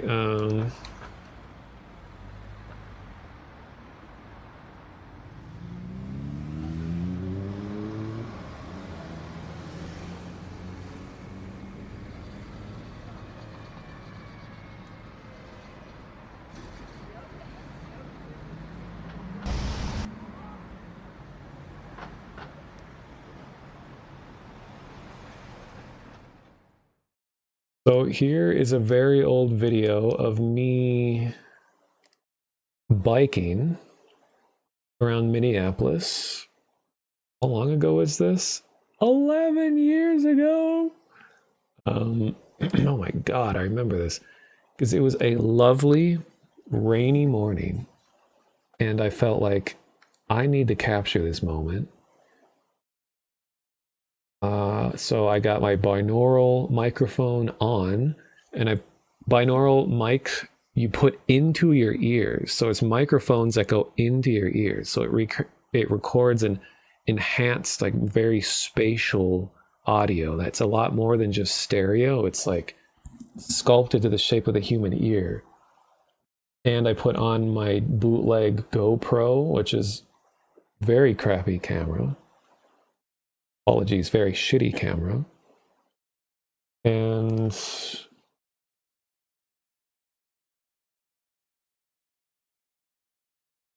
I played this on stream many times before, but if you're wearing headphones, this will sound a lot more spatial. Very shaky.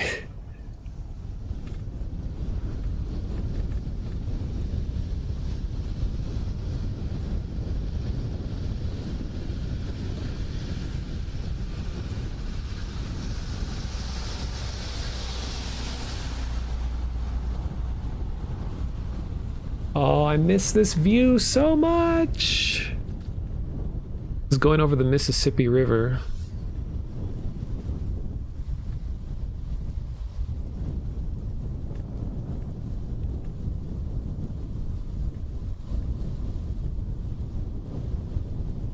It's so many IRL streams walking over this bridge.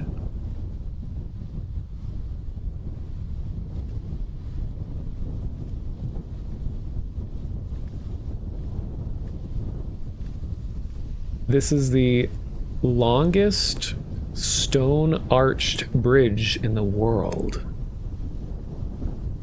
It was built in like 1910 or something. I can't remember how long ago it was.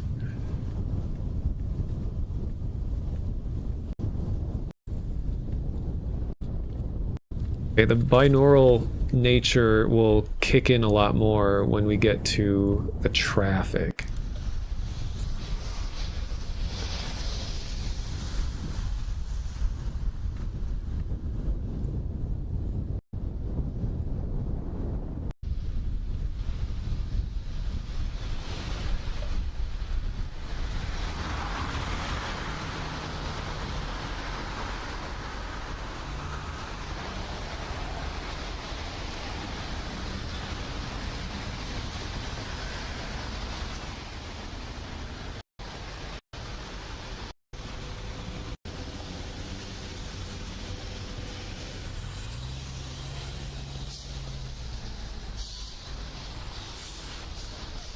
A lot of it's just, it's so loud that a lot of the binaural nature doesn't stand out as much.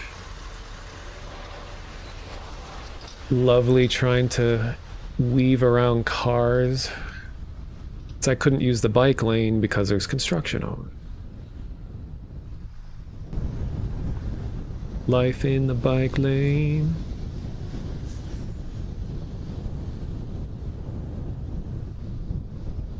Oh my god, this is when the American football stadium was still being built.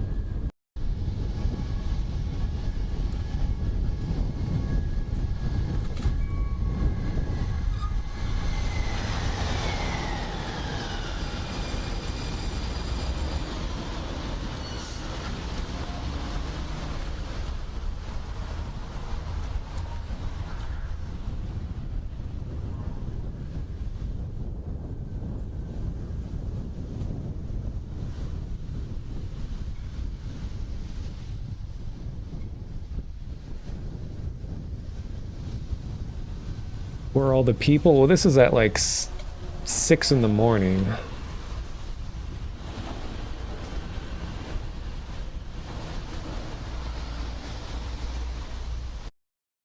Duh.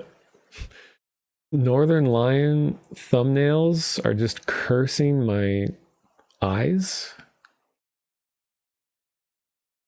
Here. I have another video that better demonstrates this. I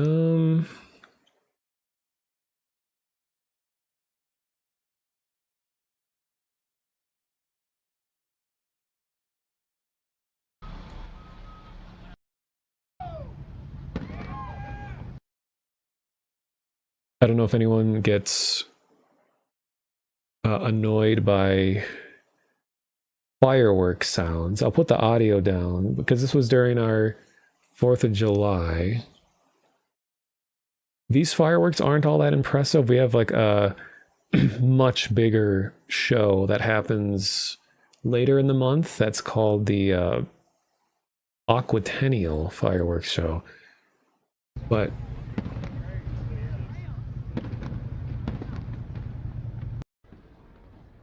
most important of this is that after the 4th, after the show, I just biked around the city, and just the sound, the amount of detail in people's voices these microphones are able to pick up was surprising. Like I would just bike by someone, I could hear like exactly what they're saying.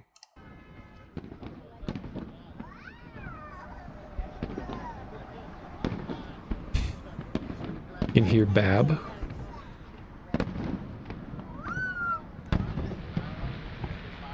I love easily impressed kids. It's like, whoa!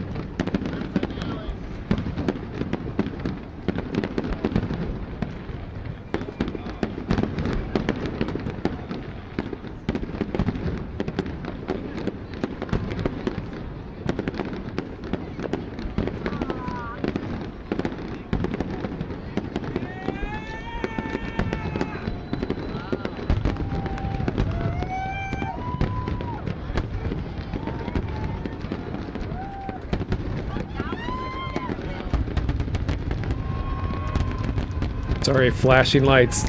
Warning. A little late.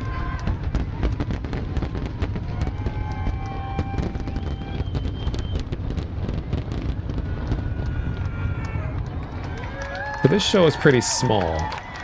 But, so afterwards, I just biked around the city for an hour.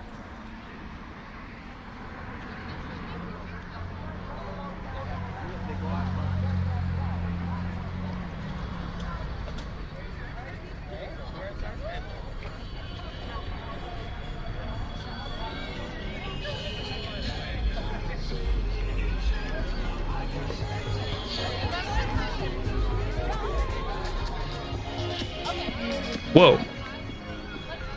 Forgot about that.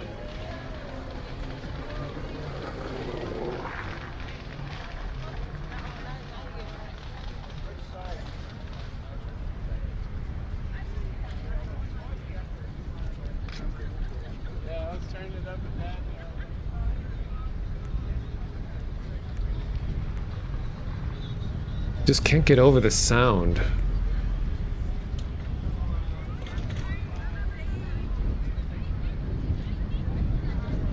Well, Minneapolis is a very bike-oriented city, so there's a lot of people on bikes at events.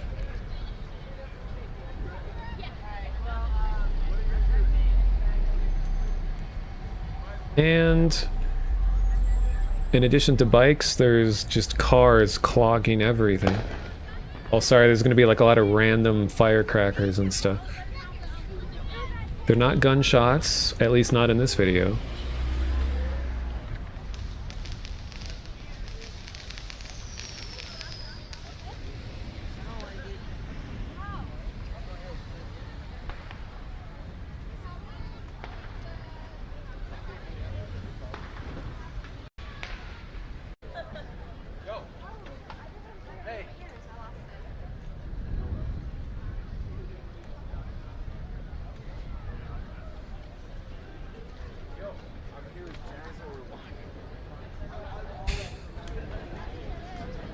One of my favorite things is just hearing a few seconds of conversations out of context. I'm just trying to like think,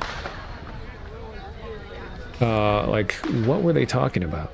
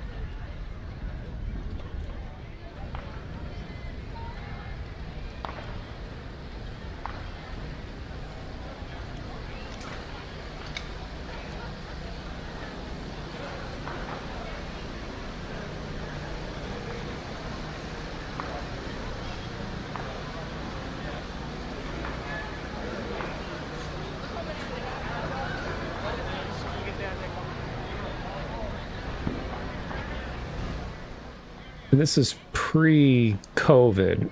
Like, we don't really have crowds this big anywhere anymore, it feels like.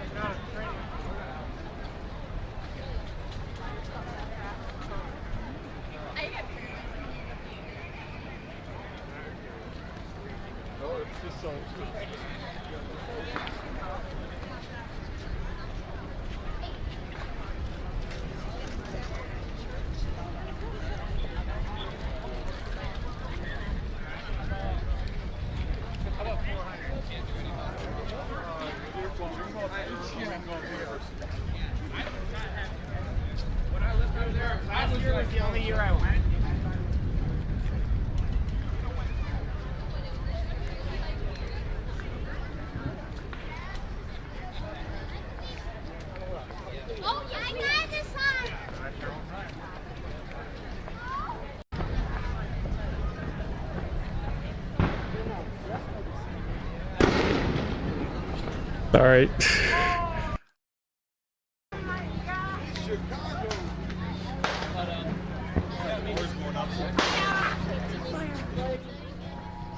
Americans like explosions.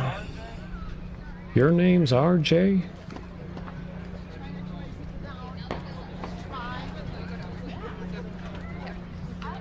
Let's adventure. Actually, let's go to the safer place over there. Is there a cop down there? Say that. Okay. Not go down there. Yeah, it's gonna be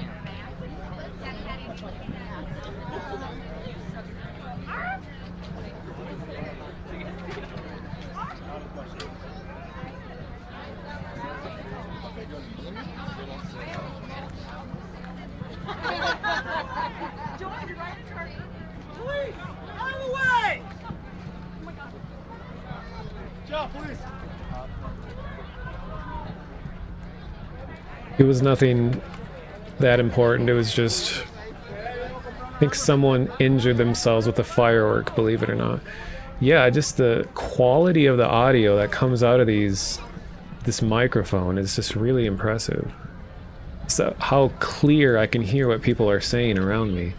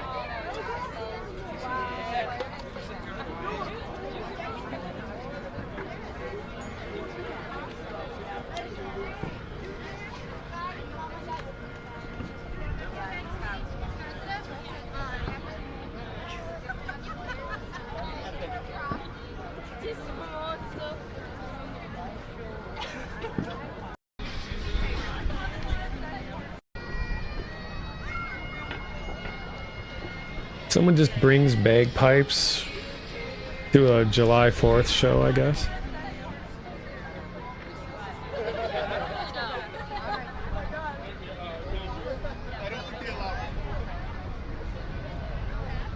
Makes me want to live back in a city again. I'm currently just living out in a suburb where like none of this, or even, I mean, things aren't quite this big anymore, like I said, but it's just like, I miss being around big crowds like this.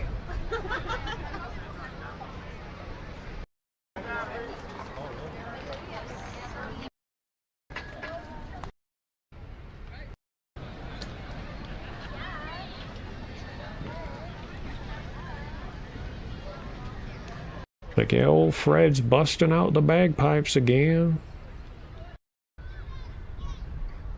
One of our parks.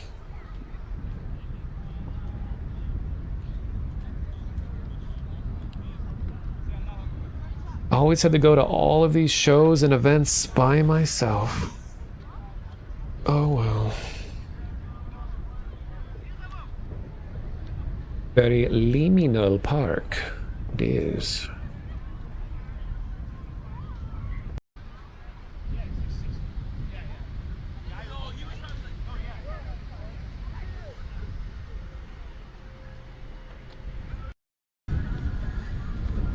I'm at the Guthrie Theater. This is our biggest theater, not movie theater. There's Mr. Guthrie himself right here.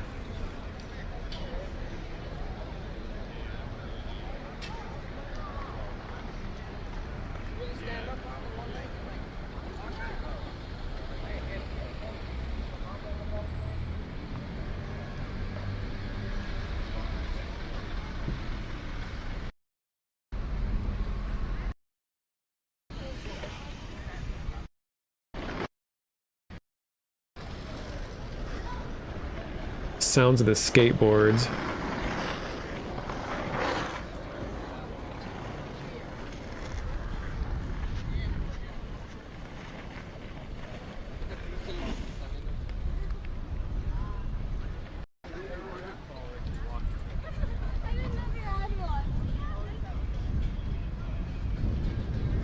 Then, on the way back, there was some kind of medical emergency. So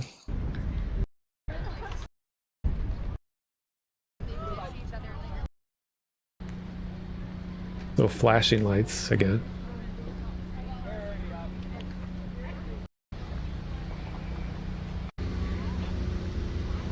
Everyone's just standing around. What's going on?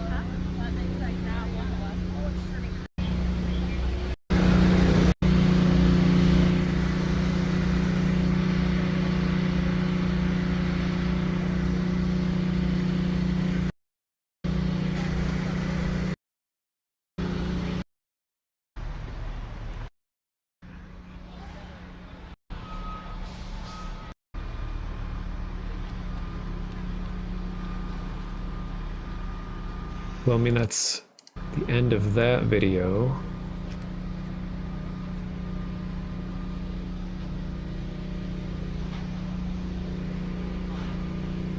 Okay, so I know I've said this a million times. The last thing I'll just show tonight is just a video that I made that I personally am really proud of, just because it was one of the most nostalgic little bike trips that I went on when living in Minneapolis. Because there's a big event that used to happen here called Northern Spark. And one year they did a bike tour, and it was so memorable to me, and I filmed a lot of it. There isn't any binaural audio because I was trying to live in the moment. But so I put like music along with this. This is 11-year-old video at this point. But these are just the kind of moments that I miss, dearly miss about living in a city, are just weird art stuff and bike stuff and just being in a city. And this festival happened at night. It goes from 9 p.m. to 6 a.m. It was over a weekend, and you would just hang out all night with just weird art people around the city. You'd bike to different places that have different installations. There'd be bands performing. It's just an up all night thing.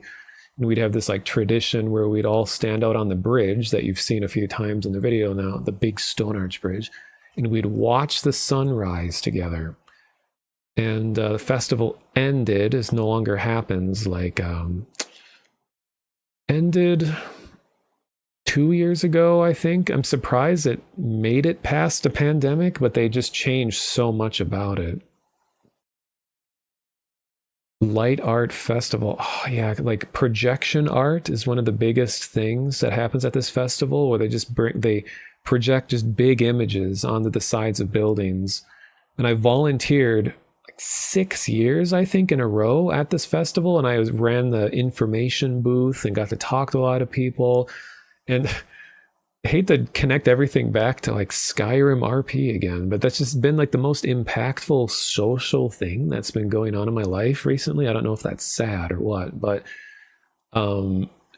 is that this festival and things like this reminds me of a real life RP event where we're all here to enjoy this weird art thing, and outsiders don't really get it. And we're there because we're all enjoying sharing this weird moment together. I mean, what you're going to see in the video isn't the weirdest of the weird. It's just what I was able to experience on my bike. There was a lot of different stuff going on, but they would have just like bands would perform, and then they'd bring people in, and they just have a lot of random instruments around, and anyone with any kind of like musical talent would just jam together and all that. So I don't know. So it just kind of reminds me, I think of RP servers and things sort of like a never-ending Renaissance festival. But there's a river in the inner city. It's kind of like an island. There's a lot of installations on the river. The reflection of the lights. Yes. Because like the Mississippi River is the huge river that is the reason why Minneapolis is where it is.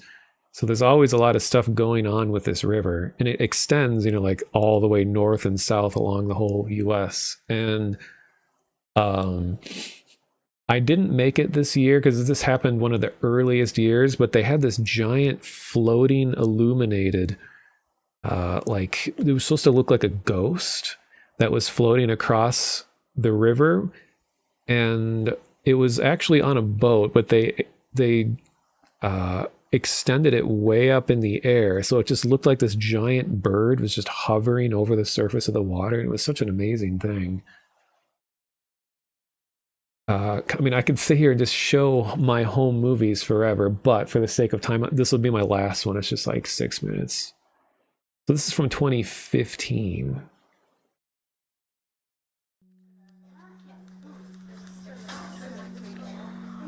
I won't stop and commentate everything, but it begins at the Minneapolis Institute of Art.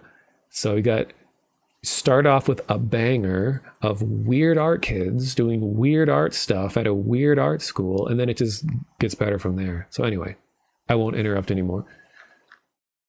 I'll turn this guy off.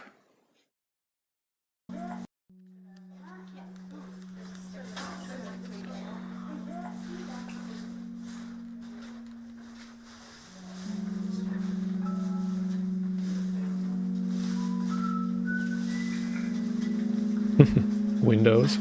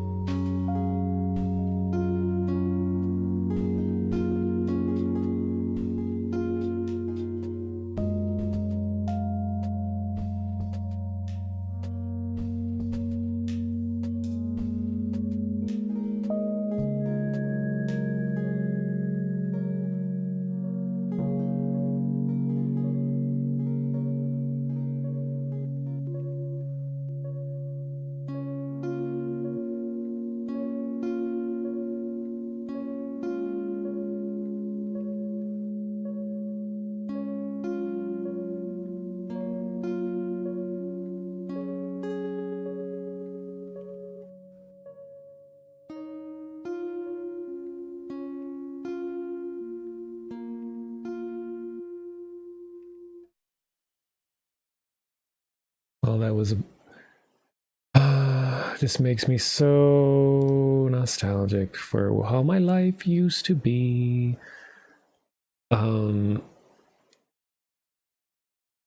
Thank you. I mean, I just had a lot of shaky footage because I was trying to live in the moment, but also get some video of like a tiny little crusty fake GoPro. It's 2015. I'll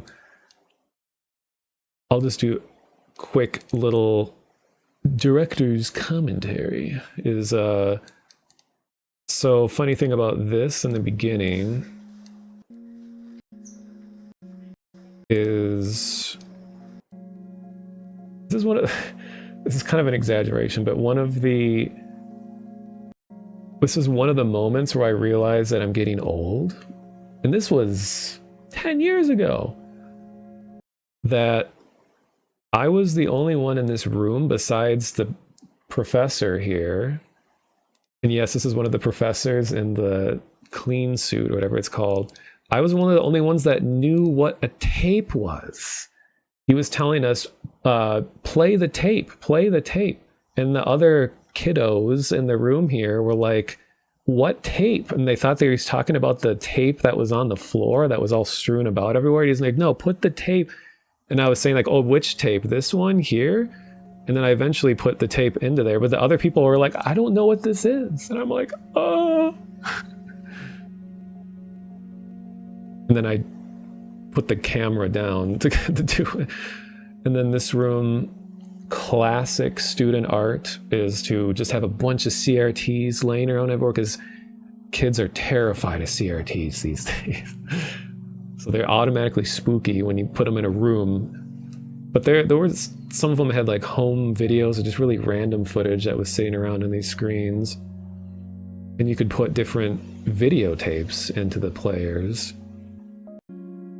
And a weird effect is that I was using the LED light from my bike as a flashlight, and because LEDs flicker at a certain rate and this camera was just old enough that it couldn't compensate for like the flickering of the LEDs.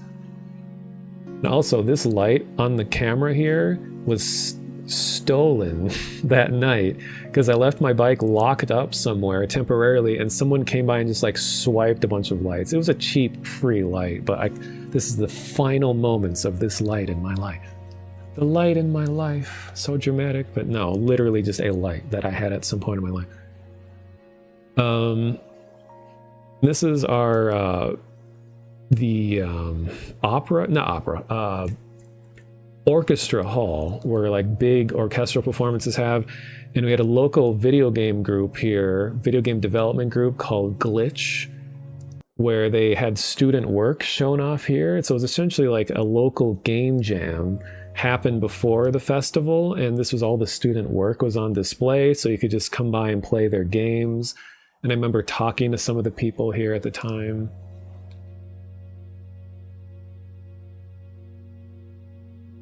And because it's for this Northern Spark, which is the name of this event, they're very just kind of conceptual, weird things, not really traditional games by any means. This was really cool. This is a triangular game of Snake, where you could join from your phone. You just typed an IP address into your phone, and that's why everyone, for once, people are looking at their phones because they want to be more engaged with what's going on around them. So you're controlling your Snake character just by looking at this three-way screen, and your Snake would jump across, so you could actually just continually go in a circle around the whole thing. This is before like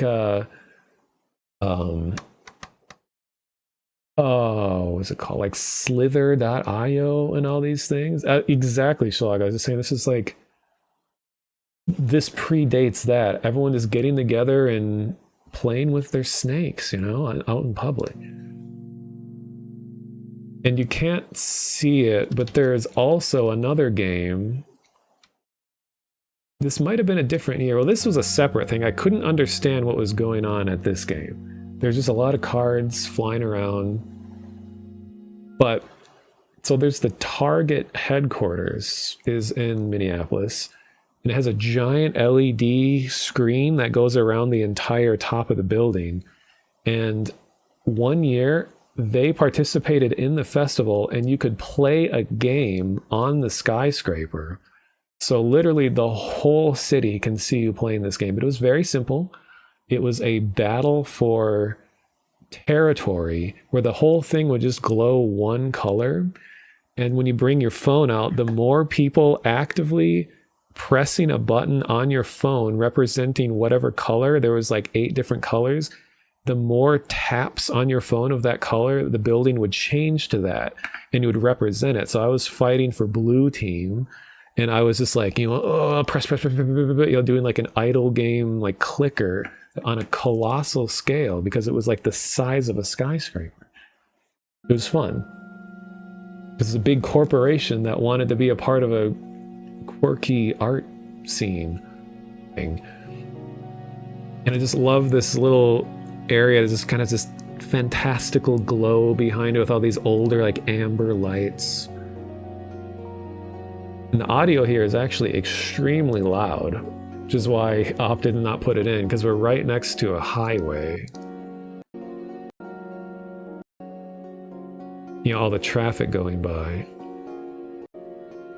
I captured a hug on video. If you go frame by frame, you can witness a full hug. So wait, here it goes.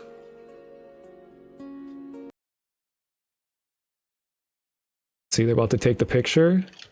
And arm around shoulder. Nice. Jealous. And this was actually terrifying because usually a lot of the footage that you take looks way darker than it is, but this is exactly as dark as it was. This is one of the scariest bike ride moments I've been on. It was completely black. I could not see the path below me, and we were relying entirely on the people in front of us knowing where they're going. So this was like the blind leading the blind in bike form, and we're like in the middle of this wooded area. So this is exactly what it looked like. I didn't record a lot of it because I was like fearing I was going to go off the road. And I wish I took more video, but this is the most that I got. And used the Hennepin Avenue Bridge. It's just, I always love the look of it. It has kind of like an Art Deco-ish appearance to it. And if I was feeling really compelled, I would like bring up footage of all these places and say like, hey, this is why I like this bridge and why blah, blah, blah, blah. And there's the Guthrie Theater, which I was saying is the biggest theater. I saw 3 shows because the girl I was dating at the time was an usher at the theater and she got us really cheap tickets. We got front row VIP seats to opening night at the Christmas Carol. And it was funny because our seats put us right next to where the actors entered the stage. So anytime one of them was, anytime an actor was coming on stage, the spotlight would shine on us. And I could hear the actors breathing, and I could like smell them. They'd walk on stage, and then they're within arm's reach of us. This is a massive theater, by the way, like audience of like 800 or something. I don't know. But we were like in the spotlight all the time. But anyway, the show is incredible because it was a Christmas Carol with like the ghosts of Christmas future, past and present. And it was one of the scariest depictions of the ghost of Christmas to come or whatever it's called. It was normally, it's always kind of scary because it's like a Grim Reaper sort of figure, but this was like so unnecessarily scary. I mean, I thought it was amazing, but there's so many kids in the audience. This thing was like 3 stories tall. There was a normal person in the middle that was up, like hoisted up and pulled up above the audience with this massive like draped or drooping, like hanging torn cloth over it. And there was like strobe lights, and he had this huge scythe, and they like put him over the audience as he entered. It was like, this is the most over the top depiction of this character I've ever seen. It was amazing though. And they also had a giant rotating set for like Scrooge's to the exterior of the house, and then when we go to the interior, the whole house would rotate around, and it was like a dollhouse thing where you could see the interior on the back. And this was like a whole building made on the stage that rotated with like multiple stories. Like actors would go up onto the stage. It was just such a good time. We saw a couple other shows too. I think we saw like Othello and Midsummer Night's Dream, I think, as well.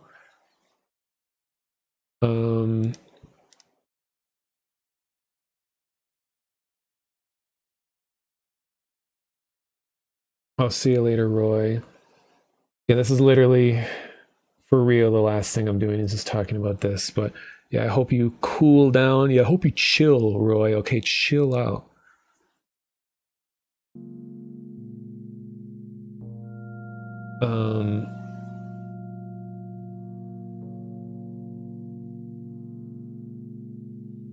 Yeah, if we were all like in the same room at the same time right now in real life, I would be boring you all by busting out like all of my videos of these events and all the things that we did around the city and just talking endlessly about just the weird art stuff. And there's like the Greenway Glow event because they have a really, really long bike path, and there's an art event that is designed to take place along the path. And it's meant to for people to bike by it. So they would just kind of have things that you look at in motion as you go by. And it was just events like that. And then of course, like the Bare Bones Puppet Theater, which I've talked a lot of you about before. And I streamed a lot of those events here with the spooky stuff. I could talk about that forever. But anyway, time, the bell tolls. So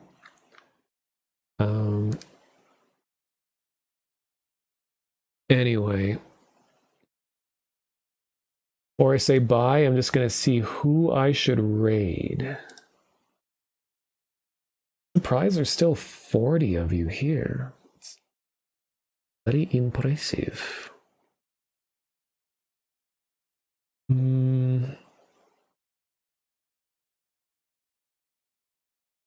Okay, let me see who is live right now.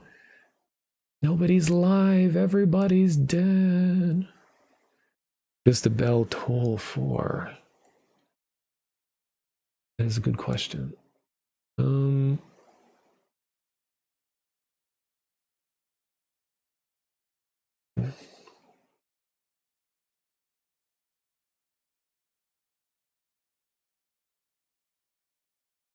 Where is everything? Okay.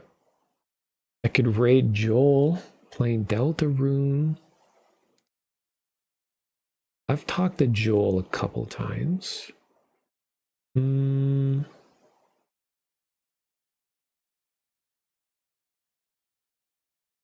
raid Slow Walkthroughs.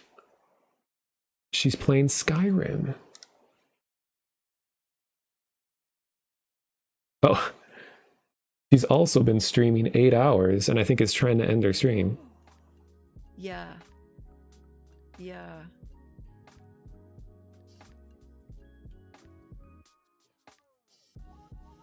Oh, no, that's not right. Have you seen There Will Be Blood? No, I haven't. Well, yeah, thank you. I'll thank everyone in particular once I find a raid target, because it's always awkward where it's like, bye, but actually I'm going to spend 10 minutes trying to find someone to raid.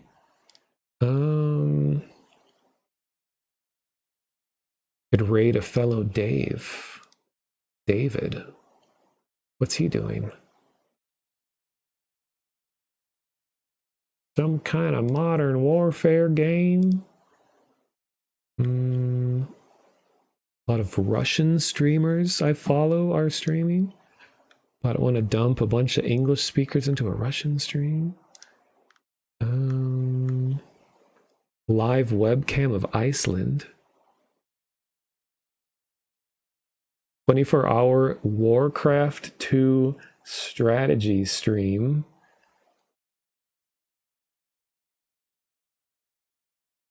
Oh my god, it's still going.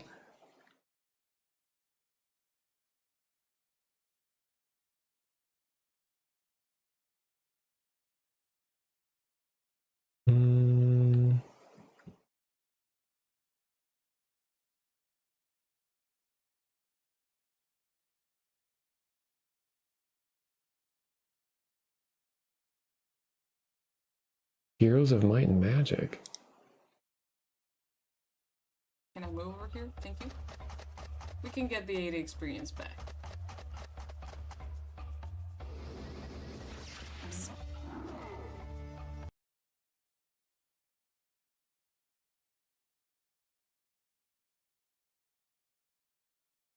No, I want her to go back to playing Skyrim. She's like the only one that I think would be reasonable to raid right now.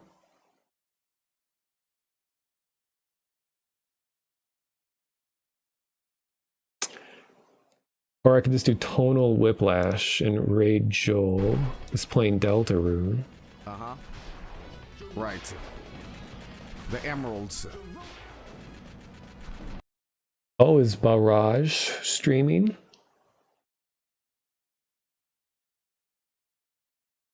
Oh, actually, I should do that.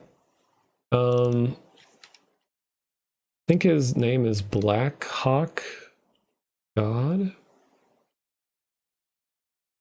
He's been streaming 11 hours, and I'm looking at my almost 9-hour stream. Literally part of the wall. Literally part of the wall. Actually, oh my gosh. You know what? I think that wall does need that statue there. It looks better with it.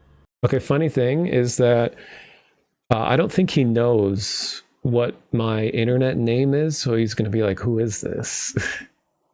Be like, this is Speaks and Leaves. I'll raid him. Because he's cool, we hang out a lot. Alright, so hopefully he doesn't sign off in the time that I just say bye to everyone. So,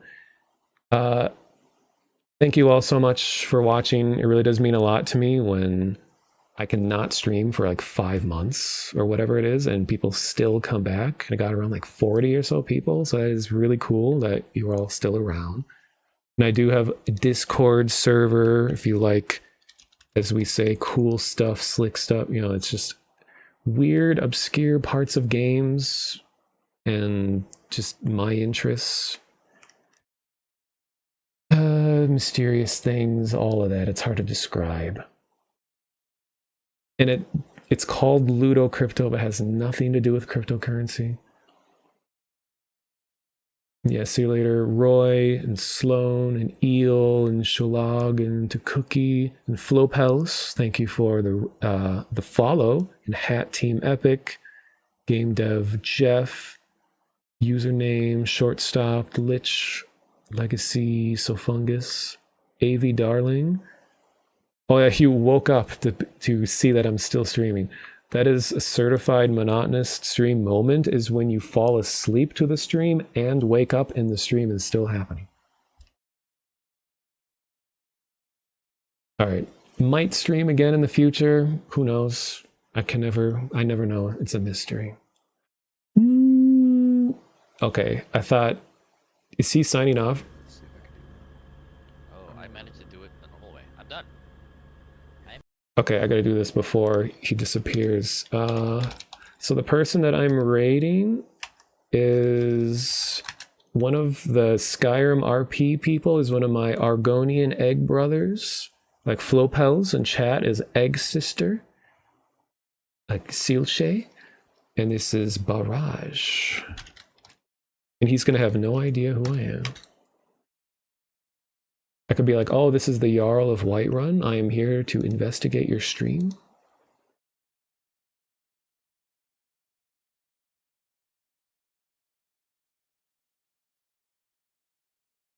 Oh, and ads are about to play in a minute anyway, so good timing.